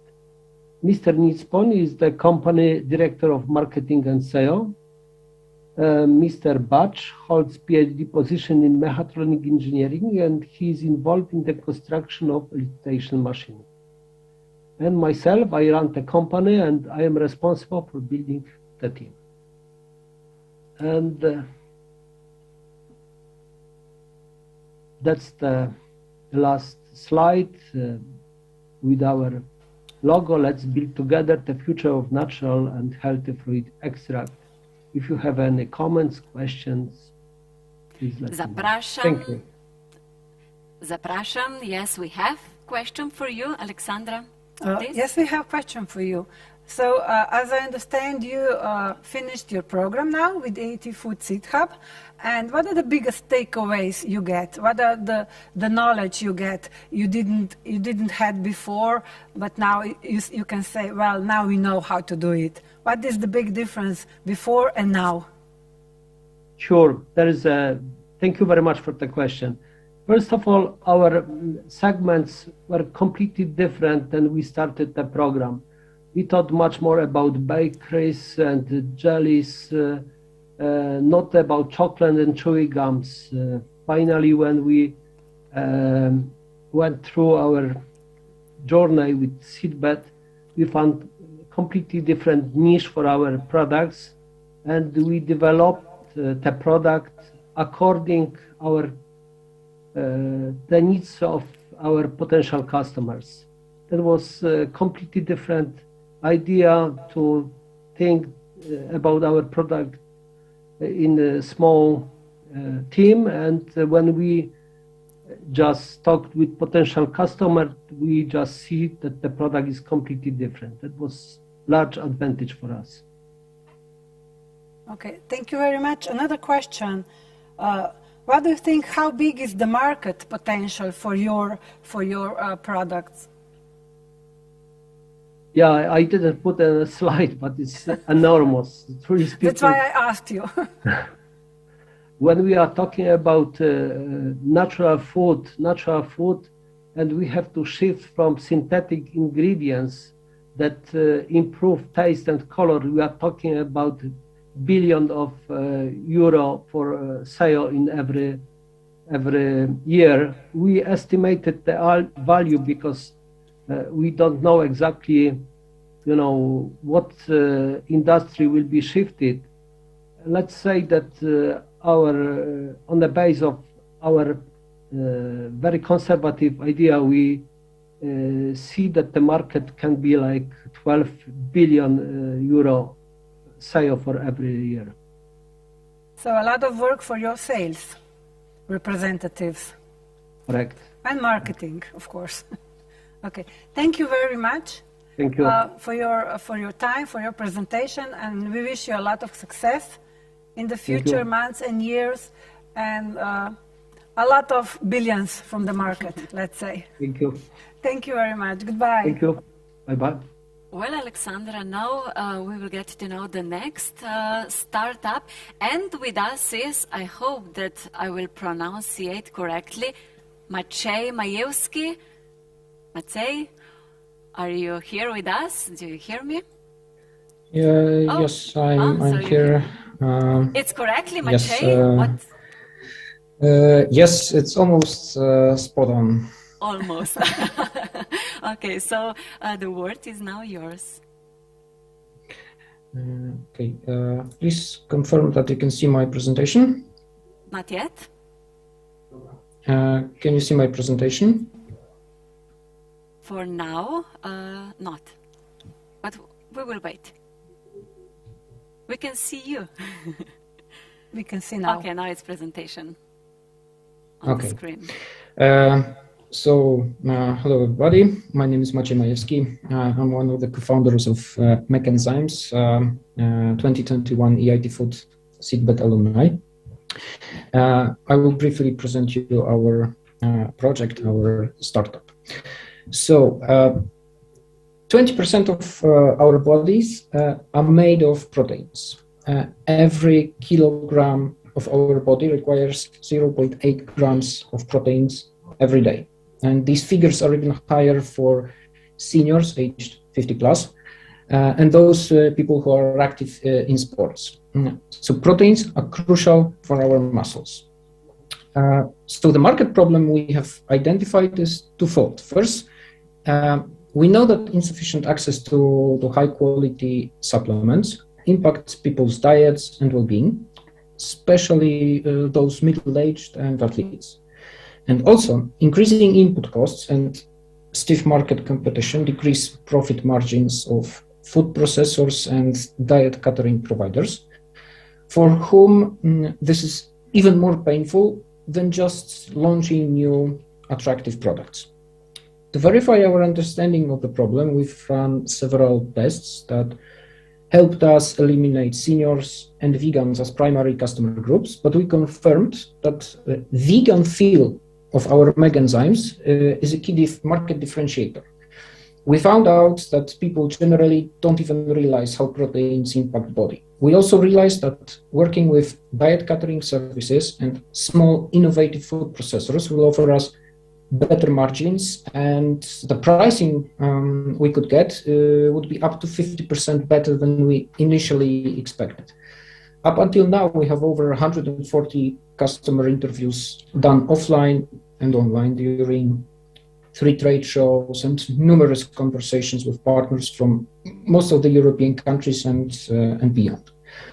This brings us to our solution: 100% vegan products, improving protein intake and general well-being. For individual clients, it helps improve protein intake and general gut health by even up to 30%. Athletes will benefit from faster muscle mass building. It's easy to store and serve and offers pure vegan experience. For retail clients, Mechaenzymes will be delivered as capsules or sachets.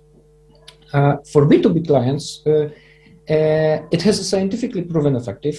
It offers marketing advantage and opportunity for improved cross-sell and upsell.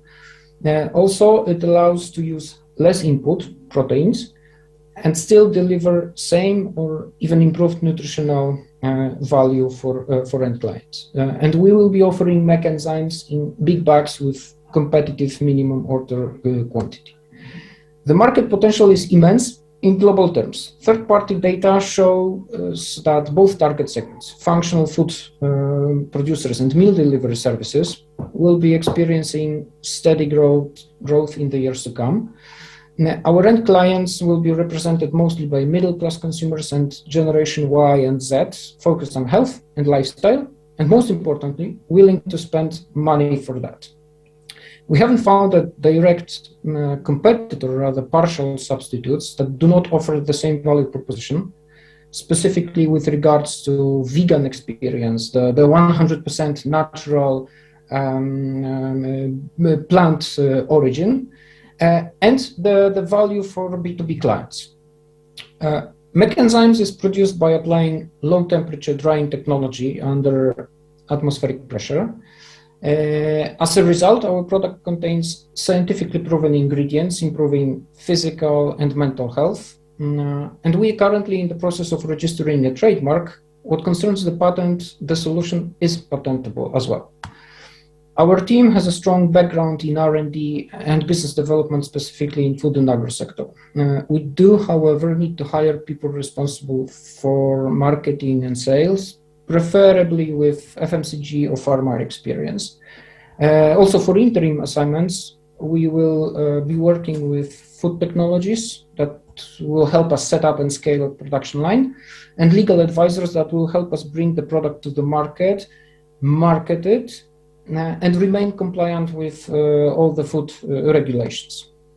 Following the insights and the EIT food journey, we know that additional tests are necessary to verify the quality of our product to convince our B2B partners, specifically food processors. Within the next 6 months, we should receive equity-free grant from EU that will help us launch the product and start production. And we are also in talks with a seed VC fund offering combination of equity and grant. Plus, optionally, following some very interesting feedback during all these customer interviews, we may address animal feed market that can potentially lead to a pivot if successful in the future. So that's all. thank you very much, and I will be happy to answer your questions. I have a question for you. And first is the same as before for your friend Fortifruits. What is the difference before in your knowledge or your process and all the project you are developing before you joined the program, Seed Hub, and now? What knowledge did you gain? What expertise? How did they help you in the most way?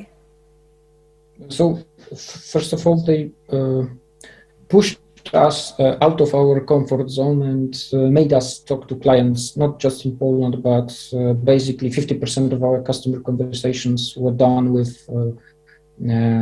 customers, partners, vendors, investors from abroad. And this is one of the biggest values.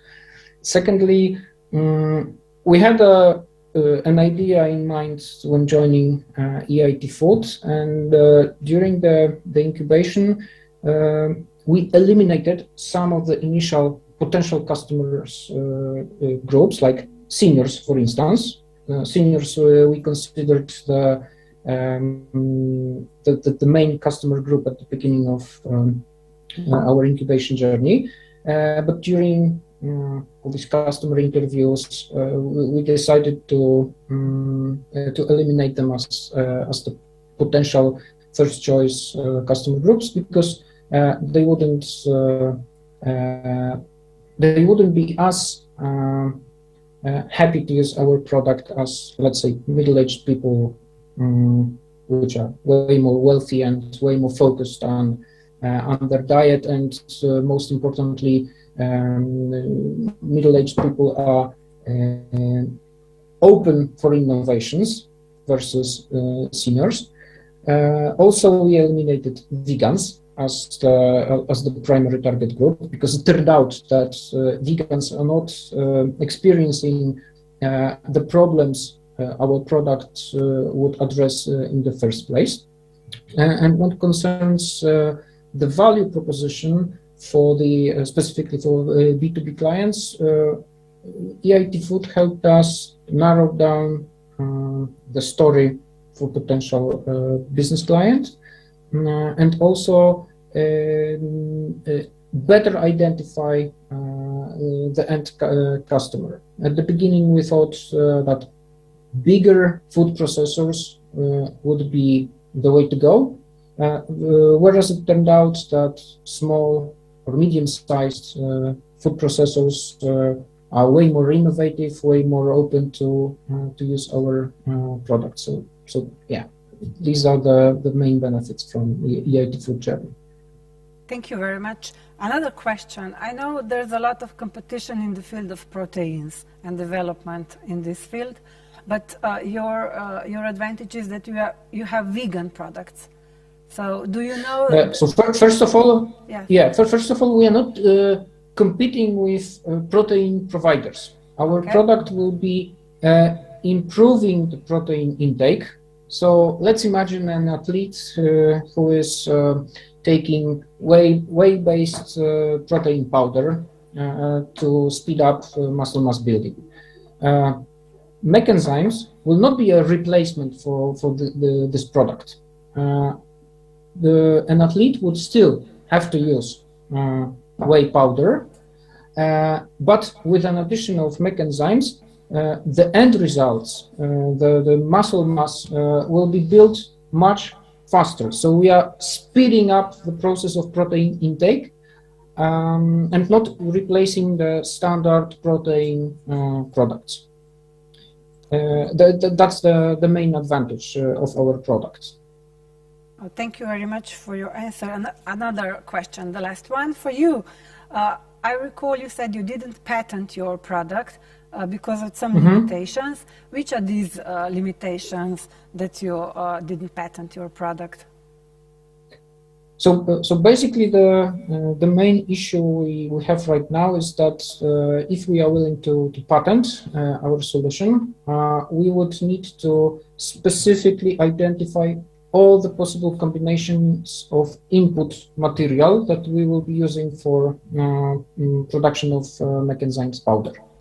And since this is basically impossible to name all the combinations, all the possible proportions, it doesn't make sense to patent the solution, because it would be very easy to avoid by potential competitors. So we will simply stay with know-how. We will try to control the majority of the production process. Only the last elements like packaging will be outsourced to external service providers. This is to keep it secret. Thank you very much for your time, for your presentations, and for your answers. And I wish you all the best and good luck on the market and all the success you can get. Thank you very much. Thank you. Thank you.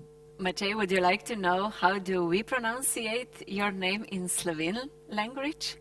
Sure. Matej. It's Matej. Matej. So Okay. you are Matej. Have a nice day. Thank you. It's Bye-bye. time to get to know the final startup. And with us is Mrs. Małgorzata from startup Linum. Linum, are you here? Yes, hello, hiya. Witam również panią. I hope Witam. it's correct. I'm very happy with your pronunciation of my name because I find it for many people very exotic. Thank you.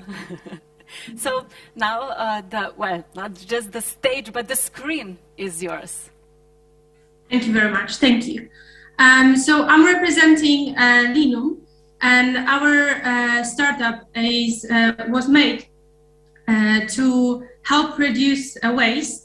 And how we do it is just by using waste. So we are doing disposable plates, cutlery, bowls, and any other single-use items out of byproduct of food production. So now it's like from seeds, from oil pressing, but there is a huge potential of using other wastes.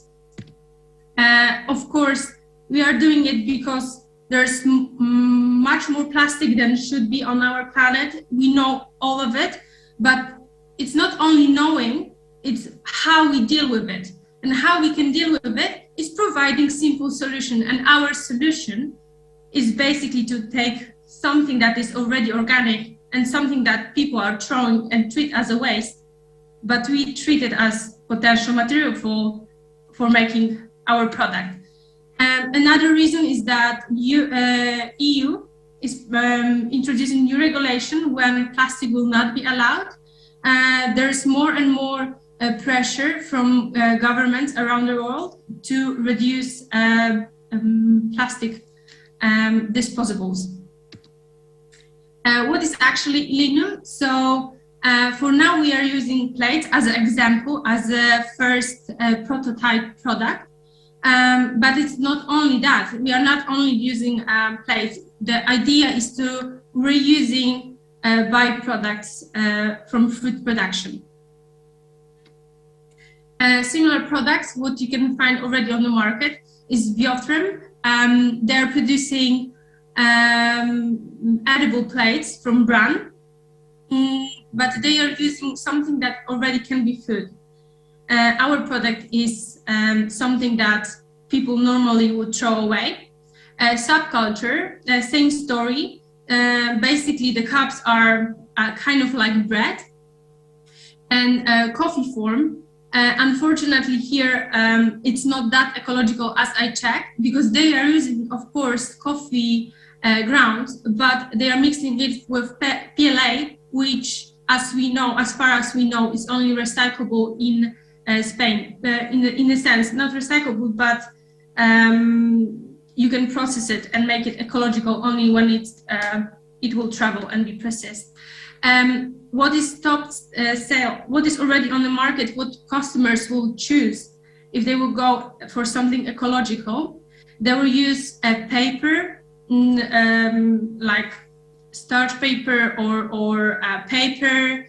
Brown paper or something eco, but they are not as robust. They are not as good for example, wet products like soups or stew, they are not so efficient. What is good about them is that they are light. Our product is not as light, but the quality of those products is much lower.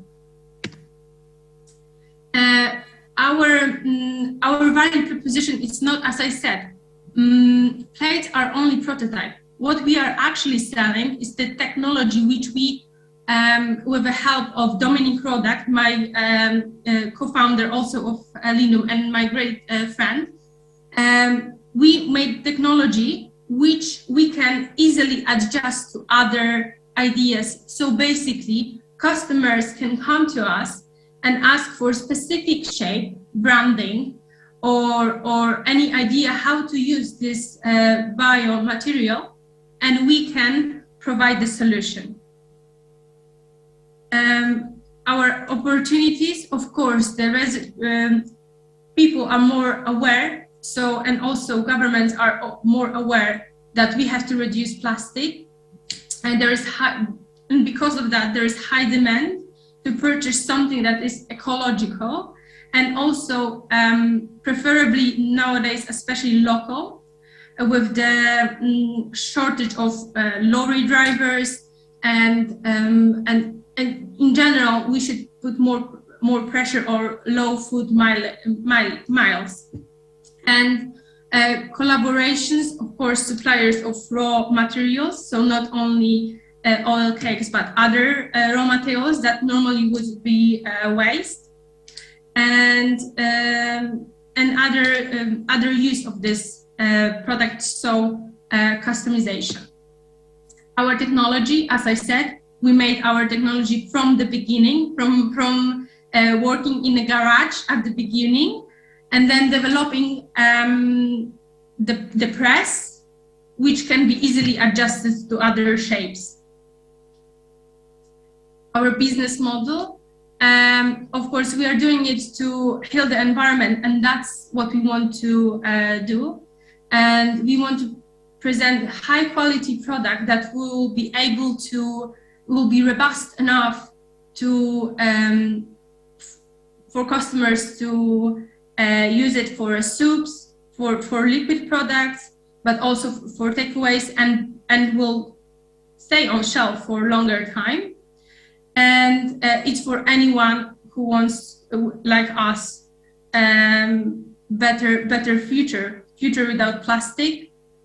And of course, we will collaborate with food manufacturers, with distributors, and with farmers who provide us the raw materials. So our plan is to find customers, and there are two ways. So first, we will send the samples for like food manufacturers, so coffee places, any restaurants, festivals. They will check if our product, if our prototype is matching their needs, and then we will ask their feedback, and then we will improve the product, and then we will start small sales, and then we will grow from that. So we will make sure that our product is 100% ready to go before we will do upscale. And another approach is that also we can customize the idea. So if our customer will say, we want this shape, we want this branding, we want this color even, or this specific material, or I want it to smell in specific way, we can do it, but at least we can develop it, and then we can customize this solution. Here is business revenue. Of course, it's very, at this very beginning, I will not go to details because, of course, we don't have enough time for year by year business revenue. Roughly, we will do the testing, then we do small scale production on our machines, which are very manual, and then we will do upscale, which will be more automized but still sustainable. and then we will grow to sell even like abroad. And we already made conversations with customers, and feedback is great. Some customers want to already customize it, and they are very happy to try it, but they are asking about properties. So that's why we are sending the samples at the beginning. And this is our team. So Dominic, he's co-owner and co-founder, and he is doing the technology for us. Evelina, she's product development, so she not only finds the raw materials, but also she's responsible for quality of product.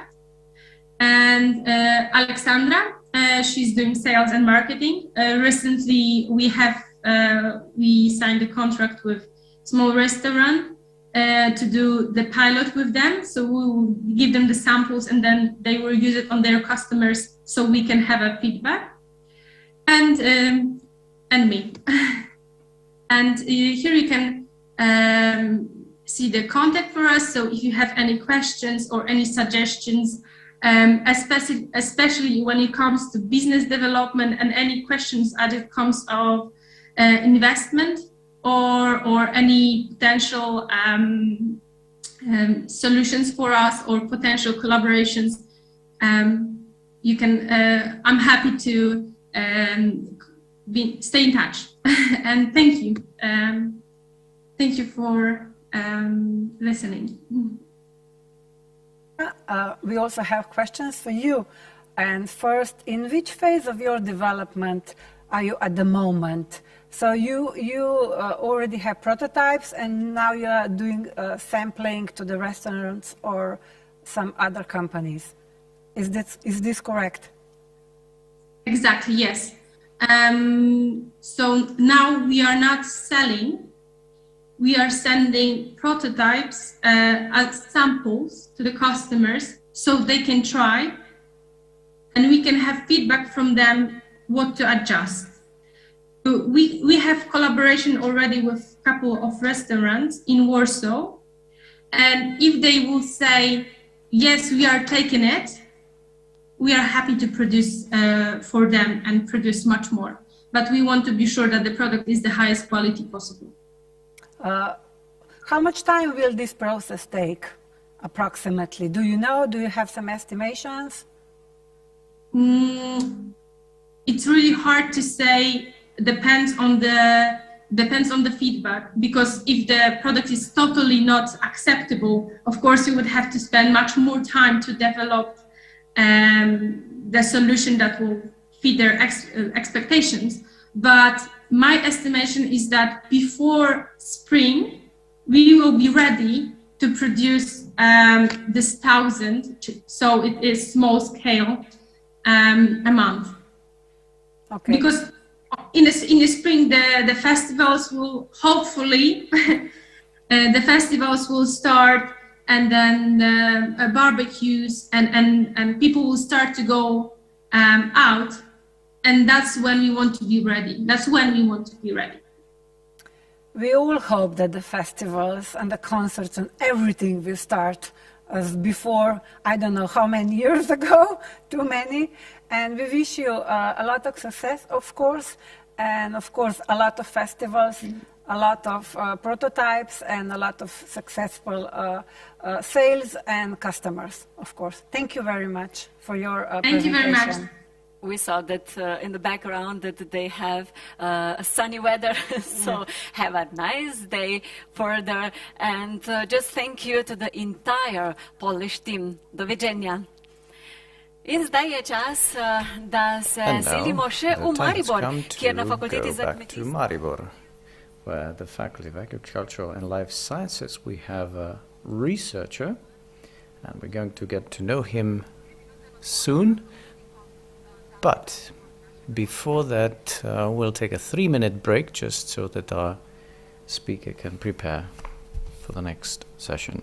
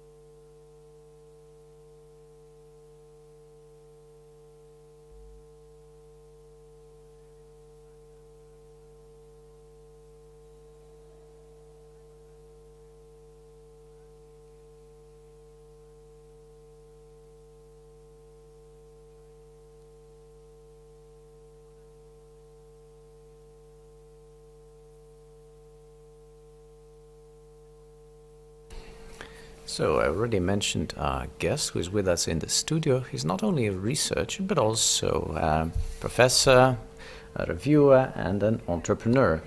I'm talking about Mr. Yuri Rakun, who's an associate professor, and who's going to talk about the innovative projects in precision agriculture. This is a very intriguing topic, and well, welcome in our studio. Welcome to our studio. And of course, it's nice to be here in person. So we have an intriguing subject before us. And the floor is yours. Thank you. My name is Yuri Rakun. I'm a lecturer at the Faculty of Agriculture and Life Sciences, University of Maribor. I mostly focus on computer vision, digital processing, digital signal processing, and today, however, I'm going to talk about innovative projects in precision agriculture, which we work on in our chair. But before we introduce our projects, let us first define precision agriculture. So what is precision agriculture? This includes various procedures based on spatial and temporal variability. It also incorporates various strategies and processes and technologies that make possible to react at the right time, to do the right action, and to do it in just the right quantity. And precision agriculture can also help us with the following. We can improve sustainability in the sense of, for example, sustainable use of land. It can help us save resources, for example, the chemicals, and then all of this can help us to increase the yield at the end of the season so that the crops are sufficient, and this, of course, will also have an impact on the profitability. The technologies of precision agriculture require different kinds of knowledge, and this area is at the intersection of various disciplines. And I'm now going to present some projects that we deal with in the field of precision farming. So I divided these projects into 3 groups. First, there is a student project, then 2 pilot projects, and then 2 international projects. And one of those is Transfarm, which I'm going to focus on later on. The student project Farm Beast has been running for several years, and every year we choose a group of students from different study disciplines, so students of agriculture, of IT, electrical engineering, mechanical engineering, mechatronics. And the idea of this project is to encourage and to prepare the students for the forthcoming technologies and for precision agriculture. And we want to do that by trying to encourage them for agriculture through these projects. As part of this project, we actually focus on the development of an autonomous robot, which we then take to an international competition. Our robots have to move around autonomously across the field. They have to be aware of their location. They have to map the area sometimes.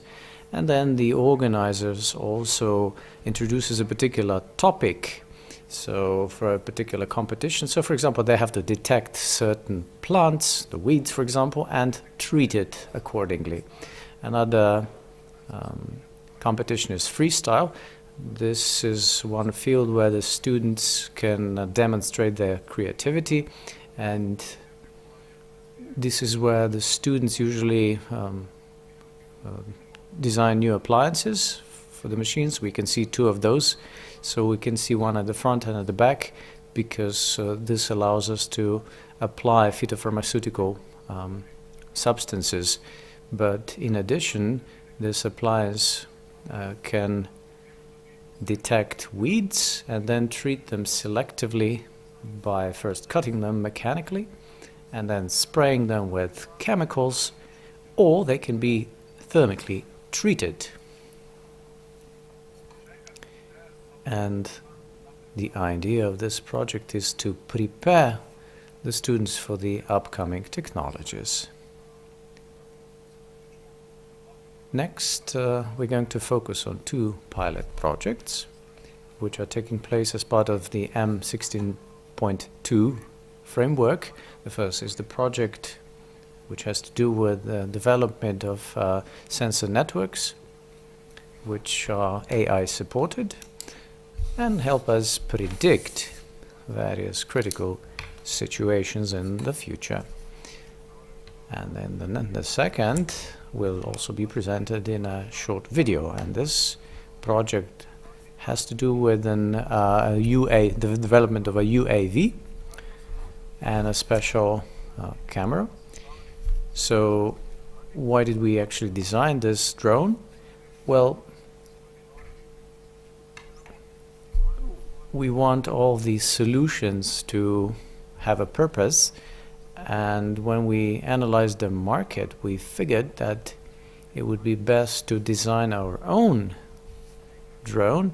This particular one, which you can see here, can carry 7.5 kilos of load, and we divided a special multispectral camera for this vehicle, and we used the low-cost components, the process units, the cameras and various filters, which then help us obtain the images that you can see. And these images are used to calculate a variety of indexes.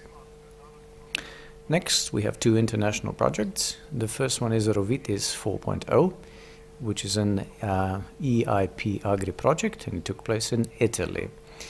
As part of this project, we were invited as the only international partner to take part in it, because usually these projects are limited to the countries, but because of a good history of good cooperation with our partners from Italy, they somehow managed to convince the authorities to also include us in the project. And as part of this project, we developed an independent robot for wine making, and we developed the software. So this was the so to speak the mind of this robot, so it can be autonomous.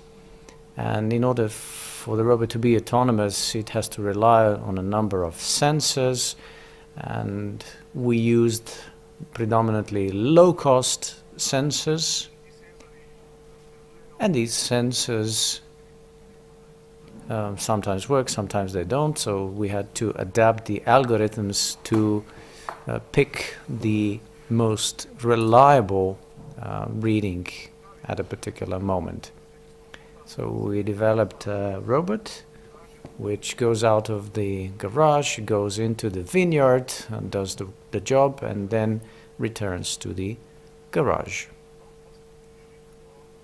And this brings us to the last project, which is called Transfarm 4.0, and this project is funded through the Interreg CE program.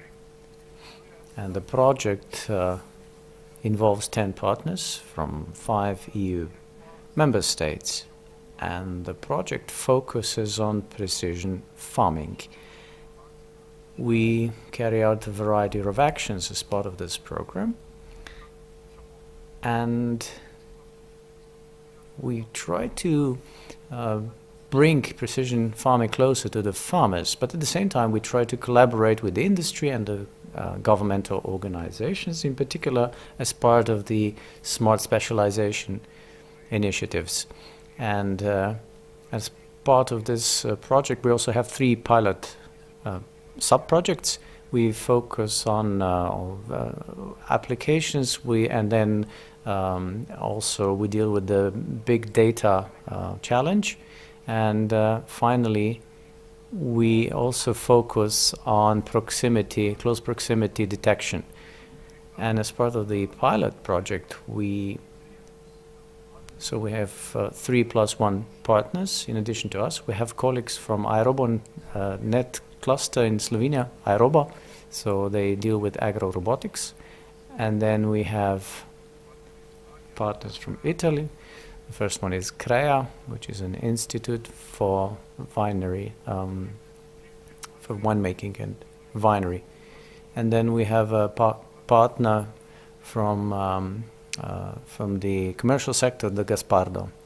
They're called Gaspardo. And I'm now going to introduce this project. I'm going to present the components, the concept of the project, and then also provide with some preliminary conclusions that we obtained this year. So this is a pilot project focusing on proximal sensing, and it comprises partnership between Italian and Slovenian partners. This is the main idea of this project, to share good practices across the border. And the objective that we focus on is also at the same time one of the focuses of the EU Commission, and that is to reduce the use of plant protection products by 50% by 2030. So what does that mean? Does that mean that also that the yields will be lower at the end of the season? No, I think the answer is no, because I think that precision farming has an answer to this question. In theory, the farmers want to see their orchards and vineyards to form a perfect green wall made of those plants. But in reality, we often have problems how to achieve this. Reasons include various diseases, for example. So one of those is where you have to remove parts of the plants which have rotted away. So in order to be able to do all of that, we need special machinery, and this is actually a field where precision farming actually has the right answers. So if we can add special valves, electromagnetic valves and special sensors, however, we can actually improve and upgrade this existing machinery. And to give you a better idea, let us have a look at the software and hardware components of these solutions. The hardware comprises the processing unit, the LiDAR sensors, and then the relay shield, which will help us control the electromagnetic valves. The sensors will generate a lot of data, which then have to be processed with the processing unit. And regarding two LiDAR systems, I'd like to highlight that one of the LiDARs is installed so that it follows the surrounding, that is on the top and on the vertical plane, and the other one on the horizontal plane. So why do we use two LiDARs? I'm going to try to explain this with the next two slides.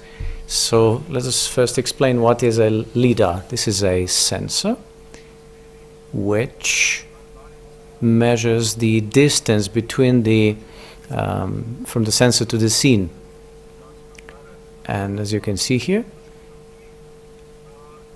and this way we get the shape of the surrounding or the area, and the viewing angle measures from 0 to 270 degrees, and the angular resolution is 1 degree, and the range is from 0.05 to 4 meters.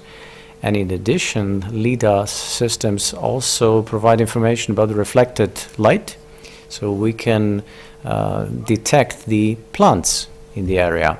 So the vertical LiDAR actually monitors where the plants and detects the plants.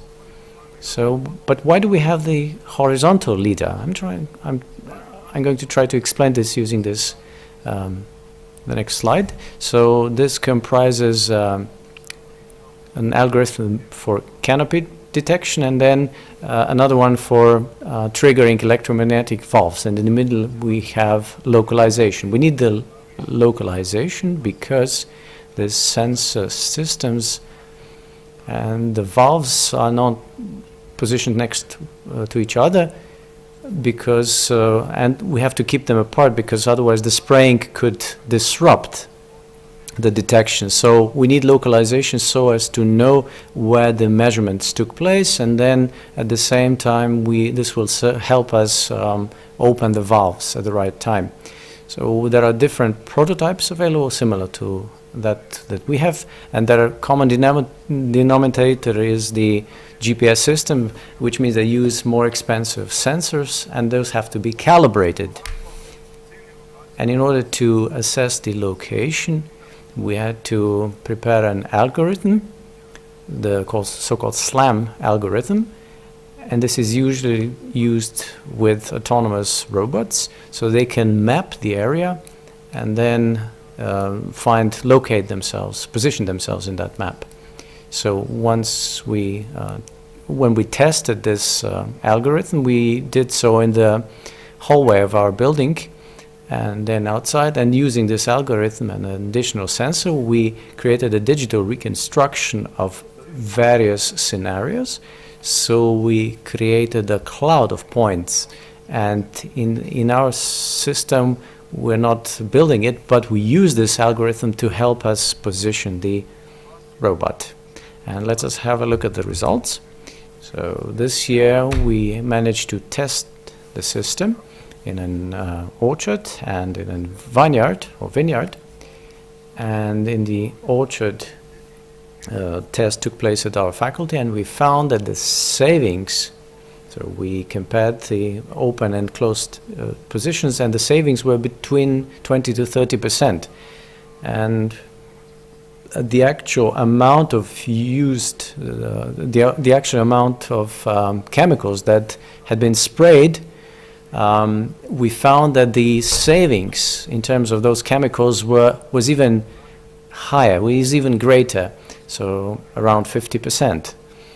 So for example, in one row we used 93 liters of the chemical, and with our system, however, we only used 36 liters. But the vines were not exactly the same,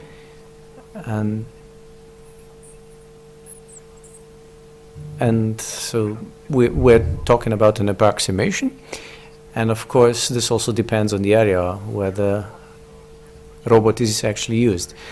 In conclusion, I'm going to show you a short video which was created as part of our testing, and given the collected data, we can conclude that it is possible to use less protection products if they're applied with greater focus, and at the same time this reduces the pollution, and at the same time we increase the profit because simply we use less products. And for the future, we would also want to speed up the process and make the robot even more accurate and more precise. And we also want to test it on more and less complex sensors, because the less complex the sensors are, the cheaper the product. But of course the precision also drops, and the better sensors you have, the greater accuracy you get. So we need some sort of a compromise. And this brings us to the end of my conclusion, so thank you for your attention. And of course, if there are any questions, I'll be happy to answer them. Yes, we of course have some questions by my colleagues, journalists. So we saw a video at the end of your presentation showing us the results of one of the sub-projects for developing, where you developed a more precise system for applying chemicals or protection products, and you announced that by the end of the year you will have a solution for commercial purposes. So of course we would like to know, how far have you got? Is everything going according to plan, or do we have to wait a little bit more? Well, we'll have to wait a little more because we're still improving this solution, and the existing one is already good enough. Is already good, but we still see some potential for possible improvements of the system, so we could achieve an even greater savings. So can we ask the same question again by next summer? Yes, of course. We have another question. So in Slovenia, precision farming first actually got its roots in agriculture. And of course where else can we use these solutions? Well, we can use them in all areas where we have particular demands. And what we want to do is that we want to combine different experts, those from the fields of IT, from mechanical engineering and so forth. So we want to bring all of those together and help them provide solutions that will cater to the needs of precision farming. Well, congratulations for your results and for your work with the students. And then we have the last question. So how are you personally actually satisfied with the technological advancement of Slovenian agriculture? Well, we could definitely do much more here. And our solutions actually try to be affordable also for our farmers, but it seems to me that this process is actually going too slow. And in the beginning, we actually already addressed this question at the beginning of the conference, and I'm sure that if they hear you, I mean the representatives of the ministry, I'm sure they will pay attention to that. Do we have any more questions? No, but we'll definitely get back to you before next summer. Well, the Finance newspaper and Agrobusiness actually follows the situation the whole time. So thank you once again for joining us in the studio. And of course, we'll continue with the next speaker, who is going to talk about an innovation of procedure. And we have a researcher with us from Belgrade, Dr. Aleksandra Ivetic. So we're very pleased to have you with us. Good afternoon.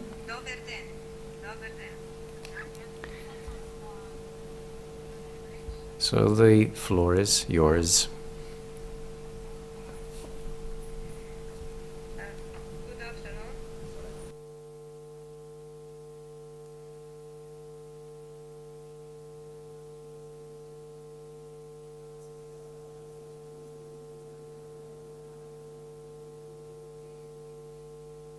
Activities. The first one, which is the primary, it's improving the nutrition of domestic animals and research and developing the innovative products.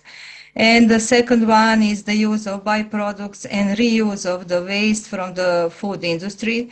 And we done this year very huge project with Fricom. This is the biggest frozen food factory in the Balkan, where we established the new products for the feeding of domestic animals with reuse of the waste from their factory.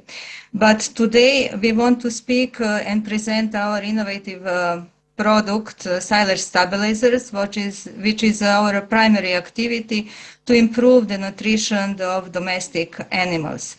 And as we know, the silage is preparing only once a year, and it's used the whole year, and this is very big challenges how to make the good silage with protective the all nutritional value inside of the green mass, because ensealing is a process of lactic acid fermentation of the green mass of the plants, where it's produced by the work of lactic acid bacteria.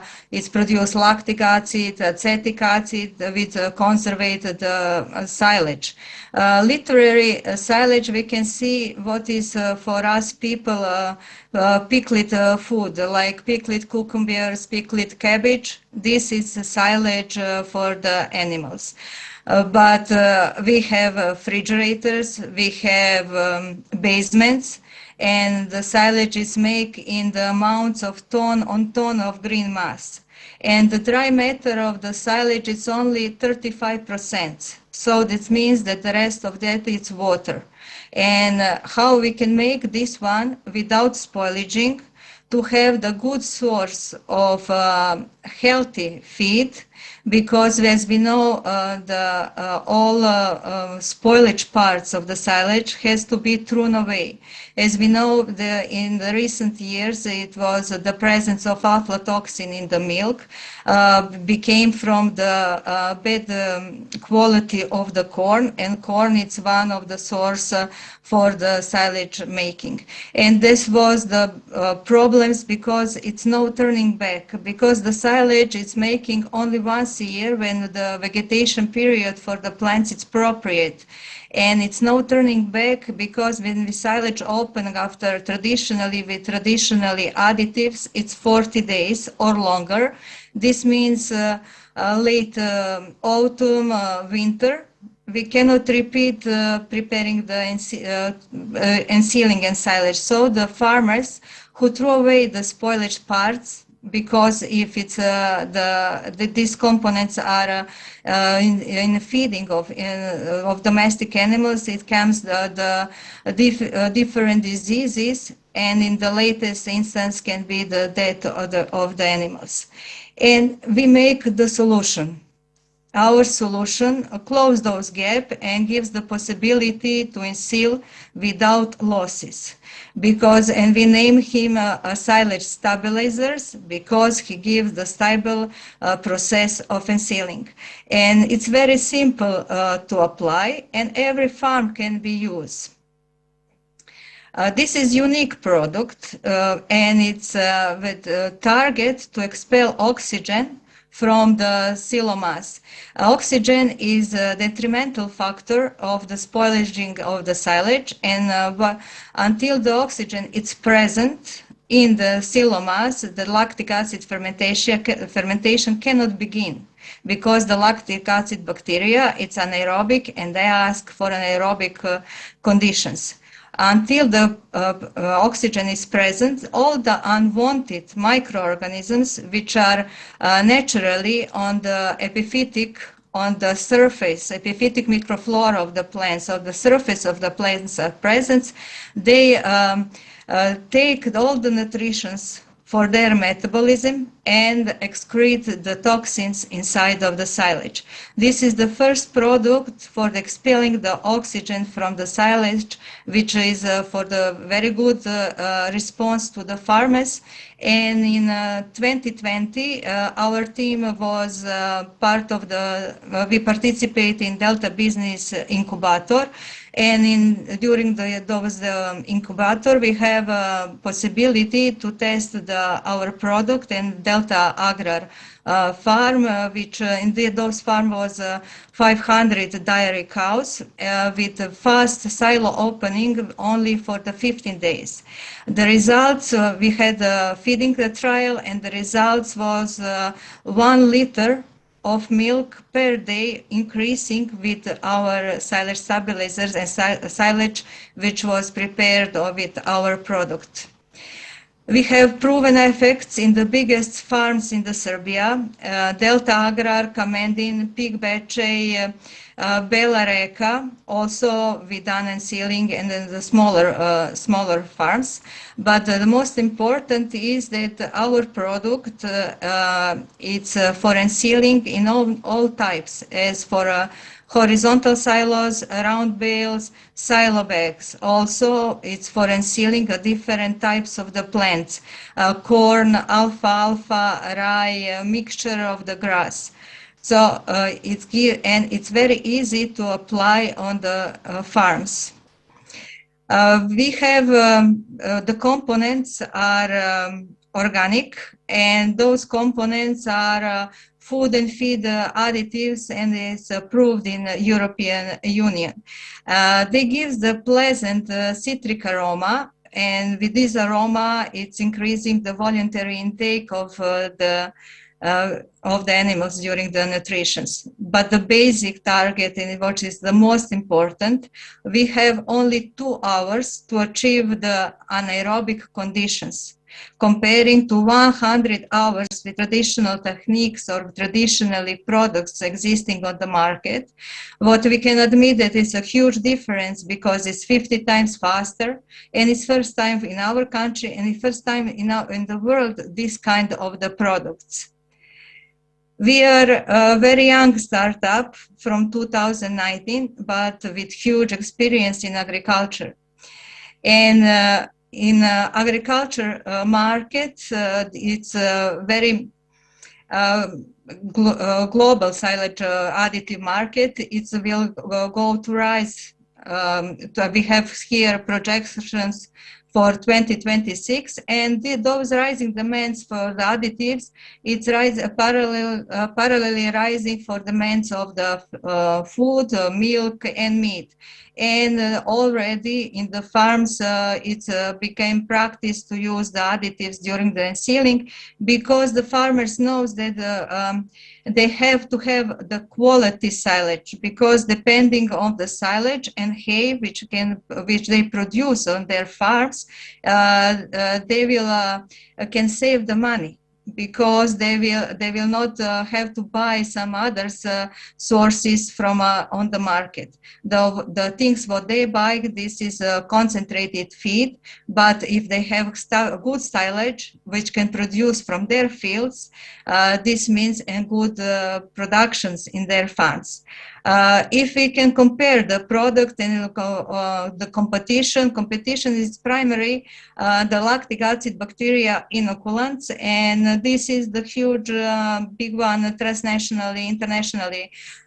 Companies like Pioneer, Schaumann, Biomain, Christian Hansen, BASF, but their products are different according to the strains of lactic acid bacteria which they have, and those strains are isolated from the epiphytic microflora of bacteria. Then they are developed and dried, so there can be products on the market. But it's the difference between them and the silage stabilizers.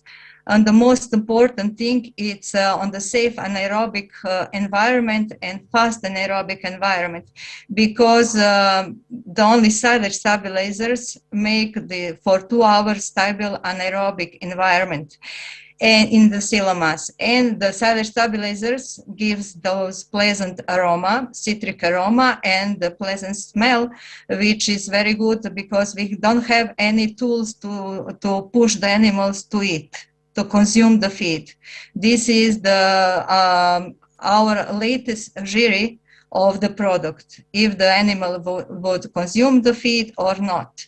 And with silage stabilizers, we have the proven effects in all farms where it was used. It was, but I can say that it's very easy to apply, and it's have the influence of rapid pH reduction, so the have a secure acetic condition, so to make the good one with fast lactic acid fermentation makes the good amounts of lactic acid and acetic acid, which is most important after the silage is open, because with as I said, we done the trials in Delta Agrar, and silage is open in only 15 days. So 15 days, and traditionally it's 40. And with those 15 days, it was feed 500 dairy cows. And because for 2 hours, we don't have to wait longer for starting the fermentation, and to have converted the nutritions and protecting for the eating of the domestic animals, and to have good amounts of conservative acids, because it's important when the silage is open, then again the oxygen in the frontal part of the silos will enter. So depending of the amount of these conservative acids and the quality of fermentation, this means that silage can be again spoiled. But with our silage stabilizers, this doesn't happen. Our team, this is presented the nucleus of our team. My colleague Nena Stojanovic and myself, we are academic startup. We are colleagues from university days. Nena decided to go to the production, and he's have a huge experience in making the concentrate feeds and complete feed mixtures for domestic animals. And myself, I'm dedicated to the research and developing of innovative products. I have already 2 patents with another products for ensealing, and with those I was participating in numerous world innovation exhibitions, which the innovations are rewarded with gold medals and other awards. For 2021, so this year, with silage stabilizers, and this was my great honor.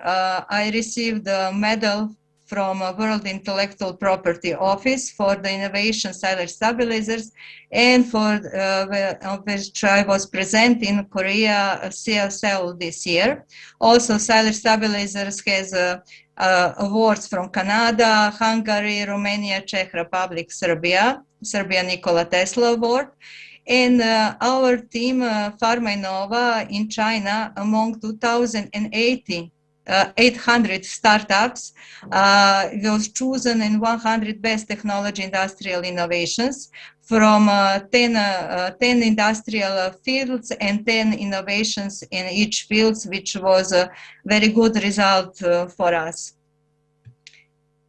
This year, with silage stabilizers in Serbia, we unsealed more than 15,000 tons of different plants in different farms.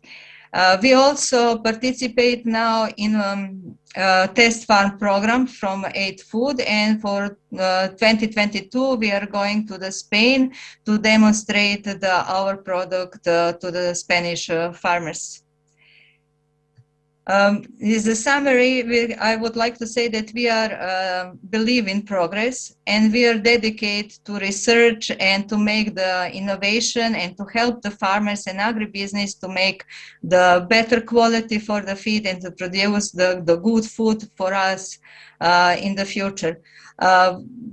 We have some specific approach for the marketing, because as young startup, we don't invest the huge money for marketing, commercial or websites, but we go directly to the farmers on their call, and we demonstrate ensealing on their farms, so they can open in his present, they can open, they can see results, and they after they call us, and we can make some agreements for the next seasons.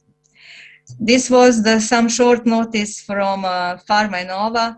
Thank you for your attention, and thank you for inviting me to be the part of this conference. This is the first time that we are participating, and this is the great honor for us, and we are pleased that farmers and people from Slovenia can hear about our product.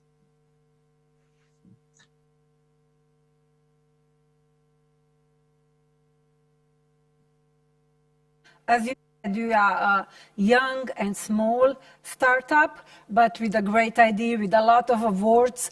What are your next goals for the, I don't know, for development, for the business? Okay. The next goals, first one, we are looking for strategic partner. We are looking for investment. We are investitor.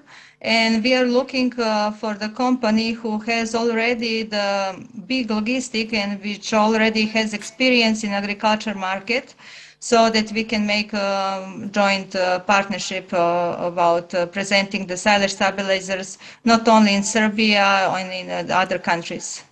The second goal, it's also we are making now 2 more innovations again for preparing the animal feed. Can you tell us a little bit more about these 2 innovations, or is it still too early? It's okay. One is for preparing the good hay without unwanted moisture. So preventing without for the spoilaging, and another one is a device for in the silo bags, how we can make the additives insert in the silo bags and again expel the oxygens. Another question. You said that you approved participants for agri-food test farm. What means that? You said that you will go to Spain to show your product.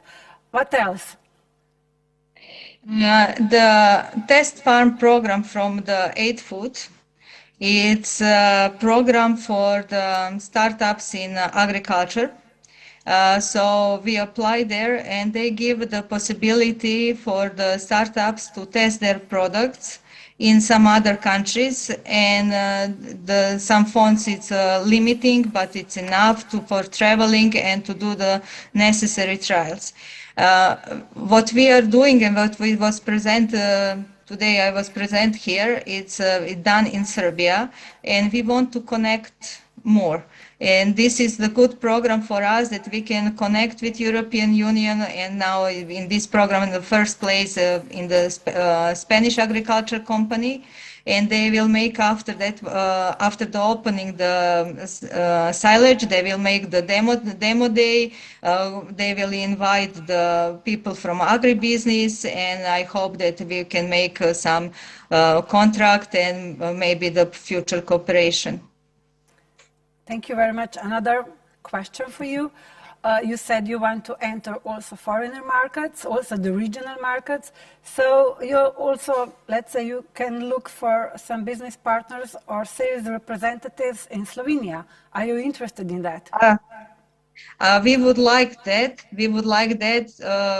We hope that you can give us some contacts, or people will listen. We are very open to talk. We can give all the data necessary, all opinions from the farms. We will send. We can travel to Slovenia.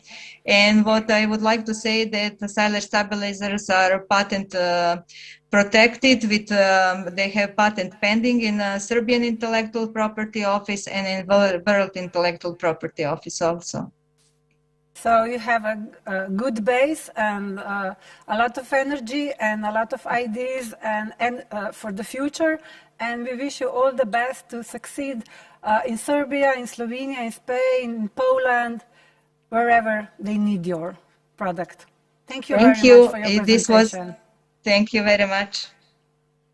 So that's it from my part, Mojca. And yes, thank you for all other guests and all other participants to be with us whole day. And we just wish you best of luck on your business path. Ampak vsem vam, ki se zavedate, da je v sodobnem... But I would like to say to all of you who now know that there is a noble seed within modern technologies, and for that I would like to thank you. I would like to thank you for being with us today. I would especially like to thank our supporters. Because of you we were able to organize this conference. Please follow the tenders. We hope to see you again next year. Hopefully we will see each other live. Nobody knows what time will bring. We would like to wish you a pleasant rest of the day. Thank you and goodbye.